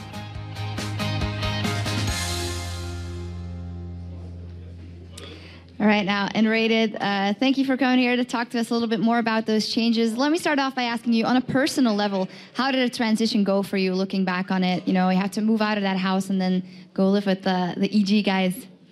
Well, I basically packed all my stuff and went home first, at least for a week, and I just didn't want to miss out on any LCS weekend, so I basically just packed my stuff instantly and came again. And I had the possibility to stay at the EG house because I was already looking at their scrims and helping them a lot. So I was staying with them, and it was a really good time. So when that went well, I also got the possibility to go to Tenerife for them and help them there. And it was a really great shot, and Tenerife was awesome. So I took that great opportunity and I went there. It sure was awesome. Now, some teams have been saying we can really feel the difference when we're playing EG, that they have an analyst now, and maybe that your influence is really, they can really notice it. So what do you think you've remedied in those first couple of weeks here? Well, first of all, it's really nice to hear that. And I also think that just from an objective point of view, you can see things that the team actually might not see while playing the game. So I just give them an in-game analysis, like straight up what went wrong, how they can fix it. And I think as soon as they start to adapt it, they will improve. How easy or hard is it maybe for you to come into that group as someone from a team that they've rivaled so much before and be like, these are your mistakes and this is what you have to do? I think as soon as I got kicked from Fnatic, I think I was free. Like they didn't really put my name with Fnatic in one point anymore. So as soon as I'm a free agent and I'm able to help them, why wouldn't they just adapt to everything I say? All right. Now, the time that it was announced that you were coming to the team, of course, they also had the announcement that they would be having a sub for the jungle in the form of Shaker. Were you in any way involved in the choice of having the jungle as a sub, and why was that decision made? The decision was mainly because everyone in the team felt that the early game was the really major lacking point they had. They always managed to get some kind of disadvantage early, and I think the jungle has the greatest influence on the early game, and based by that, it was the obvious choice that the jungle would be the greatest impact if they put someone new in and maybe get a new point of view in there. Obviously, the upsides are clear here of having that jungle and being able to decide, we're going to play this team, well, this is a better jungle side, but are there maybe not dangers involved with the fact that you have maybe someone who's disgruntled that he's not in the first lineup anymore, and possible dangers? I think putting Shaka into the team was a great risk, first of all, because he had relatively low offline experience, especially like competitive gaming. It's a lot about nerves and the stress you have to handle, and that's a big point. But I think it was worth taking a risk and just trying to change it up a little bit and maybe get some fresh wind into it, fresh air. And they got also like a really huge early game lead like every time we played, and it was really great like having a new guy in the team. And still like Snoopy has so much advantage on Shaka when it comes to experience and to anything when it comes to offline handling nerves. I think that's a really big deal, and I think he has a really big edge on Shaka when it comes to that. And of course, you, being a support yourself, and Crepo said in the video, and you as well, I believe it was, well, we're kind of at the same level. We know exactly, we could step in for each other, but it's not necessary since we have kind of the same champion pool. But is there not a part of you that thinks, I kind of want that spot because I miss having a live experience and being that player? Of course. I mean, I didn't step back on my own. I didn't say I don't want to play anymore. I've always been a competitive player. I always try to compete on a high level. And yeah, when there comes the point where I have to step in, let's say Crepo breaks a hand or whatever, I will greatly do that and thankfully do that, and I'm really thankful for the opportunity to play with them. Crepo also said in the video, it's cool to have someone who's completely unbiased and can just look at everything, but of course you have this Fnatic history. Is there somewhere a part of you sometimes when they're going to play Fnatic, you think, I know exactly how to get them, and does it feel good maybe? Well, winning against them in Tenerife was one of the best feelings I've had so far. It just gave me a huge backup everywhere. I think that was really great, and also like going into against them, like there is a certain rivalry right now, obviously, but it will never be like I say we have to win that team because I'm there. It gives me a slight edge because I know how their mind works, and I was playing with them for so long, and I know how they handle situations and how their mindset is, and I think that gives me an edge, obviously, against them.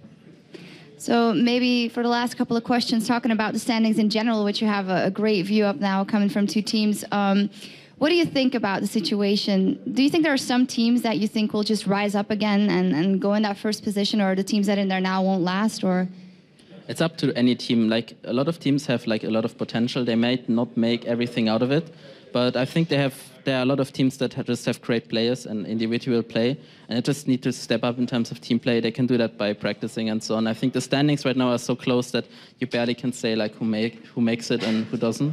And after that, there will also be the playoffs. So the standings in the league are actually to get the good spot in the playoffs. And after that, as soon as you're in the playoffs, you compete for the spots forward. And I think there it is when it all comes on one point and where everyone has to be on the line. And there we will see whose nerves actually make it and who don't. Also, how surprised are you that a lot of teams are pulling out these crazy strats and crazy champions in week 7, nonetheless, of the LCS? I think like picking up new champions can always work. You see how the meta changed, you see which champion rises, which champion falls, and if you see there's a Talon pick that is really good against the Kassadin because of the silence and the general nuke, why wouldn't you play it? Oh. Finally, EG is up against SK Gaming here. What are your thoughts about going into this one? How strong is SK? Well, I know that EG, if they play their game like they're supposed to play, they don't take too many unnecessary risks, and they play it the way they have to play, I think they have a good shot at winning this. All right. Thank you very much, Unrated. Thank you. Now let's see that new roster of EG in action. And for that, we go over to Joe and Jason. Thanks a lot, Shock. So next up will be, as you guess, SK versus Evil Geniuses, another incredibly important match for both of these teams, Jason. Unfortunately for them, though, they did suffer a loss yesterday, but they had that night to think about it. They've had that night to rest and really look at what went wrong, and coming into this match looking for a win. Yeah, and a much-needed win at that one as well, as I said. So before we kick things off, let's break down the two teams, starting with SK. On the blue side, they are, of course, Kevin in the top lane, Hercubot in the jungle, Ocelot in the mid lane, Candy Panda and Nif, the AD carry and support. And of course, over for Evil Geniuses in that red corner, we have Wicked in that top lane, Shacker in the jungle, Frog in mid lane, and Yellow Pete and Crepo as AD carry and support.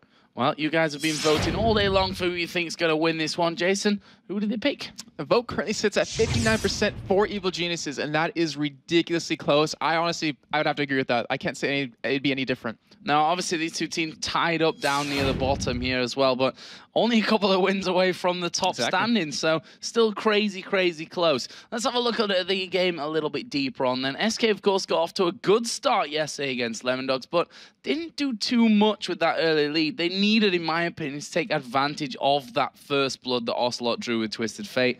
Probably should have hit level 6 a little bit quicker and had that impact that you're always looking for with a Twisted Fate. Yeah, it's really unfortunate because even though Zoro got first blooded, he still picked up 4 kills within 15 minutes, and that kind of made him snowball a little bit earlier on. But, you know, the real star for SK for me has been Candy Panda. He's really been the backbone lately with his Vayne. He's been so strong with her 16.3 KDA. However, a lot of teams are seeming to ban that out against them. But, you know, if they can get some comfort champions, they're going to be a really strong force to reckon with. And we've seen they have such a huge pool of champions to pick from, but it's just whether or not they feel confident that day. We'll see about that one here. We've seen some interesting picks coming through already. And let's not forget EG also jumped out to an early lead yesterday, but they couldn't turn that one into a win either. Instead of using that gold lead to attack, they kind of slipped back into the old EG habits went right back into the farming stage, really didn't find an opening. And I think if they bring Shaka in to turn up that aggression, they need to be ready to drop that conservative play style that they're so comfortable with. Yeah, that's a really good point for that game in particular, because Shaka, he was brought into the team for his aggressive play, but you know, if the rest of EG can't follow suit, then you know, what's the whole point of bringing him in? But you know, just like SK, if they can pick up some comfort champions, they should be able to pull out a very strong win. But it all comes down to a certain couple of their lanes where Shaka, like, will he be able to make these aggressive plays really happen? And it's all about that. If he can make that happen, they're going to see a happy ending into those playoffs.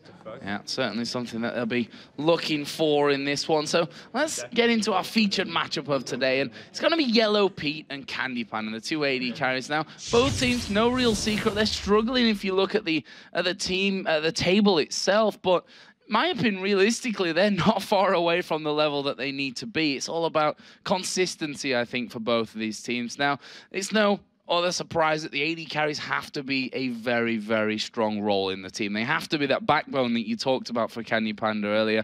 And it all depends on whether these two AD carries are going to be up to that task today. Yeah, Yellow Pete, he's always kind of been in the background. Like, he's never really the standout guy. He typically plays passive in his lane, but lately we started to finally see that change in terms of his champion pool. He switched from playing, you know, passive farmers like Caitlyn to more of a duelist with Twitch. And when you're the factor that Froggen can play Twitch as well in that middle lane, EG is really going to value that champion.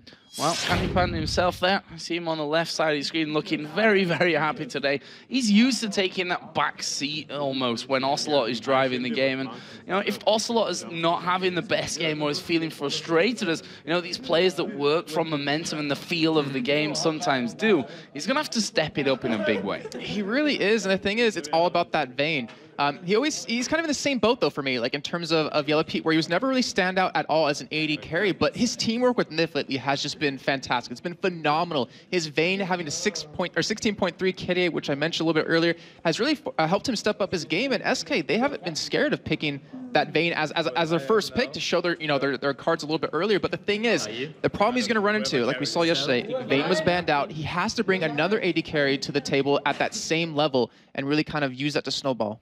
Well, the amount of times that we said Vayne in this opening statement here might be a bit of a clue when it comes to the bans and the picks. We'll see if that Vayne actually manages to actually slip through there for Candy Panda. We've seen, you know, 2 games today. We saw the Talon coming out. We saw Karma first being brought forward yesterday. We saw Gragas coming in earlier on. We've seen players switching roles. So maybe we're in for a more normal game from this one, and maybe I'm totally wrong and we're in for another crazy one when it comes to the bans and the picks. But looking at them right now, Kassadin and Vayne both banned out first of all. Okay, yeah, so we saw Froggen playing Kassadin yesterday. Did a fantastic job on him. I mean, he didn't die until way later in the game. He could 1v1 anyone, which unfortunately Evil Geniuses did use to their advantage, but very smart ban. The Vayne, I mean, as you were just saying, we said her so many times she's going to be banned out and taken away. Yeah, and that Jace, 100% win ratio from 3 games there for Froggen. No surprise, Jay's still very strong. Even though that tier change did come in, we've still been seeing a lot of tiers coming across. It's only seemed to be Genja that stopped building the tier for his stuff. Elise being banned out there as well. Obviously, Shaka, his one win that EG have with him in the team was with the Elise jungle. The final ban then coming out for Lissandra. Leaves Twisted Fate open, and SK gonna take that one away. And they've taken out Cassidy in here, so that might be their whole thinking with this. So, I don't know. I'm looking into that, and I'm like, will they really feel comfortable letting Ocelot have Twisted Fate? I mean, he played it yesterday. Wasn't that impactful? So to me, it's like, hey, you know, we'll let him have it. We're not really scared about that. And if you do take him, it's like, all right, we get Thresh, we get Malphite, which is huge comfort champions for Crepo and for Wicked. And specifically for Wicked, it's 4 out of 6 games with Malphite right now. And actually, in Tenerife, he was out farming constantly the top laners he was up against. And in some games, he actually had the most farm total. Yeah, and that's a dangerous thing as well. I mean, Wicked, we know that if he's in his comfort zone, that's where he is most dangerous. If you put him out of that, that's where you can catch him out a lot of the time. Yeah. But giving him the Malphite, we'll have to see about this one, as SK deep in discussion there. Ocelot and Hercubot having a chat. Of course, they're the two up picking these next champions, and it looks like it's going to be the bottom lane selected with the Ezreal and Nami. Okay, so it looks like we're going to see Cannon Panda on that Ezreal yet again. He builds blue build, but a little bit differently with them. I don't think he's actually going to go tier this time, but I'll say that right now, and he probably won't end, or probably end up getting it anyways. But the whole Nami thing, you know, started off not that strong in the summer split of LCS here in Europe, but it's been progressively getting better as the weeks go on. People are finally learning how to play her, and she actually is a very strong support. I would love to see that Swain locked in. Swain is what Froggen's hovering over. I think Froggen might be pulling our legs a little bit with that one as they switch over towards Jarvan, which for me, more of a normal pickup. Although, you know, Shaka, we've seen the likes of him. If that Elise has been banned out for him, which it has in all but the one game that they won with him, he's gone and fallen back to the Xin Zhao pick. But this time it will be the Jarvan that they lock in. Plus the Caitlyn for Yellow Peak, just as we were talking about him falling away to the likes of Twitch and not sitting back on that passive Caitlyn farm. It's going to be a Caitlyn. Always is that slight chance Caitlyn goes middle. And we could see Twitch come in. Because if you see Nivea locked in, which if you remember back to Fnatic versus SK back in the spring split, I believe it was the first week of games, it was Xpeke on Caitlyn and also on Nivea, and Xpeke destroyed him in that lane. But obviously we'll see as it does go on. But I was surprised to see Xin left open because Hercubot has a fantastic record with him. 4 games, 1 out of 5, has a 5 KDA. And if it's working, you know, why not use it again? But it looks like we might see, I'm not sure, I think Demon mentioned it yesterday that Spirit Guard Udyr is on this patch, so we might actually see that awesome skin coming out. Well, it's going to be locked in either way, so there will be an Udyr in there, along with that Renekton in the top lane. We saw it in the last game, how strong it can be. I say in the last game, in the first game of the day it actually was. It's been 2 long ones, of course. Darian playing a ferocious Renekton. So let's see what EG finish off with here then. It's going to be that mid laner, as we've kind of expected to come from last. I say that Malphite could technically be the one that Froggen plays there. He has already played the Malphite in the middle, but really expect that to be on Wicked, and that this last pick will be for Froggen. I want to touch on the Udyr real quick though, because something that we've seen with him over the past with Gambit picking him up, something that hard counters Udyr is a team that has CC against you. Because obviously, if you CC him, he cannot get to you when he's really fast. But right now, look at EG's side. They don't have a lot of CC to stop it from getting straight into your team. All they really have is that slow off Malphite, maybe the Flay or the hook out of Thresh, and maybe the knock up out of Jarvan. That's about it. So if Hercubot plays this correctly, he can really make some huge opportunities happen. I mean, look at the lanes he has. He has a stun top lane, he has a stun mid lane, he has a knock-up and slows mixing with Ezreal plus the mobility. He has a lot of lanes to gank, and he can really apply a lot of early game pressure. So final pick then for Froggen was the Ahri. So we're going to see how charming Froggen is today up against Ocelot in this mid lane. Sorry about that.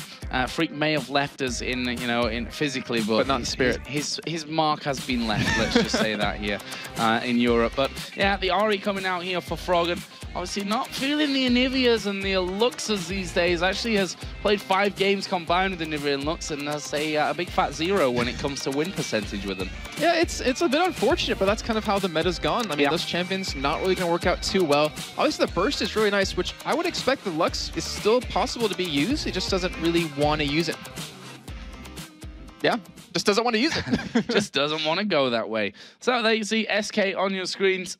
And again, it's hard for us to be really talking about, and obviously it is a massive game for both of these teams, but we say, with the lightest touch that these two teams are struggling at the bottom of the table because it is so close right now that they could, with just 2 wins, be right up there in the 3rd or 4th position. So it's really quite hard for us to say which team is struggling in quotation marks right now, because I think the real problem for a lot of these teams is consistency rather than their actual performances on paper, because a lot of them are having 1 good game, 1 bad game, 1 good game, 1 bad game, couple of good games, couple of bad games. I mean, Gambit, they're exactly the right example for that. Yesterday they got destroyed, and today they look fine. Yeah, I really find it weird that... Oh, look at Wicked. He looks comfortable right there. So he's in his comfort zone champion and his comfort zone chair. But it's weird to say that they're at the bottom of the table when they're 2-3 wins away from being at the top of the table at the same time. But that's how close it is here in Europe.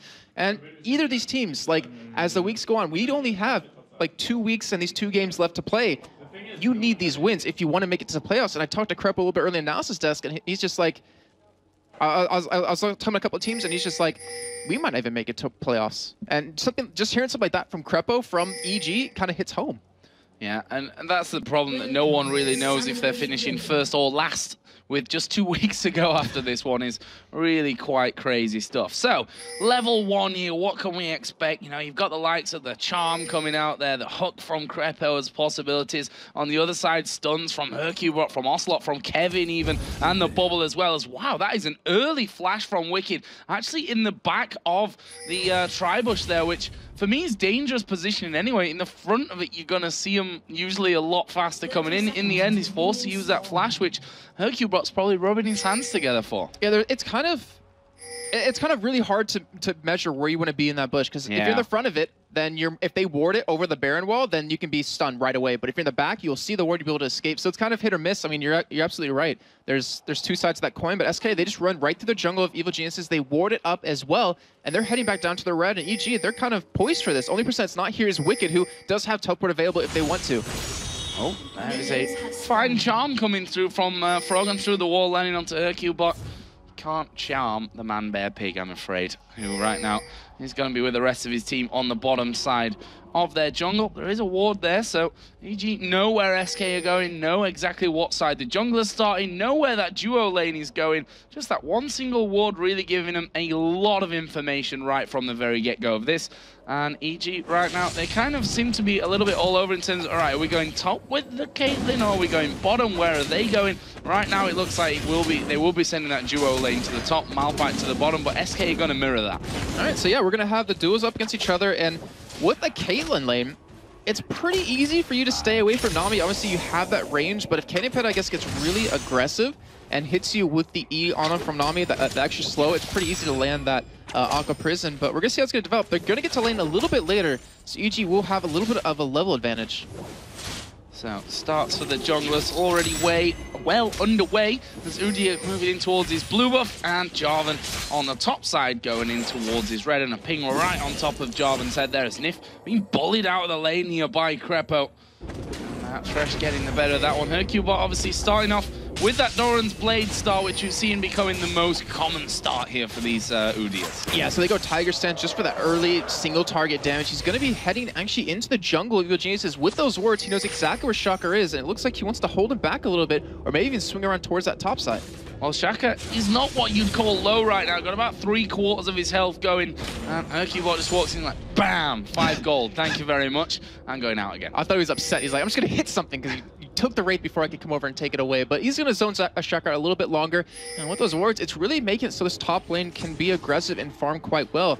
And right now, they're currently even. But Hercubot, I mean, if you're going to play Udyr and you're going to play Tiger Udyr with the Doran's Blade, you have to make some plays happen early. You have to have a gank go off in your favor. And right now, he's being shut down. Not been able to get in there just yet, but very early doors, which, you know, 2 teams which, for me, if you looked at the fixture list coming in here, you'd probably say SKEG gonna be a long game anyway.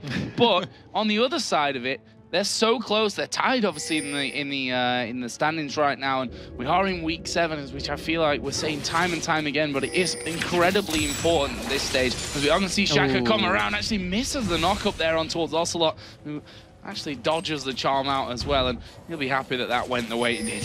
What's really cool, though, is actually we see the effects of N-Rated being on the team as the analyst, is that you saw where Shocker went. I mean, he knew exactly where the ward was going to be for SK, went completely around them, and wasn't even spotted going in there. He just unfortunately missed that combo.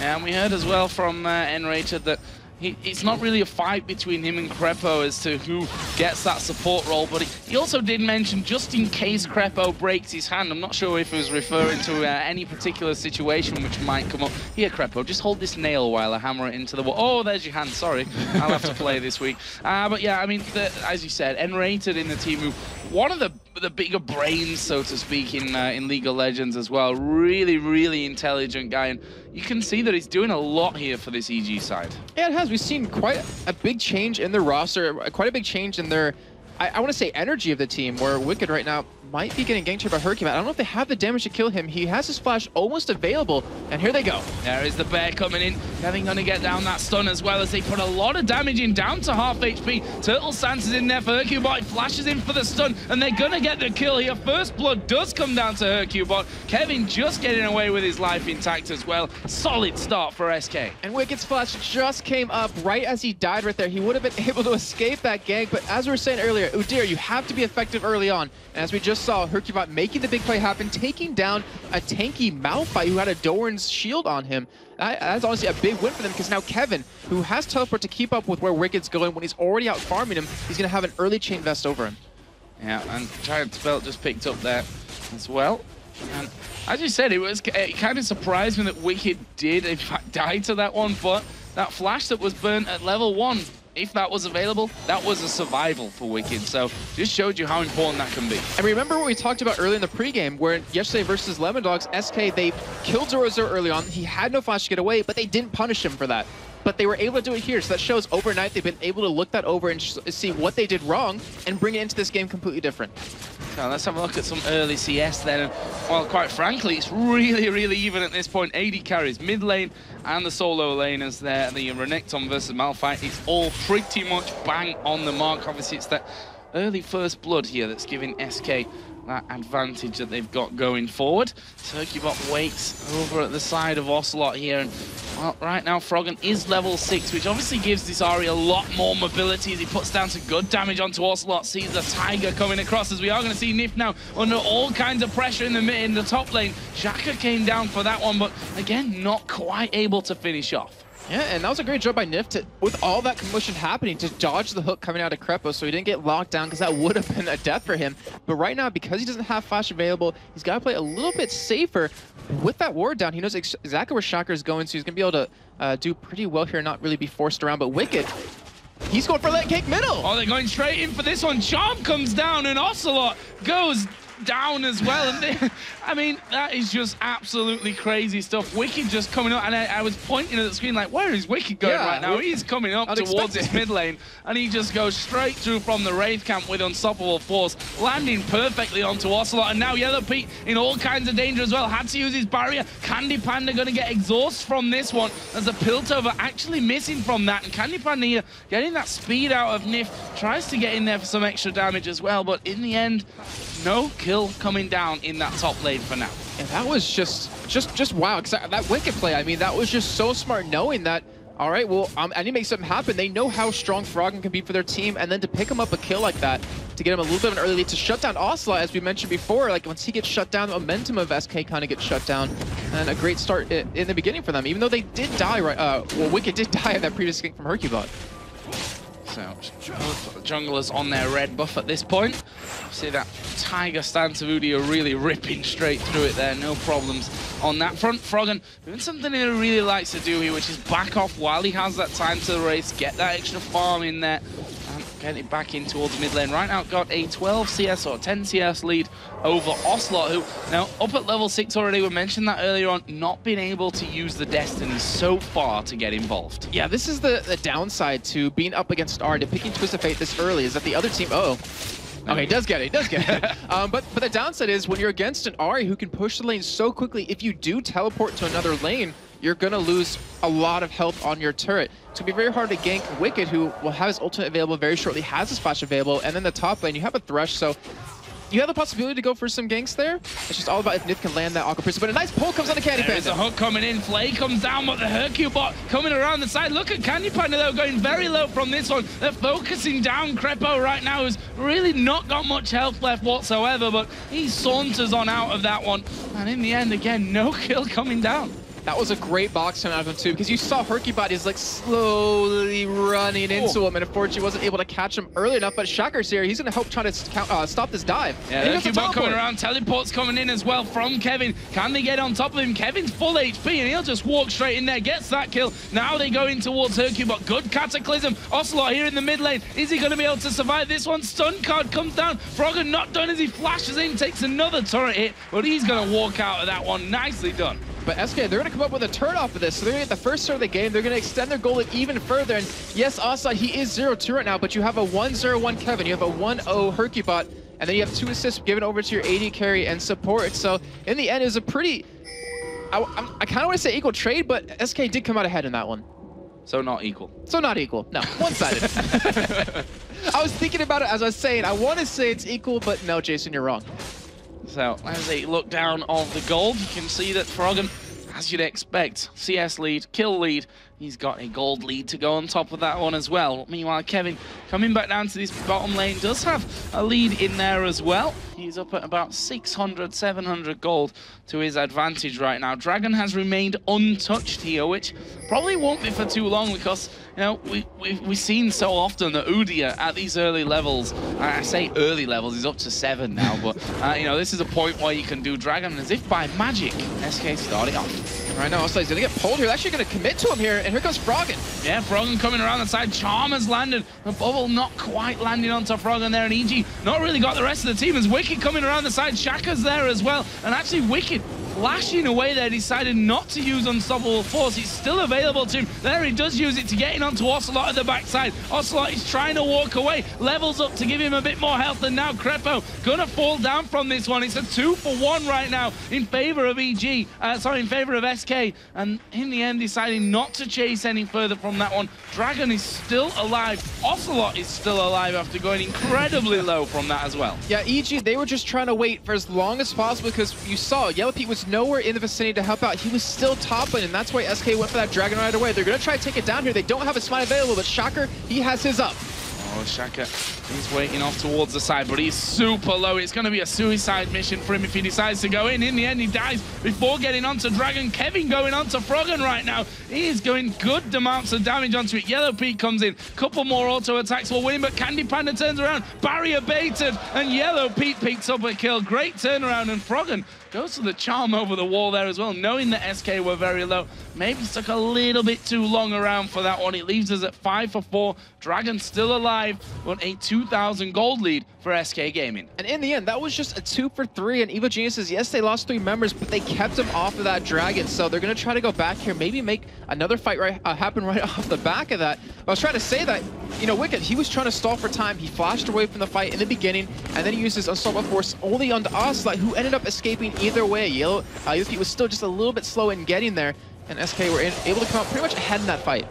So we've seen both of these teams with gold leads in the past and really struggling to, you know, turn that gold lead into the potential that it has then to finish out a game. And I have to wonder if that's going to be a possibility for either side in this one, as well as the supports ward each other's faces pretty much there. But SK going to start off Dragon once again, but again, EG are there.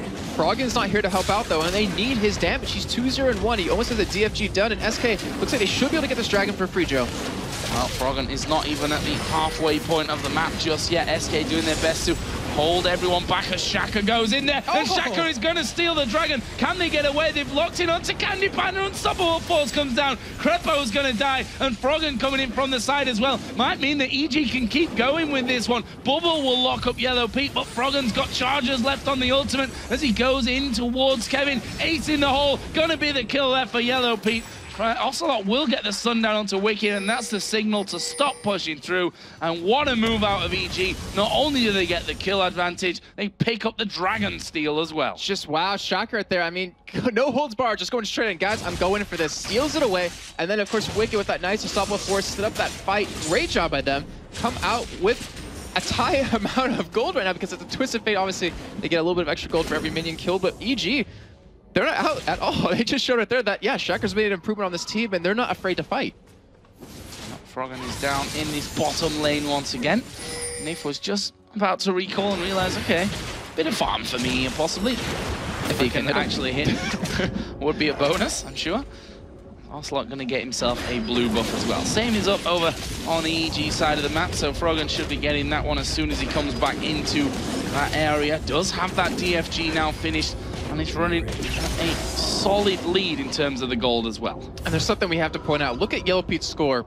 3-0-1 with 114 CS. Yeah. We talked about him being very passive, and he picked Caitlyn when he's been picking like Twitch and some duelists, but this Caitlyn's been working out really well for him, and over these past 2 weeks, he's really stepped up his game. Like, he's really been a playmaker for his team, you know, getting a lot of kills, really becoming a strong threat. And the thing is, he's on Caitlyn, who is very strong late game, and any kills, any CS advantage you can get early on kind of takes away from your mid-game lull that you have in damage.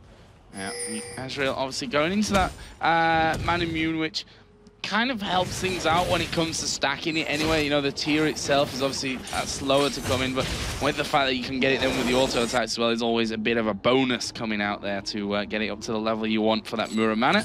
See Wicked here pushing in towards that top turret. Ocelot probably can't do too much damage to him right now. I mean, look at Ocelot, what he's got in terms of items. Or doesn't or doesn't have. Yeah, that's probably the important part of that one. I mean, he's facing up against an Ahri with a DFG. There's no wonder he doesn't want to stay in lane with him. And the problem is that if you look at Kenny Penta, like, he's blue build. So he fell behind in lane, and now he's going to be even weaker as the game goes on. Kevin getting caught here. Froggen, he might have the damage to burst him down. Yeah, use the DFG on him there, but Kevin turning things around. We've got Hercubot coming around the side, but look at Froggen. He's not even worried about that one, just using his charm, even managing to get off a good couple of hits onto Kevin. Well, he missed Hercubot technically there at the end, but he tried at least. That's the point. He wasn't scared of what was happening in that lane. So Hercubot comes back off to cover there. So, you know, Froggen bossing things around, and it feels like we say that very, very often with Evil Genius. You know, the mid laners, I think, in Europe more than possibly most other regions are so important as that charm comes through, just as Kevin recalls. Yeah. Not charming enough, as you were saying earlier, Joe. No. But yeah, I mean, it's very true that mid laners, like, they are the lane to look at when you're talking about Europe. And North America, it's about bot lanes, it's about AD carries, or maybe just about double up in particular. But I mean, it's shown time and time again how strong they are. And going back to Ives real quick, as we mentioned a little bit earlier, that, you know, Kenny Penta, blue Ezreal build, but is behind in the beginning. If you fall behind, you kind of stay behind on him. So SK needs to get him in the game a little bit, get him some farm. And then Ocelot doesn't have anything right now, which is a really downside, because you look at where all the kills are. You have 2 on a Kevin, which is not bad. Like, it's not bad at all, having it over to a tanky character like that, who can do a lot of damage, but when you're dependent on mostly Kenny Penta and Ocelot to do the damage for your team, they don't really have the kills that they need to. It's going to hinder you a little bit. There's a turret going down in that bottom lane, and Froggen. Now that DFG cooldown, funnily enough, is pretty much perfect for damaging Kevin, wait until he gets back to lane, waiting a few, maybe one wave, and then it's back up again. So you can constantly harass with that one. I'm sure it's going to become even more of a problem as EG move to mid. And this is something that EG didn't do yesterday when they had Twisted Fate, or not Twisted Fate, they had Cassius. Also, he's going to go in on Froggen here, but he still has ult charges. Oh, actually going back in on towards Ocelot there. That's very ballsy play coming out of Froggen. Wicked coming down as well, and look at that. It's pretty much a 2v1 as Froggen going to get himself in there for that one. There was a kill onto Ezreal as well for Yellow Pete on Caitlyn. And there's Shaka actually flashing back towards the red buff. Froggen did pick up that kill, and again, the turnaround from EG just showing what that teleport can really do, and, well, what the advantage early on for Froggen can really mean for a team. And this is what EG didn't do yesterday. They had Froggen on Cassian. They had teleport Malphite. They didn't split push, and right now Froggen, he is strong enough to 1v1 anyone in the game right now and even survive a 1v2 gank like that. And then, of course, if it does happen, Wicked teleports down and turns it completely around. So EG, they definitely learned their lesson from yesterday, just like SK did, and they're playing completely different this game. You see Wicked got that Sunfire cape in. Frozen Heart already started with that Glacial Shroud pickup. Froggen gonna be headed home here and probably got a lot of money to spend. Yeah, kinda. Picks up the Sorcerer Shoes and a needlessly large rod with a couple of wards just to make sure he's safe, pushing wherever he's gonna be sent. I was just thinking back to what Tefusio was talking about on the analysis desk yesterday, saying all Froggen needed to do in that game, pick up a couple of wards, split push. And with these wards, it looks like he wants to go for that. He's 3-0-3. Yellow Pete's 4-0-1. And you even have Wicked, who's 2-2-2. So he's got the kills to buy the tanky items he needs with that Glacial Shroud. So right now, they have a perfect lineup to fight SK. Yeah, and although SK have, you know, the Destiny and that teleport, the problem that they have, as you mentioned before, that's kind of the perfect way to counter that split push normally, is to have someone with teleport, have the Destiny there. But the fact is, when that guy that's split pushing can 1v1 both the guy with the teleport and the Destiny, that's when you really start to run into problems, as EG pick up a Dragon here again. And that will leave them at 3,000 gold almost exactly in the lead as they move back towards the middle. Obviously, that turret is already down there. All outer turrets in the game finished off already by EG. And we can talk about how, you know, SK, they're kind of behind right now at EG. They're really far ahead. But we have to keep in mind, like, look at how this is going. So if Nith can land a nice Auger Prison on a Froggen, it's really hard to do, but it's possible. If that happens, they can stun him, they can lock him down and blow him up right away. And then you look at Kevin, like, so he got 2 kills, he has 4 assists, he's pretty tanky. He can withstand the damage that Yellow Pete can put out for a little bit longer than anyone else can. So if he can zone Yellow Pete and they can kill Froggen, then they can win the team fight. Well, we saw on the bottom left there in the split push cam that Kevin was trying to do a little bit of kind of a taste of their own medicine there for EG, but that didn't really work out for them. Froggen has now got his wards down on the bottom side of the jungle, so he's got every entry in towards that inner turret on the bottom lane now covered with vision, so he knows when he's going to get headed off and by whom, and, you know, can pick his fights accordingly from that one. And what's scary is when Froggen sets his mind to something, it's really hard to stop him from doing that. And he has his eyes on this bottom turret, and now he wants to take that down. He's got the wards, just like you said, placed down to make it happen. And if anyone goes for him, then the rest of his team can split push somewhere else right now. Okay, bot. Looking, That's the only thing that can get him out of the lane, split pushing. A blue buff right there. He's like, all right, I'll come back. I'll just come back for that one, and then I'll be back down in a few minutes, Ocelot. So, you know, just stay there, use your wild cards to farm out. Well, in the meantime, EG saying, right then, we'll just push out somewhere else. Going into that middle lane there. The Aqua Prism comes down. Not quite connecting the net of Yellow Pete, getting him out. Now, Yellow Pete, we talked about it in our featured matchup there. Who's going to step it up for these AD carries? And so far, Yellow Pete, well, he's 40 CS into the lead. He's 4-0-1 in kills. He's a mile ahead right now. Yeah, he really is. And with the way it's going, like, he's just getting all the farm funneled to him. All the farm that isn't where Froggen is. So Froggen's sitting bottom lane. That means Yellow Pete's getting farm from 2 lanes and the jungle if he does want to visit the top lane and pick that up. So he's just getting super fed right now. Already has that Bloodthirster, already has that Last Whisper, and Froggen, he feels confident to pretty much tank that turret. They get another one that takes it 4-1 in turrets for Evil Geniuses, and their goal lead is just getting wider. Getting wider. Wider, bigger. You're right though, Jason. We all knew what you meant. That's all fine.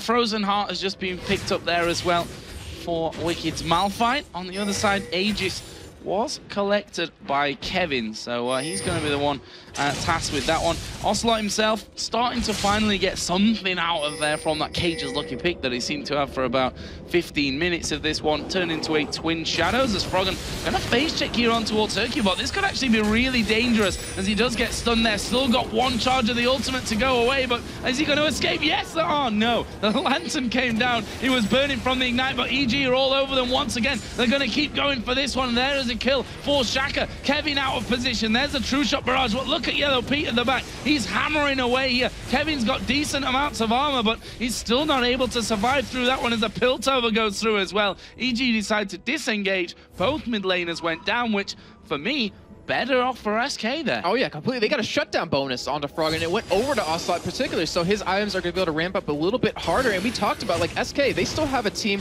where they can take EG down as well. Kenny better get very crisp right there, but did a lot to Yellow Pete. And, you know, with that catch on a Froggen, with the gold card, if Nick was there, maybe the Aqua Prison could have locked it down even longer, but they're able to kill them. It's just about getting that team fight that you want to have happen. And you saw there how squishy Nif still is, almost being dropped away by the ace in the hole from Yellow Pete. We've got now the Zhonya's Hourglass added in for Frog, and so there is already his weakness. Well, you know, that him being chased down. If I'd have maybe survived a little bit longer to actually use my flash, which he didn't even bother to use in that last one, which is the Zhonya's, he may be able to survive that next time around. So we'll see what Froggen goes for next. EG have got complete ward control on the top side of the map around Baron, as Crepo just checks that one out. Baron gives him a roar. But a little bit early, I think, for this one for EG. And it looks like Ocelot's actually going for a Zhonya's as well. And right now, with the way Zhonya's has kind of come into the meta where you see every AP carry picking one up, it's kind of like a temporary couple-second pause timer. Oh, right now, look at Evil Geniuses. They're actually doing Baron. Wow, they are actually doing it.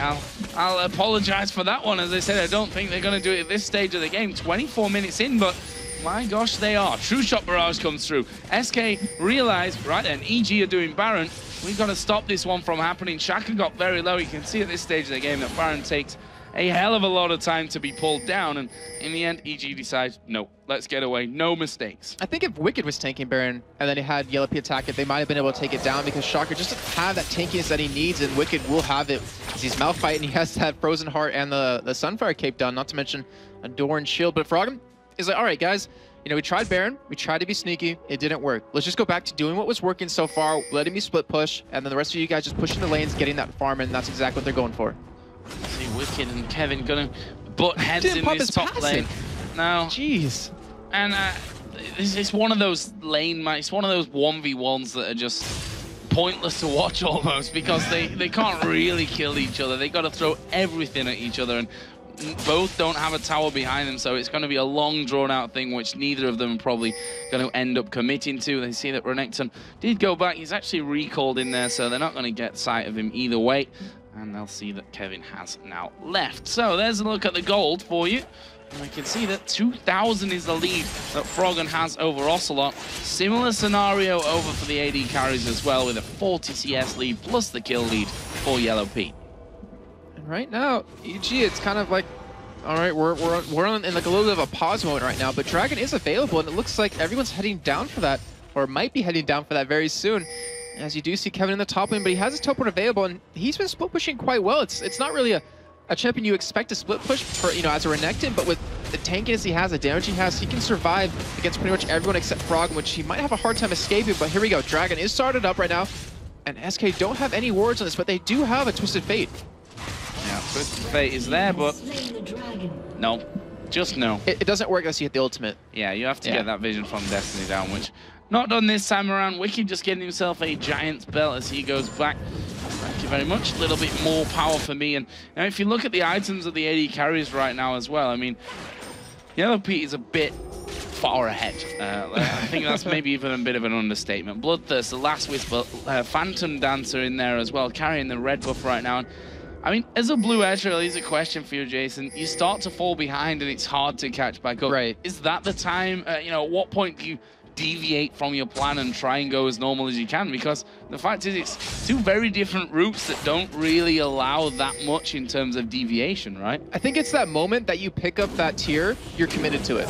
I mean, we think back to Tenerife with Reckless, you know, over at Copenhagen Wolves, who is, you know, obviously still with Fnatic, but he actually had Edge roll, but he built an Infinity Edge. He built like a normal standard 80 carry route with that. So if you go with that tier, you're committing, you're saying, all right, I'm going to go this blue build, doesn't matter if I get behind or not. But the only difference is, in terms of deviation, I would say, is the Iceborne Gauntlets, where you go for that a little bit earlier, so you get the tankiness, and you get that kite ability. But right now, EG, they're looking for this top turret here, and they should be able to take it. They have all 5 members. We have Ocelot at the bottom and trying to go for that turret there, but this is not an equal trade. No, and Ocelot is going to get that turret, but it's a 4-on-5, and he's kind of out of range now. Destiny does not allow you to get that far back. So he's going to have to make a decision. He is going to recall. Okay, I was about to say, that's a good move because EG can dive just like this. EG starts to go through. There's a tidal wave, which will not really do much to push EG back from it. It's Froggen using those ultimate charges to get as much damage in as he can. Kevin starts to work in. The charm not landing onto anyone. And SK brute forcing EG away from that. They've done half of the turret's health there on the inhibitor. So I guess feeling like job's done from their side of things. Are they going to go Baron now? No. I don't believe they should go for this. Yes, they have the vision. If anything, they should bait it because there's no point in going to that Baron and throwing a game away. Both these teams have done that so many times in the past. And right now, SK, they're just forced to face check it here. And EG, they're not really set up to make this happen, but it looks like they're just going to push down middle, maybe go for another outer inner turret. outer inner turret. Yeah, I was like, what did I just say? Either of those. But it will be an inner turret, luckily, Jason. So you weren't is wrong. it technically an outer inner? Yeah, you weren't wrong in a way, I suppose. That one's already down to less than half HP as well here. And they've got Wicked, who's got enough armor to be not caring whatsoever about that turret. If he wants to decide to tank that one up. We see that the Muramana now has been converted for Candy Panda, so finally got that stacked up to where he wants. Yeah, that's a big power spike for him, and that actually might be the perfect time to make it happen and stop EG from taking this turret. But EG, they have such a strong team for diving right now, and SK, I mean, if they can catch Candy Panda or Ocelot, since Ocelot doesn't have it out minus that flash, then they can blow them up right away. And Wicked, he's tanking enough to just sit there and tank the turret. That's 3 hits without his passive proccing. Oh, Hercubot taking the charm in there as well, and turret being hit on here. Kevin gets knocked back, gets charmed back in. They're going on towards Ocelot. Unstoppable Force was down. Crepo puts the box in there, and it's not looking amazing for EG here as Zhonya's is going to be used. There is a Lantern escape from as they go back in with a Cataclysm, and that will end with actually a 1-for-0 in favor, or make it a 2-for-0 there in favor of SK. Was it the Ignite? I think he died to minions. Yeah, it was the Ignite, and Nif there. That actually picked him up the kill. Yellow Pete, though, still alive, doesn't care, gets the turret down and says, well, at least we've got that, I suppose. It might not be enough, though. No. Okay, yeah, but the whole point of that last fight was a little bit weird because EG, as we do see him just going middle of the farm, but EG, they actually had a split engage. You saw Wicked, he hit Candy Panda, he hit Onslaught with an Unstoppable Force, but then Shocker, he went straight for Kevin. So they were splitting damage, splitting CC, and Onslaught and Candy Panda were able to walk away with a sliver of health and take a free turn off of it. Yeah, taking a free turret, and that always surprised me, you know, backing completely away. Twisted Fate with that Sheen in there now as well, got plenty of AP between him and the Ezreal. Gonna be able to take turrets down really, really quickly off that one, as we've just seen. So let's have a look at the overall picture for this one. It's a 3,000 gold lead currently for Evil Geniuses. They've got a 3-turret advantage, a 1-kill advantage as well. But as we saw during that last one, it's still not a finished deal when it comes to these team fights. Yeah, I mean, we think back to the game that happened just previously with Lemon Dogs and Fnatic. I mean, there was that one fight of Dragon when Fnatic engaged upon, Fnatic engaged upon the tank. Used everything on him, weren't able to kill him, and Lemon Dogs were able to turn that around. And that right there for Evil Geniuses, trying to go for Kevin, splitting it up, not picking up that kill, is kind of the same deal. And SK, they're going to come out happy with that trade in the end, able to get a kill, able to get a little bit more farmed onto the right targets. However, Nif obviously did pick up the kill, but he's 3-0-5. He has luck of the Iron Solar. He's pretty tanky now, and he can provide a lot of utility to that team. Also a little bit of a shame almost for SK that 3 kills are with the support at this point. I mean, as you said, look at the Ancillary, great item to have in there, but if you think those 3 kills could have been on Candy Panda, that would have certainly changed his outlook and where he is right now in this particular game. Added the last Whisper now in towards that Blade of the Ruin King and the Muramana as well, as EG start to work their way down.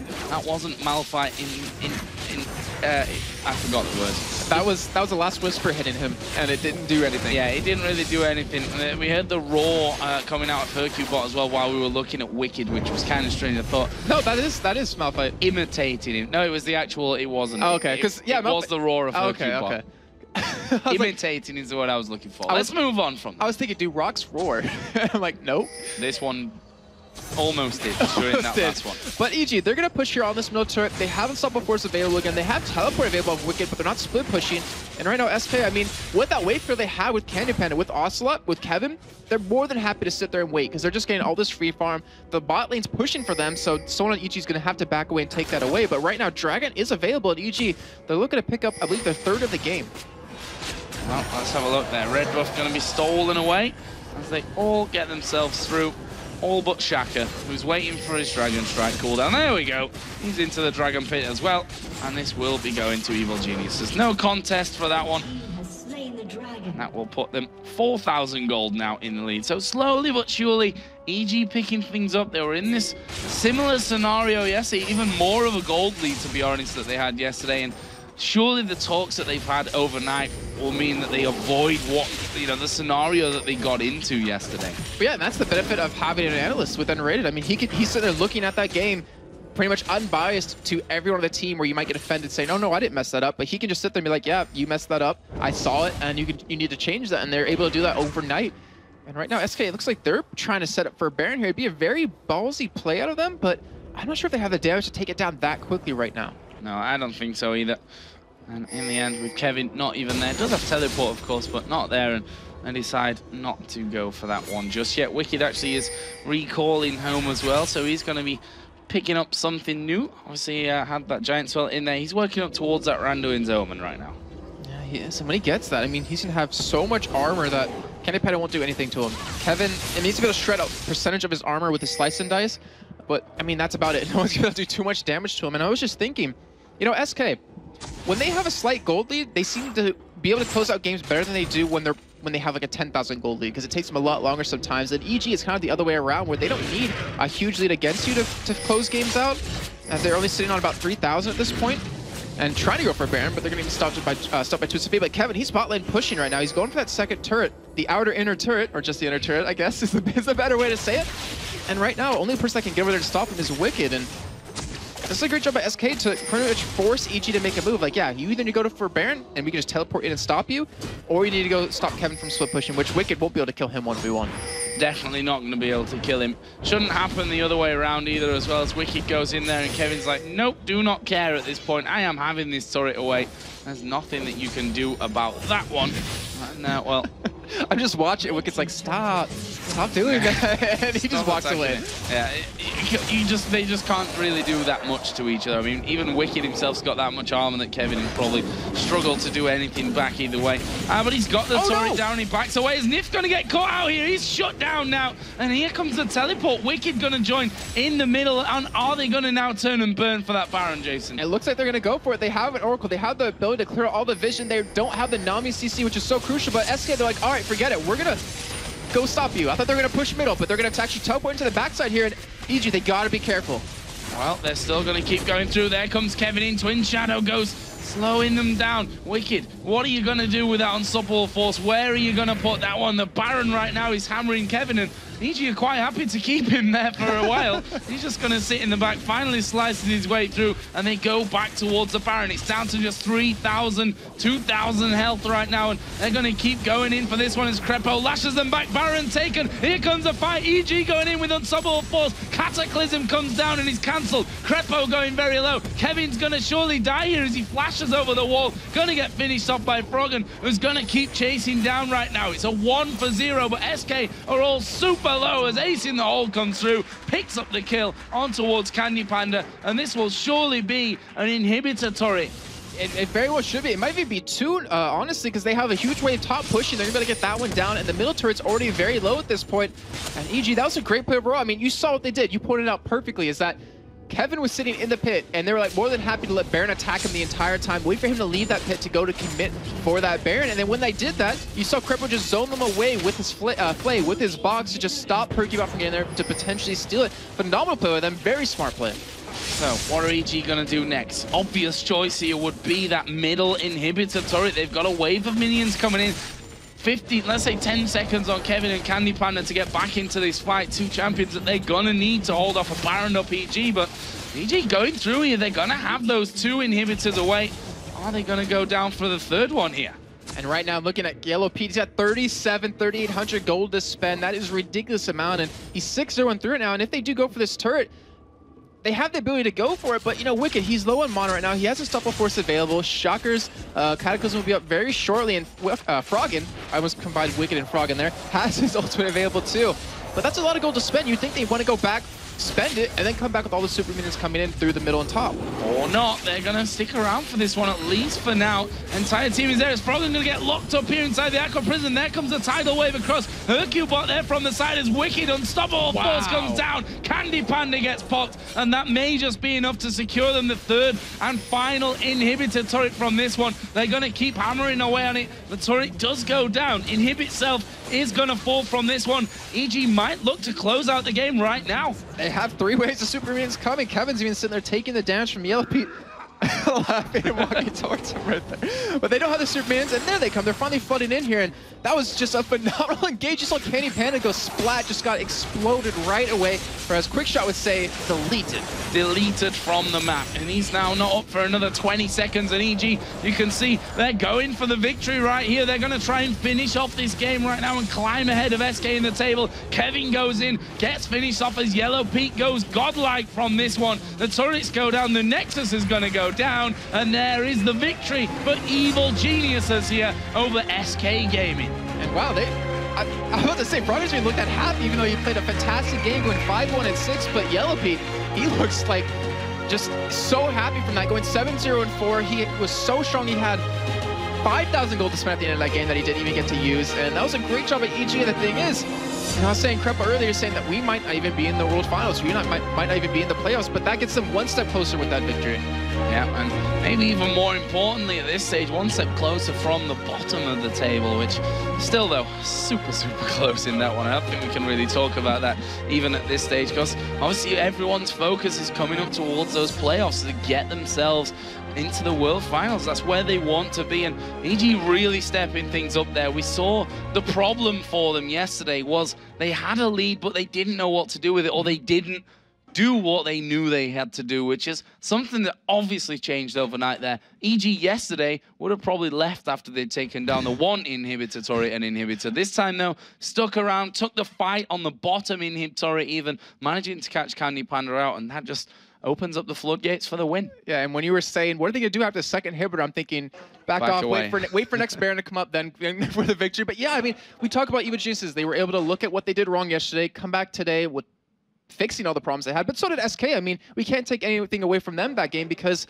they played like really well, considering they got a little bit behind early on. Yes, they got the first blood, but they got shut down a little bit because of all the dragons. They still put up a very strong stand. It's just unfortunate that they were just a little bit too far behind. They slipped a little bit too far away as Frogger just kind of snowballed really hard. So did Yellow Pete, but they still played extremely well. They really changed up what they did wrong yesterday and fixed it for today as well. Yeah, and we see another game where Froggen, you know, starts to get ahead, starts to be a real problem for these teams. Split push that bottom lane completely out there, taking the inner turret and now putting all those wards. I mean, finished 5-1-6 in the end, but I'm happy that we did that whole head-to-head thing before we started in this game, talking about the AD carries, because that's where we really did see a massive difference coming in. Candy Panda finishing 0-5-7 with that blue Ezreal build that was slow to get started. I mean, by the end was quite far into that whole thing. Got his Sheen added in there for the other items coming through. But the problem is, Yellow Pete, 7-0-4 by the end. Had the Bloodthirster, had the Last Whisper, had the Phantom Dancer, and another BF sword on top of that as well. And 6,000 gold. And 6,000 gold to actually spend. So if they'd have not finished it off there, they probably would have done it straight afterwards. But Yellow Pete really stepping things up. He really did. I mean, he played well the entire game. He was aggressive early on. He played aggressive with Caitlyn against Ezreal Nami, which is a little bit hard to do, but he knew he had Chakra on his back. Like, he knew if he was going to go in, Chakra would be able to save him in time. Happened many times over and over again. And yeah, I mean, it was just a very well-played game by him. And we're always talking about games are starting to last a little bit longer right now in European LCS, and this is where AD carries really shine. They're really the backbone of the team, and Yellow Pete's shown that he can take that weight on his shoulders. Yeah, and one thing we should also really touch on is the decision-making here from EG, especially around that Baron, because they played that one perfectly, just waiting, letting Kevin take all those hits, putting damage down onto him where they could, while keeping the focus on the bulk of the SK team that was obviously going to coming from underneath them. They managed to get the Baron just as SK came in and then hammered them in the fight. Brilliantly done. Yeah, it really was. And we've seen Baron just throw so many games for so many teams, and they were able to just like hit the pause button. Like, all right, guys, take a second. Let's think about this. Let's not do anything too hasty. Let's not throw this game away. And it worked out well for him. Well, that's it from us for this game. But we're going to head over to the stage where Shox is waiting with Shaka for an interview. Thank you very much, Shaker. Welcome to the interview lounge for the first time. Congratulations on the victory. Starting off at picks and bans, maybe notable the Vayne ban. Is the Candy Panda on Vayne what you guys were most afraid of going into this one? Yeah, he can pretty much single-handedly carry the team with Vayne, and we didn't want to play against it. It's really, really strong. So, and Pete didn't play it to pick it, so we just thought about banning it. All right.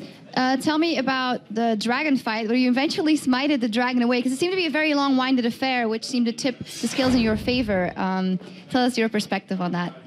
I wanted to wait until the dragon got low, because Normally with Jarvan's passive, it's 8% magic damage. You attack the dragon and just smite it straight away, so it's not that hard to smite it. Maybe you can give some lessons to some other junglers out there. Now, there was also a very curious gank from you in the mid lane on Froggen. Was that maybe how are your nerves doing if you're coming into this a couple of weeks with the team, the LCS crowd? You of course have Tenerife behind you as well. How is that treating you? I'm still really nervous when I play every game, and especially like Jarvan. On the new keyboard and the gear, it's really hard. Like sometimes I fail my EQs, and that's why I don't really like to play him. But I had to bring him and play him so I get used to him, because he's a really strong pick. So yeah. So in the end, you were able to set aside SK Gaming. What were you better at this game than them, or why did they not follow through? I think everything like was even until the Drake fight. That's what got us ahead. And then they still used the split pushing tactic, and we couldn't like react to it early. But then afterwards we thought about what we do normally against it, and it worked out by just pushing him out. Yep, absolutely. Now, tell us a little bit about your time in EG. You've been with the team now for a couple of weeks. How are you handling, the pressure that you have another jungler that's there in the team? How are the guys treating you? It's really nice. Like all of them are really nice, especially Snoopy. Like I thought he was gonna have a grudge against me, but he's really nice. I don't know, like we go out shopping, go out on a run together. Like we do a lot of stuff. So yeah. So it's nice for you, becoming real bros. Yeah. All right. Thank you very much, Shakar. Thank you too. And we're going to take a short break, but when we come back, we have one more game. Yesterday, NIP showed they're still a contender with a comeback victory against EG, but they'll face MYM, who are in perfect position to play the spoiler. And we'll also be going through the winning tweets with Snoopy, so stick around.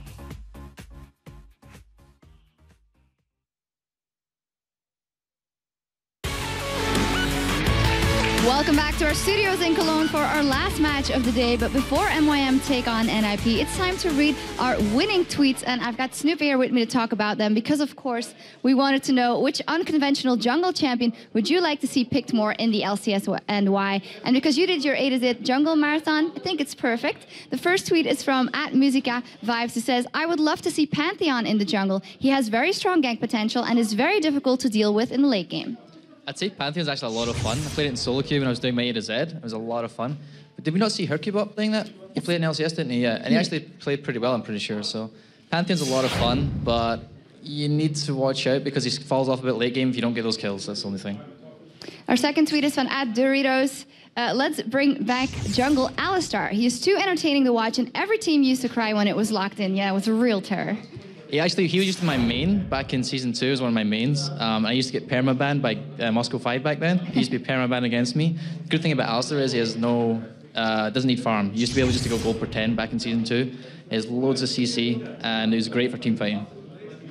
The third one comes from Big Bang shooter Leona. The sheer amount of CC that she can bring to any lane can be devastating even before level 6, and I believe it was Nintendodex that tried it over in NA. Yeah, it did. I don't really like it though. It's so slow. Like clearing the jungle is just painfully slow, and like after level 6, if you get no ganks by level 6, you just kind of fall off. Like you're useless in a sense. I prefer Alistar for that role than Leona. The fourth one is from Andreas Herman 7. I would like to see more people do 80 or AP Fizz in the jungle. He has extremely high kill potential and a great counter jungle, and is a great counter jungler. I hate Fizz. Like if you start playing Fizz jungle, I'm seriously, I hate you straight away. It's the most annoying champion ever to play against. I don't think it's that great in the jungle. He has great mobility because he can jump over walls and stuff like that, but I just hate the champion. Like I'm never gonna play it at least. I'm gonna queue up tonight and play Fizz jungle. Our last tweet is from @Cassidy1336. LeBlanc jungle would be interesting. Her ganks are super efficient after level 6. She can surprise burst you and is uncatchable. That's something I would say we'll never see it, but then again, we saw Karma in the jungle again today. I would say Karma's a bit different from LeBlanc because, like, similar to Malzahar, remember that? Like, Malzahar is actually a pretty good pick. So is Karma. But LeBlanc, she kind of struggles because she needs farm. And, like, you say it's like post-level 6 ganks are good, but are you really going to get to level 6? It's that hard to clear the jungle with LeBlanc. She's so squishy, it'd be a nightmare. Not convinced on LeBlanc. Thank you very much, Snoop. You're welcome. Of course, our winner tweets will be receiving a Logitech G510S gaming keyboard, and the winners will also be contacted via Twitter. And now it's time for our last game of the day, so let's head over to Joe and Jason. Thanks a lot, Shox, and welcome back to our final game of the day, as Shox said, as Meet Your Makers take on Ninjas in Pajamas. And unfortunately, MYM didn't get that win they were looking for, but NIP, with their new top laner Mime, were able to pretty much pull back a win and get their first one with their new lineup. So let's take a look then at the two teams, starting with Meet Your Makers on the blue side there, of course. Kubon in the top, Mukata in the jungle, Charu the mid laner, Maklo the AD carry, and Libic the support. Of course, in the red corner, going to be NIP, Mimer in that top lane, Maluno in the jungle, Bjergsen in the mid lane, and Freeze and Aficio as AD carry and support. Well, we asked both teams what they think of each other and what they think it's going to take to beat the opposition. Well, it looks like, as you can see on your screen coming up very shortly, it's actually very one-sided for NIP.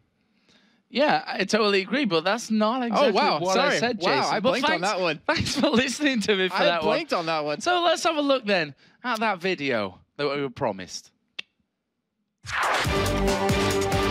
The hard thing to predict right now about MYM is they have been using the same tactic for the last 6 weeks, but at some point they have to change it up. They're not a team you just roll over. They can beat everyone. I think that the new NIP top laner lacks some experience. If we put him under the pressure, I think he may not handle it. They have very limited champions they run. If I was MYM, I would have done everything I could the last few weeks to probably change that up. So I'm sure that will bring something new here for the weekend. So let's have a look then, Jason, at how the guys at home voted on lollysports.com for the winner of this game. As I was saying before, NIP, very one-sided for them. 71% of you guys think that they will actually pull off this one against Meet Your Makers. And it's, I don't know, I thought it'd be a little bit closer considering MYM been on a little bit of tilt. NIP have a new top laner, but with the win yesterday, has a lot of confidence now. Yeah, I think that's a big point of it, the win yesterday, which is solidified Mimer, and everyone said, okay, he can do this one. So let's break down where the teams are right now. Yesterday was a day to forget for Meteor Makers. They had a woeful time losing out to Alternate, and time's working against them. They're going to need to change their form if they want to be challenging for those top spots come week 9. Yeah, and in the interview yesterday that RNA had, he summed up Meteor Makers pretty well. He says they have a very unique style, but the other teams have figured it out. We looked back, in week 2, and we kind of expected that would really happen. But the thing is, they need to change up their strategy. They've been slowly starting to do that, as we saw Kuban playing Karthus top lane and Charu on Fizz, but it didn't fully work out for him yesterday.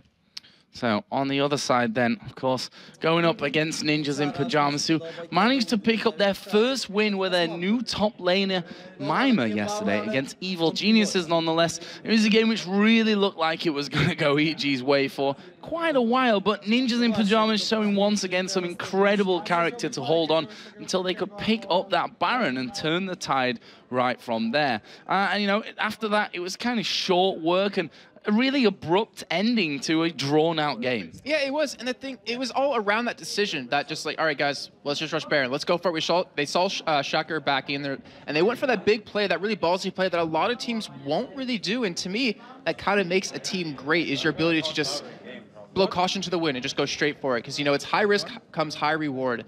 And it worked out, obviously, saw in that game. But the new top laner, he had a difficult time. But I talked to Deficio after the game as he was on the analysis desk with me, and he was saying that he knew Mimer was nervous. He was, asking, like, should I do this? Should I do this? Where should I go? Is he up? And after that win, as you mentioned before, he's got to feel more confident. And with that, his nerves have to be gone right now, and he's going to play phenomenal. Yeah, there's no doubt about it that Mimer, as you'd imagine, every player coming into the LCS on this stage here in front of the crowd is going to be nervous their first time around for things, and he really did well yesterday. So hopefully that win really helped him out in terms of the confidence boost that he probably needs for the remaining weeks here, and they'll be able to bring that A game into our final game of today. And think of the pressure that's on him. I mean, he has to feel more confident. He has to be more relaxed because week 7, I mean, you're at the top of the tables and you are so close to being in that first place. You're so close, which is weird to say, but you're close to even dropping out of 6th place if you just lose like 2 or 3 games and a couple of teams win those 2 or 3 games. So a lot of pressure on his shoulders, and we're going to see over time or over these next 2 weeks and this game if he can withstand that pressure. Well, there is Meteor Makers, a team which slipped to bottom of the table despite a brilliant start for them here in the summer split. Of course, they were second after week 1. At 4-for-1, losing only to Alternate, who themselves have now slipped away for the first time in the summer split from the top of the leaderboard. And, well, there's got to be a lot of pressure on them from themselves here. I mean, Meteor Makers are a team that have been together for an incredibly long space of time. I think, despite the fact that Kuban dropped out for a matter of weeks, really came then back into the team, they are one of the longest standing teams in competitive League of Legends across the world. So, they fought so hard for this. Not qualifying for spring was obviously a big hit for them. They managed to do it this time around for summer, and they're going to be wanting to make sure that they keep this dream of the LCS alive. And you have to think that if you think of any Polish team or all Polish team, you're going to think of Meteor Makers. They're, obviously all Polish. They're fighting for their country practically, just like Gambit is with Russia, and that has to play even more pressure onto it. But like, this is the time. If you want to make yourself stand out as a team, like, you have to win these games. You cannot afford to lose anymore. And I feel like with every game that does slip away from Meteor Makers, they're just slowly getting more and more down on themselves. So we're going to get into the picks and the bans here. And already a couple are coming out. Evelyn and Elise being banned out in the early stages of things. And this is, for me, a hard one to call in terms of the outcome of the game. But we can probably see some trends here coming through. Lissandra, of course, going to be banned out. Very, very strong champion right now. Twisted Fate taking out Charu. Loves to run that Twisted Fate, even with a teleport. No problem to have 2 in there, so not wanting to let that one go through. Yep, I'm actually really surprised to see Twisted Fate banned out against Charu, because he's 1-5 with him so far, which isn't honestly a good record. I mean, then again, Meteor Makers haven't won that many games throughout the entire season, but it's just, I don't know, it's just a weird ban. But we are seeing the Evelyn, which Meluna we have seen play before, I believe, and it's one of those tricky junglers that mid-game you're really powerful. The whole stealth detection in terms of buying an Oracle that early is a little bit risky, but obviously with the change to 3.9, it doesn't hit you that bad since you can use it through death. And then the Elise, take away from Kuban, why not? You have to. And the Karthus as well. I mean, we've seen that Meteor Makers can play him in the mid lane, can play him in the top lane as well, of course. So wanting to get that one completely out of things. And what am I going to go for? There's Kuban on your screen, and looking a little bit confused about things going on there. There's a lot of eyebrow movement going on from this one, which indicates to me that Meet Your Makers were probably not expecting that Karthus maybe to go out and wondering exactly where they're going to put this first pick. Hey, look back to his Karthus against Ultra versus Kerp in the top lane. Like, he got double bust off of RNA right off the bat, but that one little misstep gave Kerp double bust, gave him the strength to pretty much fight him, and it looks like they still not even sure exactly what they want to go. They're still kind of arguing. They really want to win this game, and looks like they will go for Jarvan, which that's not really a champion that Makati plays. But we think back to when he first started, Shen Nautilus, and now as you saw yesterday, he played Lee Sin, so it looks like he started to change up his jungler champion pool a little bit. Yeah, started to go in there, you know, those more fighty junglers rather than going for the pure utility, really, that he was playing a lot of the time. So, and Ninjas in Pajamas now got 2 picks. Are they going to be thinking about AD carries? Of course, Freeze himself doing incredibly well up until now that he's recovered from his sunburn that he had over in Tenerife. But looks like they're going to lock in the Thresh for Deficio, who's done really well in the past with that. And also the Rise coming in for Maima. Of course, that's the champion we saw him running yesterday. Yeah, it's really weird because when we heard him in the interview and when we talked to him, he likes, you know, Rengar, likes Evelyn, like the stealthy champions, like to be really aggressive. Rise isn't necessarily that kind of champion in the beginning until you get tanky enough to really handle the damage that comes right back at you. But, I mean, he didn't do terrible on Rise. He did lose to Wicked in terms of farm earlier on, but we can pretty much say that was just due to nerfs. But yeah, the Thresh for Deficio, 5 for 6 with him. Very strong champion for him. But we're going to see how it's going to work out, because right now they have 2 champions with some really good CC. You know, you have the Rune Prison and then the hook coming out of Thresh. So you have potential to burst someone down. I want to see what they're going to follow that up with Bjergsen. Well, looks like we could be seeing a Fiddlesticks in there with Caitlyn. Well, indeed. So that's what Meet Your Maker's going in for here. And already you see a bit of a pattern there for when it comes to team fighting stages on Meet Your Maker's side. With Fiddlesticks and Jarvan, 2 very much go in there and get the job done champions. I'm actually... Okay, so I'm slightly confused by the Fiddlesticks pick. Because, I mean, Rise is like a bane to any AD carry. Because when you auto-attack him, you're pretty much in his range for spells. Caitlyn is one of those huge champions that actually extends the range, so you have the ability to attack without being harassed. But to pair it with the Fiddlesticks, so in lane, it doesn't really work that well. Like a Fiddlesticks of ours would be really nice because you can lock them down, follow up with the Fiddlesticks ultimate, CC'd forever, you're going to get a kill. But I don't want to say that'll ever be mid lane, that Caitlyn. I was thinking potentially it could be, because right now Charu's not sitting on teleport, which, that's scary. I mean, he's changing things up if he doesn't run teleport. Flash Ghost. Almost as much range as a teleport if you do it right. Not quite. But we are going to possibly be seeing Aatrox and Draven coming out here. So this is the first time that we're going to be seeing Draven here in Europe. Post 3.9, of course, had the changes to his passive. Aatrox as well being coming in. We'll see whether that ends up being in the jungle or even in the top lane, which is where we've seen Darian run him. But in the games where it wasn't Darian with Aatrox, it was Aatrox jungle. Yeah, so I want to touch on the Draven. So in 3.9, his bleed was taken away off of his Q, well, and a crit.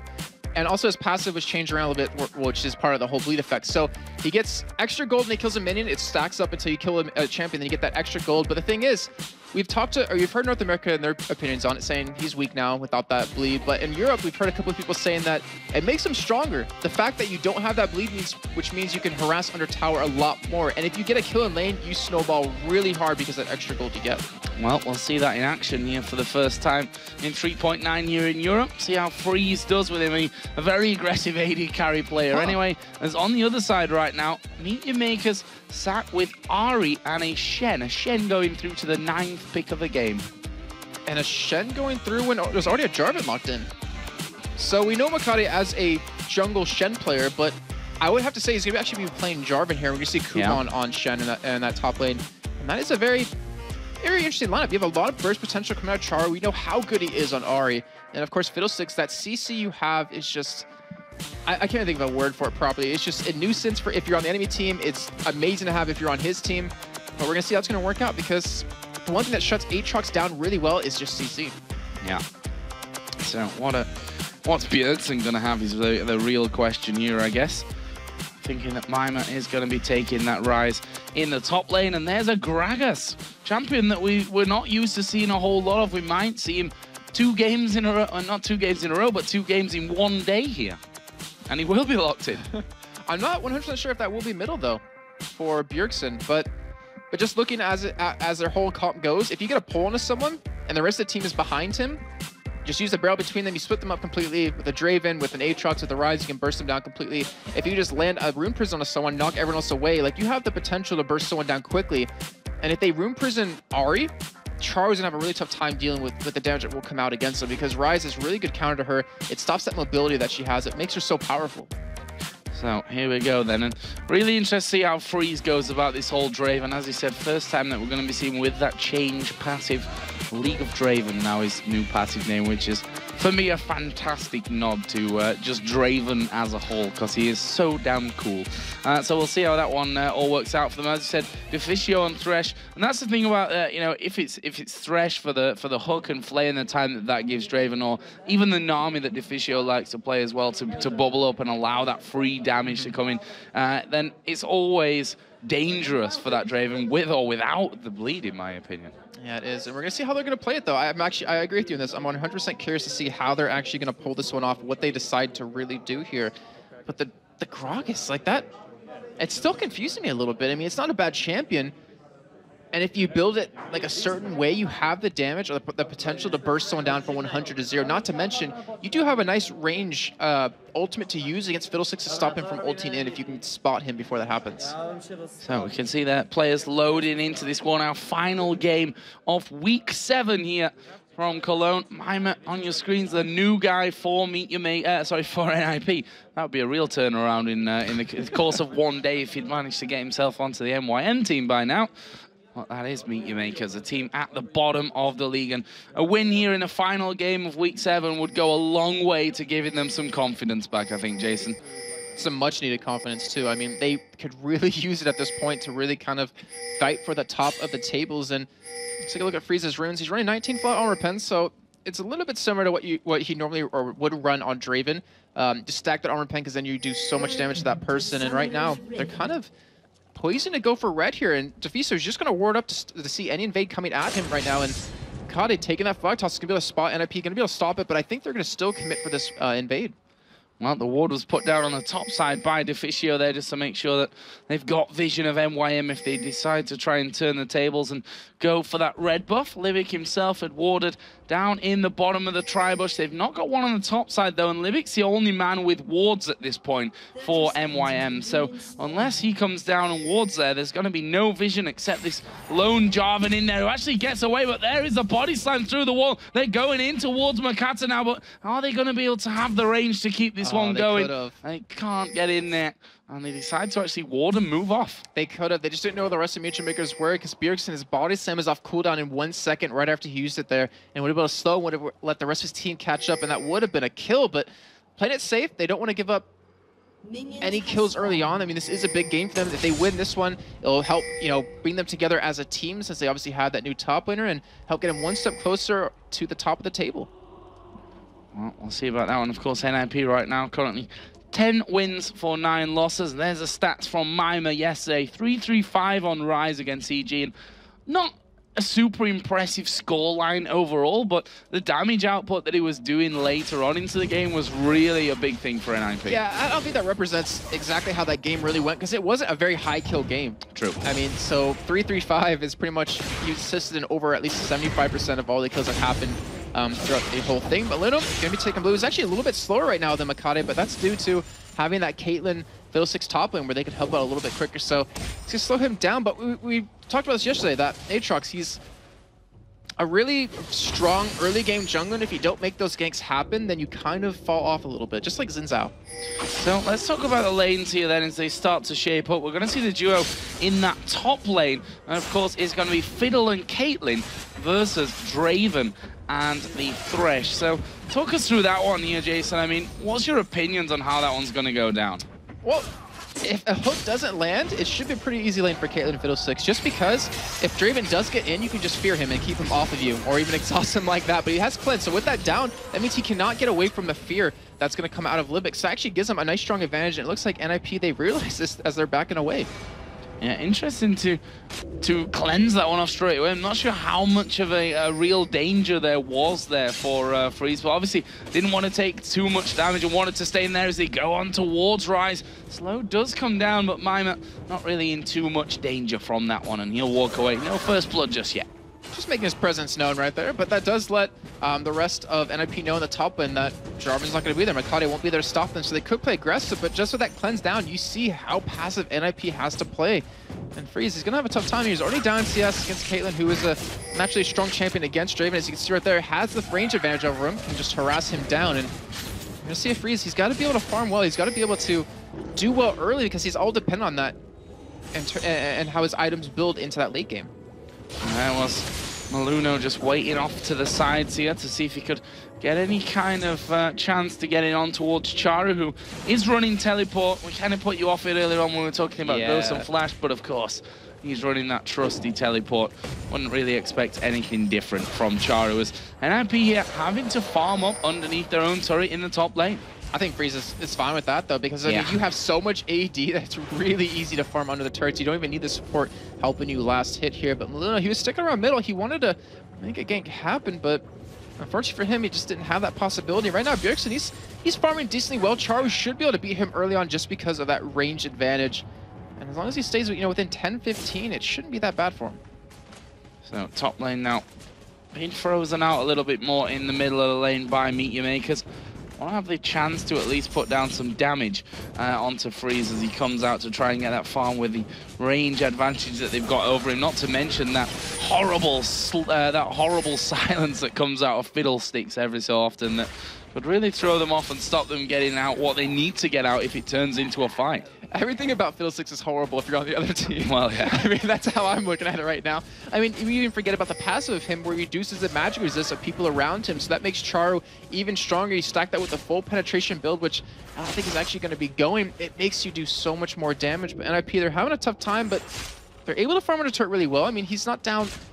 Well, no, he's down quite a bit of CS. He's down 15 CS right now, but he still should be able to farm quite well. Maluno, he wants to make something happen, but right now, you do have the hook landing. Oh, the hook landing in on towards Libic here. Can Maluno get involved? Freeze is super low, so they can forget him getting joined in on the fight as Libic is going to flash. There's a jump in. First blood comes down for Deficio, but here comes the teleport. Charu goes in. He's going to pop the passive there of Maluno. Have they got the damage to keep them away? No. Charu gets one. Ulti running now. Has he got enough damage to get two? He goes to Freeze. Gets a double kill. The hook actually missed there from Deficio. That could have been the kill for him under the tower, but nicely done. There's the teleport again from Charu coming up big. And just showing why he loves that summon. Now Bjergsen just going to push in that lane, but a great job of him to come in. It was I wanted to think a little bit too late, but when they realized how much damage they did back to the team and how they realized that Freeze, he got hit with a Piltover Peacemaker right as the fight started, so he wasn't even in the fight, and they knew that he could actually be able to turn that around, pick up 2 kills, but Bjergsen, he's heading top for macro. He is level 6, and he is spotted by a ward, but I don't think he has the damage to kill him. Well, Makler, what's he going to do here? There's the body slam missing. Makler flashing away from the Baron. He's like, what damage, Bjergsen? None of it's going to hit me. I am out of here. But flash burn, I suppose, and that's something for them to look forward to as Makata comes in here on towards Mima and decides, nope, not going to be able to really push down for him. Kuban actually right now got a 12 CS lead over Mima and the level advantage. I'm really surprised by that. Well, no, I'm not surprised by that. I'm surprised by the fact that Makate's camping him quite a bit. I mean, yeah, they're trying to pick off, I want to say they're weak link, and I don't mean anything bad by that, but just weak link in terms of not playing with NIP as much as Extinct did previously. So he won't be obviously in synergy with the rest of his team, but considering they're ganking him and not Bjergsen, not Freeze in the top lane, it's a little bit odd, but so far it's working out. It's allowing Kuban to get strong, it's allowing him to get that free farm, and he's going to become a real nuisance when he starts a split push. Well, Freeze already, with that one death, actually picking up the Vamp Scepter as his first item in there. Double Doran's Blade and Berserker Greaves all done up here for Makler's Caitlyn. That's going to give him more chance to be dodging those hooks that come through and generally just being a lot more mobile and able to escape from any pressure that comes down for NIP. Right now it's the 600-700 gold lead for Meet Your Makers after everything that went down there in the early stages, but almost 8 minutes in, pretty low scoring game up until now. Yeah, and we look at where those kills went. I mean, you got to keep in mind, they went over to Charu. Look what he came back to lane with. A Nisi large rod. 7 minutes in. Like, that is really hard for Bjergsen to deal with. And when his ultimate's up, Charu, I mean, he doesn't have Ignite, so his kill potential in lane really kind of diminishes, but with the Nisi large rod, he's still going to hurt quite a bit. He still should be able to pressure Bjergsen quite well, but there still always is that threat of Bjergsen trying to one-combo him.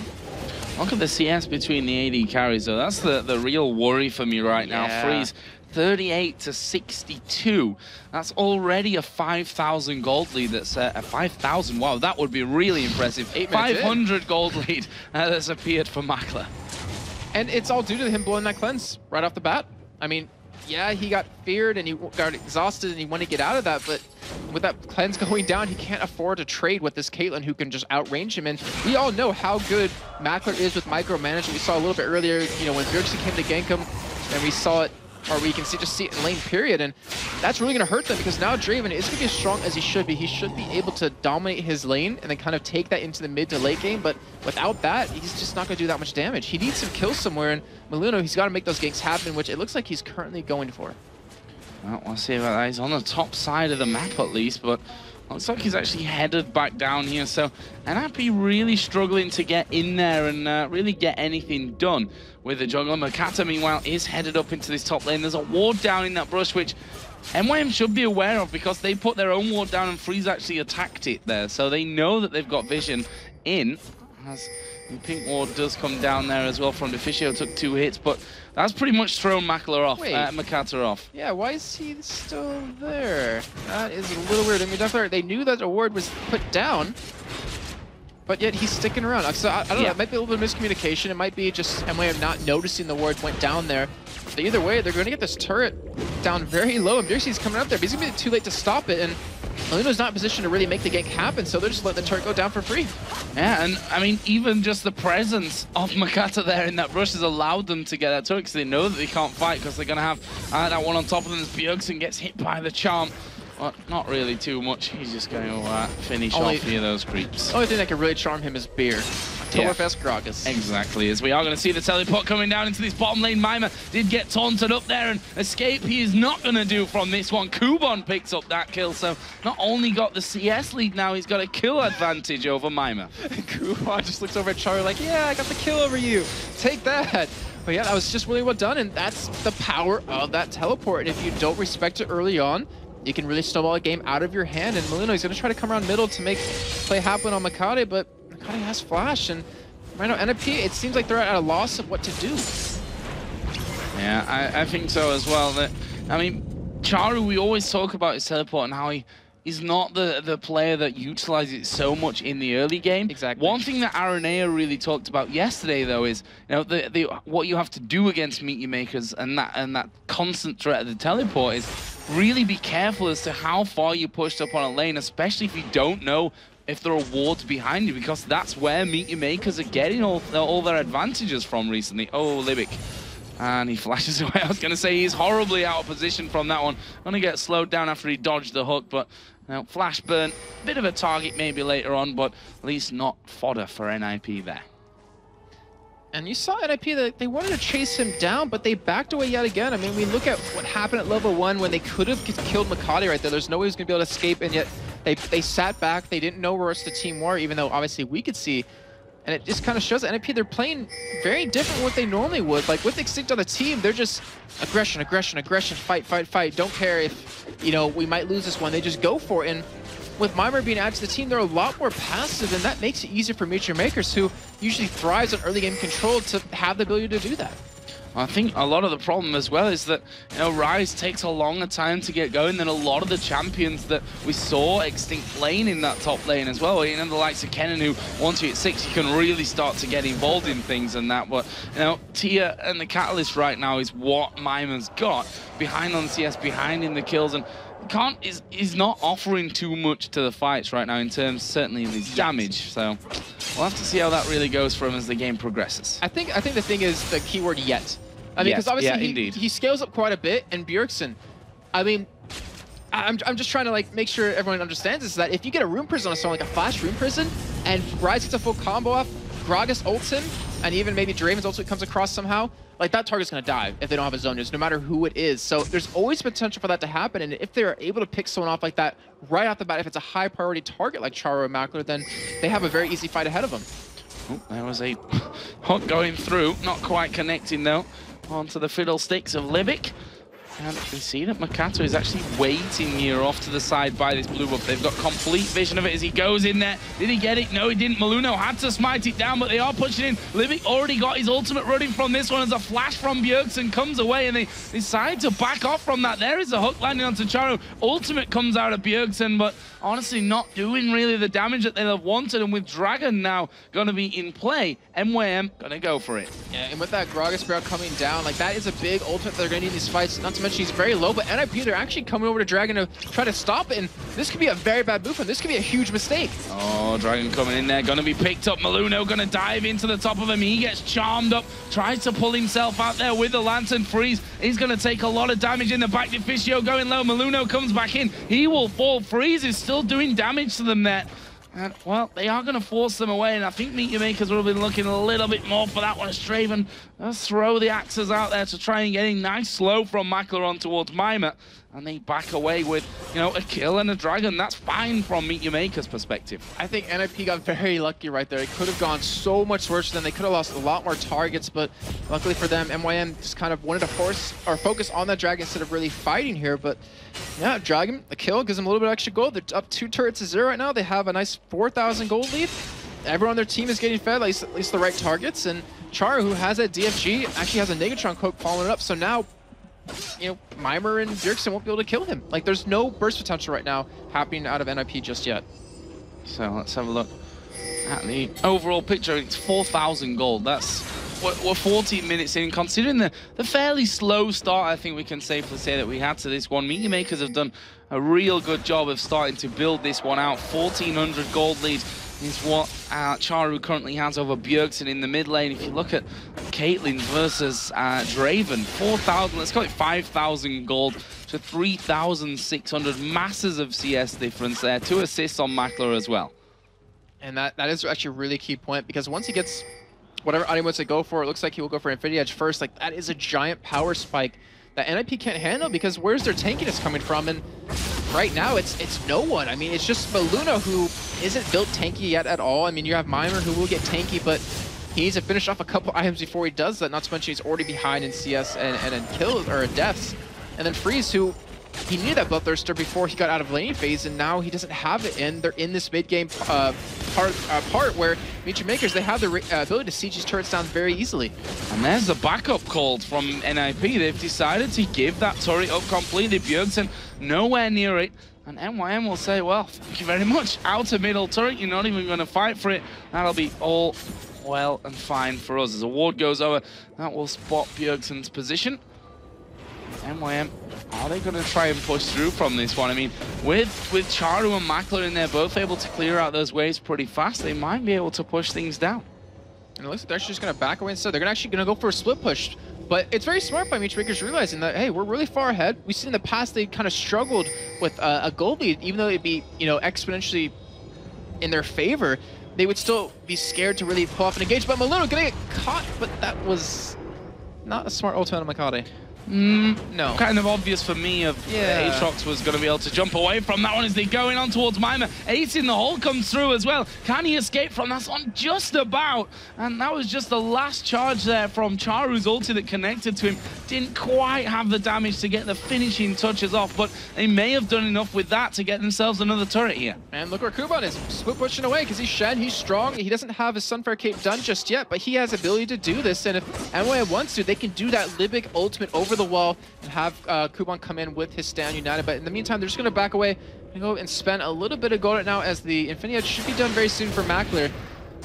And the thing is, like, we talked about Meet Your Makers in the first couple weeks. If they get that first turret down on you, if they get control of the game early on, they're going to be very aggressive. They're going to ward your jungle like crazy, which allows Charu to really hop around the map. And we talked about them in the pregame saying they've been changing up their strategy, but it seems like their old one's working out well for them. It seems like they've figured out a way to make their early game more powerful so they have the ability to control it, and then just kind of fall back to how they know how to play. Yeah, which is that full control play style. We see their Bloodthirster now finished up by Freeze. Abyssal Scepter coming in as well for Bjergsen. The Rod of Ages is done for Mimer's Rise. So that gives them a lot more power coming through from this one. But Meet Your Makers won't be far behind them finishing off some more items. Yeah, you give them like 1 or 2 minutes longer. You're gonna have the Abyssal done, you're gonna have the IE done, you're gonna have a Sunfire Cape hopefully done for Kuban. Actually, yeah, it would be done very soon because he's just been pushing away, farming up quite a bit.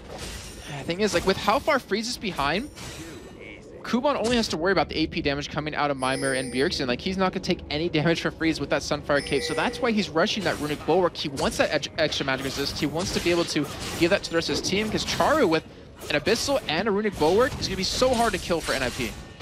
Well, we see them here coming in towards that blue buff. Small blizzards taken away there by Makler. Say thank you very much, and NIP a little bit wary here of actually sticking around to finish off that blue buff. In the meantime, Kuban is just pushing in this top lane. NIP, they're gonna have to react at some point. And they're not even taking their own blue right now. I mean, just the 3 members of Meet Your Makers are holding them off. Well, the 4 because Char's around the corner, but they're gonna take it. But at what cost? Are they really gonna afford to, or can they really afford to lose a top inner turret for a blue buff? And it gets stolen away. Yeah, they've lost it as well. That is just the most horrible thing that could have happened for NIP here. They're gonna lose that inner turret at the top. They look like they want to fight as Maluno gets charmed into that one. He tries to get away, does get away. There's a massive Cataclysm coming out from Akata, and here comes the fight. Bjergsen right at the front, exhausted. He's somehow still alive from this one. Deficio finished off, and MYM can chase through for this one now. Ace in the hole gonna hit Mimir. He is gonna be a dead man. Maluno is very, very low. Already had his passive pop, and that will be 3 kills. An inner turret in the top lane as well. And that was just that Cataclysm. Wow, that was ridiculous coming out of Makata right there, knocking up 5 members, pulled them all together, and then Kuban coming in with that Stand United. He did get the turret top lane too, and now they're gonna go Dragon, so they're up 7-1 in kills. They're up 4-0 in turrets. They're up almost 10,000 gold, but this Dragon, they're pretty much gonna be there 20 minutes in. Yeah, this is the perfect start for Meet Your Makers. And we see that really close. 9,000 gold is basically what they've got right now in terms of a lead. And those items we were talking about earlier, all going to get start to finish off. Infinity Edge coming out for Caitlyn. See Boots and Mobility coming through there for Thresh. The Abyssal Scepter done for Charu's Ahri. And, well, overall, that's a big spike of damage and power here for Meet Your Makers when it comes to the next ones. And you have to wonder there for NIP, the decision-making involved in that one. I mean, they let the inner turret go in the top lane at the cost of we're securing the blue buff here. Then they lost the blue buff, which is just everything going wrong, and then they lose 3 kills after it as well. I mean, that was just horribly calculated. I couldn't have said it better myself. I completely agree, Joe, and I know they're looking back at it like, wow, that was a stupid move, but I don't know, because he talks about in the pregame saying against Evil Geniuses, they were ballsy and went, hey, let's just rush that Baron, because we saw, you know, Shaker backing away, and they kind of went for something similar, but it wasn't the same circumstances. It didn't obviously work out the same way, and now with like all those items coming in with the Sunfire Cape done on Kuban, who is going to stop him from split pushing? And the only person is really Mimir right now, and he can't stop him from teleporting away. Yeah, Double Age is coming out now as well for Meet Your Makers. See how their ability to close this one out is, because they are in the driving seat. They are in a position to, you know, make those steps towards finishing off the game right now. But I've seen so many teams struggle with this in the past. We've seen them versus Lemon Dogs actually struggle quite heavily with this when they had a 20,000 gold lead. I don't remember how late into the game it was, but it wasn't that late. And they still struggled because they had Charo and Tusafei, who just got caught one too many times, and it really forced them to just back off. And right now, I mean, they have almost that 10,000 gold lead. They have a lot of kills on Charo, so if he gets caught and killed, that's a lot of their damage gone. Well, right now they're doing typical MYM stuff of getting deep wards into the enemy jungle, especially on that top side where a Baron position is what it's really all about. There's a pink ward in that brush, and they're really desperate to get that one away. They put the flag down. It's like, come on, we can get this one. We're going to get this one, Libic. Let's do it. And you have to keep in mind, like, there's a Fiddlesticks, and I talked about this yesterday in terms of Blitzcrank when Alter was playing versus Meet Your Makers, that if you deny that vision, when you have a support like that who can be so deadly, you just somehow need to get it back. Like, you cannot afford to give up any wards in your own jungle, but at this point in the game, they kind of have to, and now it looks like they're going to lose their middle inner turret, as still Kuban is just pushing that bottom lane, and Bjergsen's sitting there trying to stop him, but honestly, he can't. No, not really a lot he can do about that one. You see the silence just stripping through the NIP team. And they're just going to keep going straight into this one, MYM. Makata taking away the jungle as much as he possibly can. Kubon is still down there. Mima now the one that's going to try and stop him from doing that, but he himself can't get involved. So if Meet Your Makers took a fight right now, it would be a 5v4. Yeah, it definitely would, but you can see the hesitation on them right now. They just want to let Kubon go for that split push. He's actually going to just straight face into the turret a little bit, just on the bottom left-hand side of your screen. But Charo, he's there in the vicinity. Looks like they're actually splitting up, going for a two-man split push and trying to get that turret down, which it looks like they might be able to accomplish here. They have the worst to spot anyone coming too, and they have Meet Your Makers being very aggressive middle lane, and they have the ability to disengage if they need to. And there it is, taken down. NIP tried to chase him away from this mid lane, which worked, but it was all about buying time for that bottom lane, which Kubon is still there. Sunfire keeps burning through those waves as they come, and they've got to stop this somehow, but how? Well, I mean, the thing is they have to force a fast engage. Like, they have to try to catch someone and burst them down before Shen Ultimate can get through, before he can actually arrive at the party. Problem is, they don't have the damage to do that right now, and I'm looking at this like, exactly, what can they do to pretty much stop this from happening? They need to kind of gain vision of their own jungle, but if they sink 400 gold into an Oracle right now, it won't really matter because they can't fight their own jungle. So the vision they just spent, or the vision they tried to get, and the money they spent trying to get it, is just all wasted. So right now, it's about getting your carries fed, trying to feed that farm over to them, make sure they get it in every lane possible, and then hope that you have the damage soon to be able to take them on. Yeah, soon being a pretty key word, I think, in this equation. We see MYM again going back and buying up whatever they can to basically go back out there and do the whole rinse and repeat of this split push strategy that they're going for here with Kubon. It's currently 203 now as well, almost at 200 CS, so he's right up there with that of Charu and Bjergsen. I really want to praise Kubon, actually, because we talked about towards the beginning of the split when he was only playing Elise, and we're saying, you know, if he doesn't get Elise, is he going to play well? And for the first week or two, he didn't, but he's been playing really well on these different champions he's being forced to pick up, like his Shen. Done a very good job with these. Played a lot of other champions in the past, including the Sandra, which he didn't do too bad at, and he's been adapting really well to how teams are countering him. Well, are MYM going to be able to get this turret down? It's at half HP right now, and it's definitely a slow process to work that one through, but it looks like they will finally go in for that one here. Good few hits coming down once again as Mima now coming around from the side. That's 5v4, which, you know, right now they're quite happy to almost bait out and then back away from and then go back in and then back away because Kubon is still pushing the top lane. And look who's got to deal with the Mimer, and that's the biggest threat to them because of him being a Rise. Like, yeah, obviously Bjergsen can ult you, but not going to do that much damage, especially when he isn't ranked, or doesn't have that rank 3 ultimate. Oh. And they're slowly going to get this turret down. I mean, it's just slow and steady wins the race. Yeah, and there's the pull, but... Yeah, they got the hook on towards Charu there, but honestly, not really doing a whole lot after that one. It did force Charu to actually use his ultimate there to escape from that one, as we do have the Dragon now back in play, and NIP are trying to force MYM back. Yeah, this is a really key point in the game right now is, well, that's not much damage, but is the fact that can MYM keep pushing? Can they get inhibitor turrets off this? Because they've been able to take outer ones with the help of split push. But right now, we do see engage coming out. Here comes Fiddlesticks from the side. There's a Cataclysm down, and Bjergsen studying the damage right here. He is going to get exhausted up. Makata having to back away. There is the kill on towards Aatrox. They did manage to get Makata down, but can they get away now? Bjergsen is so very low. There's an ace in the hole, but Macklin knows it'll probably be blocked by someone. Where are they going to go now? Meet Your Makers there with a 1-for-1. Dragon is up. They'll probably take that goal and say thank you very much. I don't know if this is a smart move by them to just give it away, because they're going to have such a tough time taking the inhibitor turrets down. They have a man advantage right now. Well, not a man advantage, but they have an advantage just in terms of having the initiate out of NIP be down. They don't have a Gragas ultimate. They don't have Luna to jump in there, and they have the ability to siege these turrets down very quickly. They could have even gone for Baron right there, but they're just going to play it safe, go for Dragon, and safe, which they've done in the past, has almost made them lose games.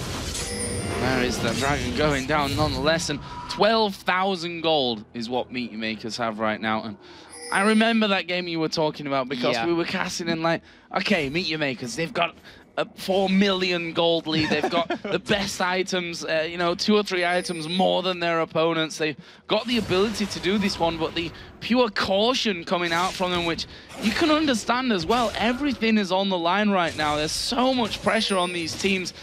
You know, we always talk about the advancement towards the World Finals, towards those playoffs, that is what they're really aiming for. But there's also the flip side of that, that if you start losing here and you finish bottom, you're not just fighting for playoffs, you're actually fighting for your whole careers from that as well. So there's pressure from both sides here on both of these teams, so that's why they're being so cautious. Meet Your Makers here, I've actually got that Oracle running of Pink Warded Baron.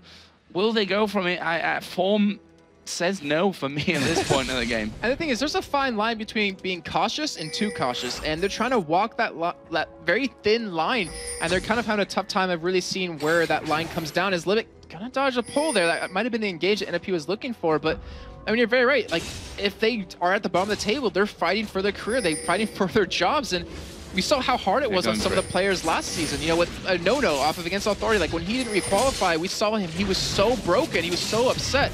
And you can imagine that anyone playing in LCS right now would have that same response. So we've got a 2-man Baron attempt from Meet Your Makers. NIP currently are sat back, being pretty much zoned out by the annoyance that is Surprise Party Fiddlesticks and Charu in there as well. And this Baron is going down slowly but surely, and he is going to go on to Meet Your Makers now. Solid pickup from them. NIP didn't know it was happening. And they haven't spotted it yet. And then they spotted it now. I was like, are they going to try to make a play happen off this without it being spotted? But yeah, with the Baron, like, if they can't push an inhibitor turret down now, then they are giving NIP the time to farm up their items, because they're ahead, you know, across the board in terms of that. But the longer they stall this game out, the stronger Mimer's gonna get. I mean, look at his items. He's getting there. He's got the magic resist now. He's got the tier stacked up. He's got the Rod of Aegis stacked. He's gonna let Bjergsen get his death cap, so his damage, you know, spikes up. Maluna's gonna get even tankier. Freeze is gonna get the damage he needs. So if they don't make a move soon, the whole 10, 14,000, whatever amount it's at right now, gold that they've been able to accumulate for the past 30 minutes is gonna be for nothing. Well, we'll see. MYM, as he said, they struggled to finish out games. The thinking behind that one, I remember the interview with Makata, who said, you know, one mistake is all you really need, and you can really lose a game like that. So they're obviously sticking to that mindset here, the whole careful, slowly but surely kind of mentality, which, as you said, let's not forget, NIP yesterday were behind against Evil Geniuses. They were in a position of pretty much losing that game the way it was going. They sat back, they patiently farmed things up, they got to a position where they could actually do something, and one smart decision or bad decision, whichever way you look at it from EG's side, they were able to get straight back in and win that game. Yeah, and there's one thing you have to keep in mind on top of that is that if they do lose someone, you know, Meet Your Makers does lose a member of their team right now, NIP has 0 turrets. That is so much free gold sitting there waiting for them to pick up if they do get a 5-man push somewhere, that they can just buy items pretty much out of nowhere. So you're definitely right. Like, they need to be cautious, but they also need to get an inhibitor down. Like, they need that little crack in the wall to become the hole in the wall for them to finally get through and start to get this game locked down. Well, we see that they are finally starting to push up this middle lane now. Waves not lasting very long when Charu and Makler get themselves going. Sorry, already down to half. Makler actually getting hooked in. They're going to barrel him down. He's a dead man as Mima picks up that kill. Meet Your Makers starts to back away, but they're chasing him for this one. Flashes from Meet Your Makers. They're getting off, and that's the kind of thing that Meet Your Makers were talking about. Your AD carry getting hooked underneath the turret, absolutely destroyed from NIP. Yes, they threw pretty much every single ultimate at that one, but they got the AD carry down. They're saying worth. But I mean, we think back to the spring split with Deficio on Thresh. Against Authority, he actually got a couple of pulls onto No that pretty much gave them the game. Like, he actually was able to pull No, who was on Ezreal multiple times under that turret, and that was able to get him back in the game, and he's able to prove it yet again. But right now, with that kill that NIP got, what did they take off of it? Nothing. I mean, it's obviously a little bit hard to do that when you have Charu pushing bottom and no one can really go heads up against him. But the thing is, if you're going to get kills like that, you need to be able to make something happen off of it. Makata at this point just stealing away as much of that jungle as he possibly can. Red buff is going to be going over to him.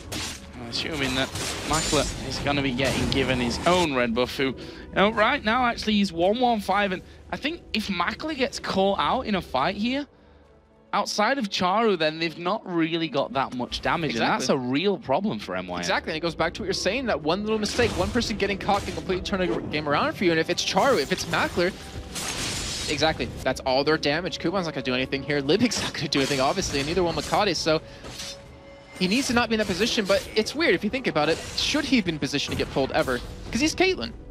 It's really hard to get in that position, but you have to give NIP credit. You have to give Fisto credit for being able to spot that mistake and take advantage of it. Charu just got hooked there as MYM now going for another push on this middle turret. They've had a bad experience there once before. Well, let's see if they can get past that and go in for it this time. It's pretty low now already. Got about 20% of its health remaining as that turret. They throw down a few more traps into it. To be honest, that Shen can tank up a lot of stuff when it comes to hits from the turret. They could probably deal with that just from Kuban actually getting in there and tanking that one turret up. But as I said, careful it is for MYM. I'm pretty sure that they could just dive the turret. Like, for instance, have Lipic ult over the wall, have Kuban go in, ult, or, you know, and taunt someone, let Mackler and Charu finish the turret down, they'd kill it right away, and they'd be able to win the fight. Problem they have that the longer that they let this one go, the less likely they are going to be able to actually do that. Yeah, exactly. To fight them in there. So now time is ticking here for Meet Your Makers. We're 34 minutes into this one as Makata and Charu now pushing that bottom turret. What are they going to do about this one? Kuban reluctant to tank the tower. Makata backs away and they do go into that middle turret. Still not quite finished off. Still got a speck of health on it. You know, I'm looking at this and I'm wondering, is this a weak point within the Meet Your Makers team in terms of they're counting on NIP to make a mistake? Oh, no, this is not good for Makati. Well, actually, did manage to get off towards his flag there. It was a little bit of a jerky move over there because of all the CC coming out onto him, but surviving with his life. Meet Your Makers. I think one thing's for sure, it's not going to be just one Baron this game. Oh, definitely. I was doing Charu actually going and trying to get some damage, just trying to push them away from this turret because it's so low. And I was trying to say, oh, they do get the turret and they're going to engage. Yeah, Kuban going in for this one. Charu at the back. There's a lot of damage coming around as Limit going to get hooked in, but there's the Cataclysm coming down. Kuban going to use Stan United. They do manage to proc Maluno's passive here as they go right on top of him. He tries and successfully jumps away for a while before Mackler actually comes in, and this opens the floodgates now for Meet Your Makers. It's 5 versus 2. Can they finish it off right here? No, Joe. They're going to go back and go for Baron. Oh, Mackler actually, I don't think he can dual freeze right now. But anyways, so I was trying to say is that Meet Your Makers, they're in the winning position right now. Like, they have the gold lead, they have the items, everything. But they're counting on NIP to still make another mistake for them to finish the game when it should be the other way around. It should be NIP counting on Meet Your Makers to make a mistake for them to get back in the game or to be able to get some sort of advantage. And it's not necessarily exactly what you need, but still, either way, Meet Your Makers are able to get an inhibitor off of it, and they do have this nice advantage where Baron will be up in 30 seconds. They have Superman's pushing middle, and we have a giant gold lead between the AD carries. Not just even. Look at the mid laners there as well. There's a 4,000 gold lead between them. There's 3,000 between the between Ryze and Chen. The supports, if you look at that, if you want to, we might as well. We've got a little bit of time, I think, left for this one. 2,400 is the difference in there as well. So now at this point, Meet Your Makers, you know, they've made those steps of actually taking the inhibitor down. Baron's coming up here next. They've gone back. They've bought up Infinity Edge, Phantom Dancer. Bloodthirster now in there for Caitlyn with a pickaxe as well, working towards that last whisper. We've got the makings of a Randuin's Omen on Fiddlesticks at this point as well, just to show you how that's going. It makes sense though, because we saw over at NA Nintendo Dex, I believe from Team Coast, actually built tank Fiddlesticks in the jungle because your base numbers on Fiddlesticks Ultimate is ridiculous. And NIP trying to make a play there. I mean, they didn't have the Oracle, I believe, so they couldn't even kill the ward that was in there. But I mean, the base stats on Fiddlesticks' ultimate is just really high. So you just build straight tank, pop the Rangers when you get in the middle of them. The whole team is slowed, and it allows for Kuban to hit a nice, easy taunt. Well, let's see how far they get in that. Let it reset, guys. Calm down. Baron's just going crazy there. He's like, no, I've not reset yet, Lyric. I'm going to hit you for a while. You see ulti thrown out there by Freeze to push out that bottom wave a little bit more. Deficio here getting out of position there and trying clearing out some wards. And NIP look like they don't want to give up Baron 2. It looks like their idea for getting back in this game as it was against EG is to make a play on Baron. But what's so weird is this is the first time they've been out of their base in the past 10 minutes, it feels like. They do have an Orc on Deficio, luckily, but they're not clearing out all these wards that are currently around everywhere. And in the meantime, Kuban's just still pushing bottom. We saw how that happened earlier on with him in that top lane when they were around blue buff, and it worked out horribly for him. Now they're doing it again with the red buff, and it gets stolen away. Nicely done by Mackle there. Piltover Peacemaker comes through, says thank you very much. As you said, though, Kuban split pushing this bottom lane. The turret is low. He's going down here, possibly just to those minions coming in. Kuban does actually back away from that one. Meantime, actually, it's not quite as low as I figured out, but I think it will go down. Baron has been started by Meteor Makers. Turret does fall in the end. There's Stan United coming in for Kuban, going in on top of Mackler. But can they actually get in here and make anything work from this? They keep that Baron going. Mackler actually going in there from the backside. So Baron has been started. There's the ultimate out of Bjergsen, and that's really one thing going down as the DFG comes in there. Charu going very, very deep, but he's done so much damage. Taunt doesn't quite land. Ace in the hole goes through to hammer down Deficio as they turn, hit Kuban, but look, he doesn't take any damage really. More than half of his health still left after that fight. He's got a Warmogs running bulwark plus a Sunfire Cape as well, and we're now with the second Baron of the game, a naked inhibitor on bottom. It's their game right now to finish. And I think they're going to be able to do it on this next one. NAP, I mean, you heard Demon say it earlier. The chances of coming back from 2 inhibitors being down is so ridiculously low. It's so hard to do. And NAP, they need to fight on this, but they can't fight against a Baron at Meteor Makers who are still being very hesitant for some reason. They have Baron. They have an 18,000 gold lead, and yet they're not committing to this. Well, slow but sure, Jason. We've learned this about Meteor Makers by now. Not quite fast enough, I think. As the inhibitor down to half HP, or just a little bit less at this point. The barrel's only going to explode in a certain range. That's never going to change, guys. You can still dodge it, but no. All that wasted beer, though. So all that wasted beer, bad times. Now we see the charm landing onto Maluno. He's going to get his passive pop, but are they going to stick around to try and kill him off afterwards? The answer is no. I really wish I could say what's going through MYM's head. I mean, obviously it's about what Makade said in that interview. I mean, they don't want to get caught. They don't want to lose this game with what's at stake. They get the second inhibitor down. They're going to go for a third one right now. And honestly, they could probably face tank it. They could probably engage right now if they wanted.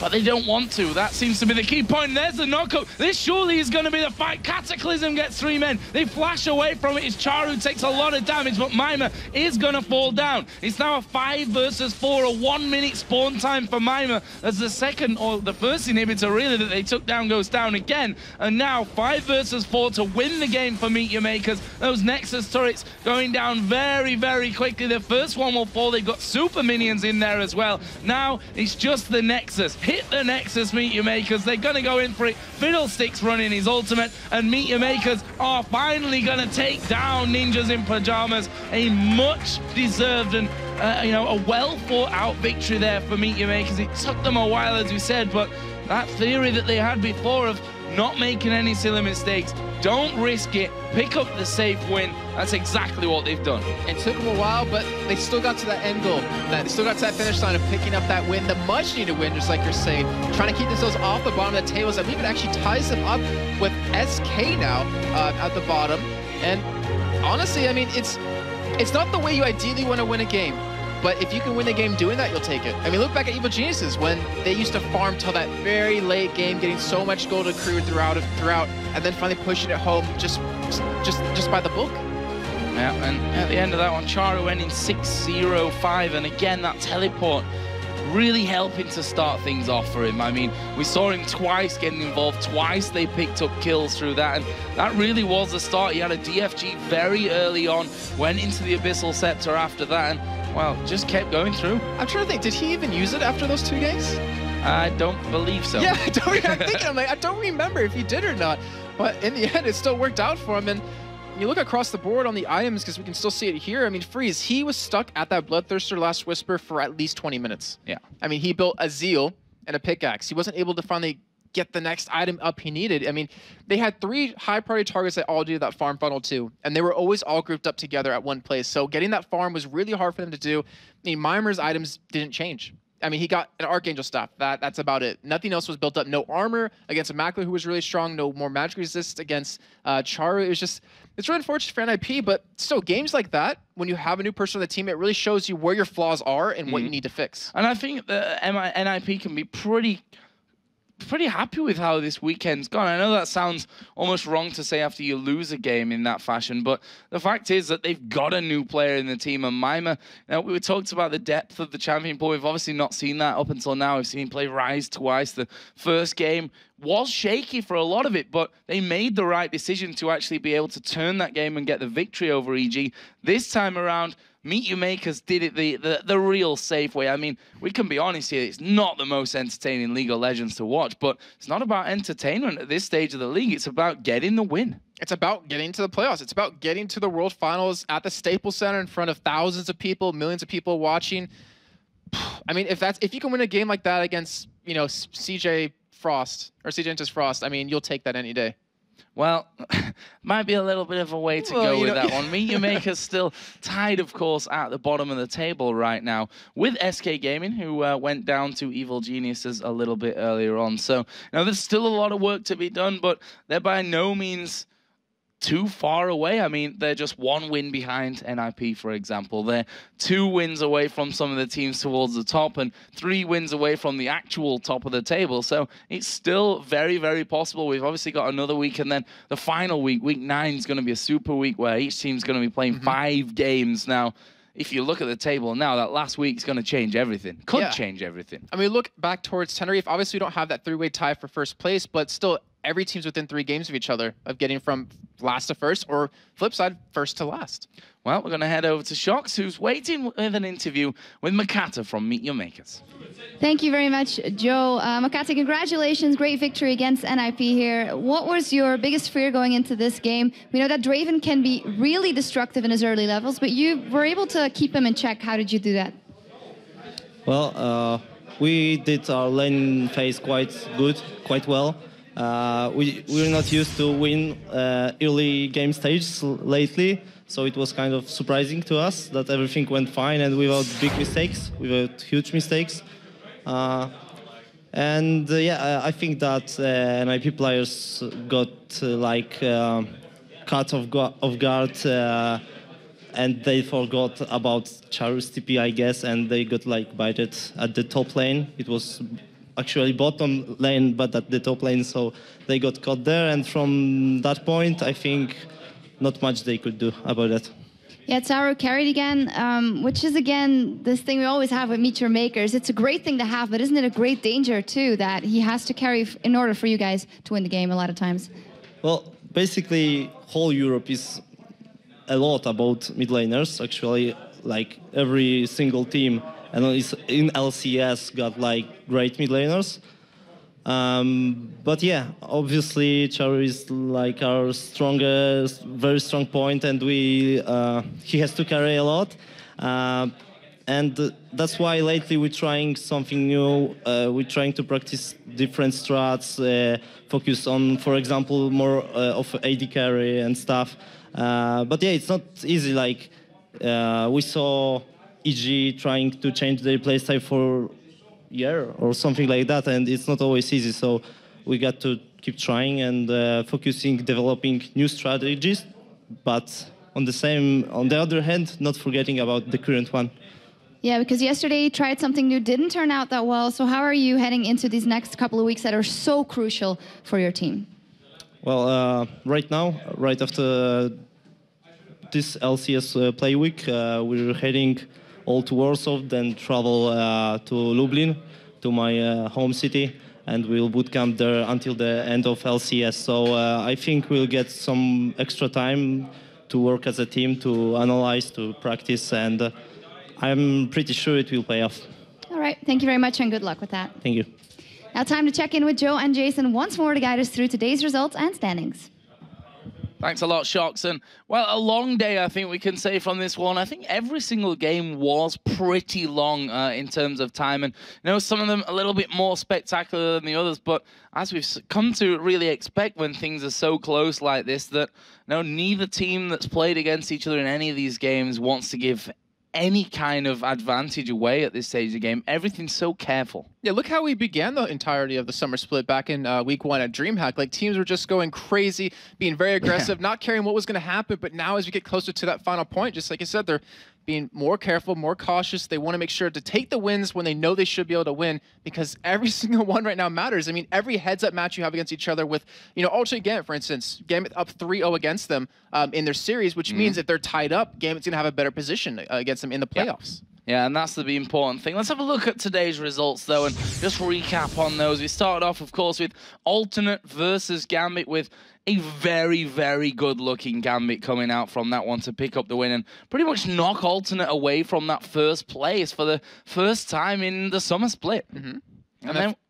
Sorry. No, okay, sorry. Yeah, I mean, they definitely did, and considering how they looked the day before, it was a little bit weird, but kind of we've gotten used to seeing Gambit do this, where they're really bad one day and they just come out amazing the next. So then we moved into Fnatic versus Lemon Dogs, and well, once again, the public voting wrong against the Lemon Dogs. They love this. The last time they won against Fnatic, it was 92%. I think today was 86%, somewhere around the mid-80s, and Lemon Dogs picked it up again, so they like playing with the crowd against them, it seems. Yeah, and we actually remember in Tenerife we talked to Myth and he said, they don't have a lot of fans, but over the summer split they probably should gain quite a few because they are looking unstoppable right now. And then game after that was SK versus Evil Geniuses, the clash of the old guard, where EG ended up coming out victorious right there with a much-needed victory, separating themselves from SK on the standings. And then as you just saw, Michi Makers taking that very slow, methodical win over NIP, but it helps get them tied with SK out of that last spot. Well, let's have a look at the league table then and see where, after another crazy weekend, we are left. Look at that. Lemon Dogs, top of the table, 12 wins, 8 losses. Fnatic behind them, tied with Alternate and Gambit for second place at 11 for 9. Then Ninjas in Pajamas, 10 for 10 in the mid spot. And then, of course, EG, MYM, and SK running at the bottom, with EG taking a place ahead of them. And Joe, I'm looking at this. I'm amazed, because I know back in week 1, before we even started the summer split, I was like, oh yeah, these teams are going to be in the top, these teams are going to be in the bottom. And I couldn't have been more wrong. Yeah, I really couldn't have. There's just no way to even be predicting right now, I think, as to who's going to be there come the end of the season, who's going to be at the top, who's going to be at the bottom.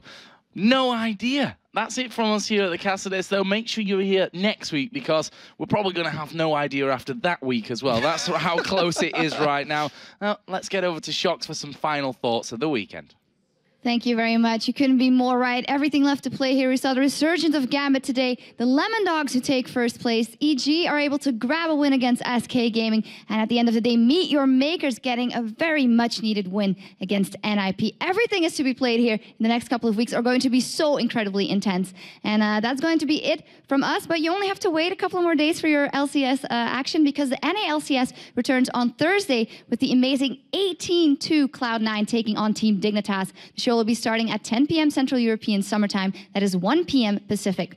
And we're going to return here in Europe next week, Saturday, at 6 o'clock Central European Summertime. That is 9 a.m. Pacific, with 6 big matches. We're going to be seeing Gambit versus Evil Geniuses, SK versus Alternate, followed by Lemon Dogs versus MYM, Fnatic versus NIP, Alternate versus MYM, and we close out that day with Lemon Dogs versus SK Gaming. On behalf of D-Man, Jason, Joe, myself, and the entire production crew, thank you very much for tuning in. See you next week.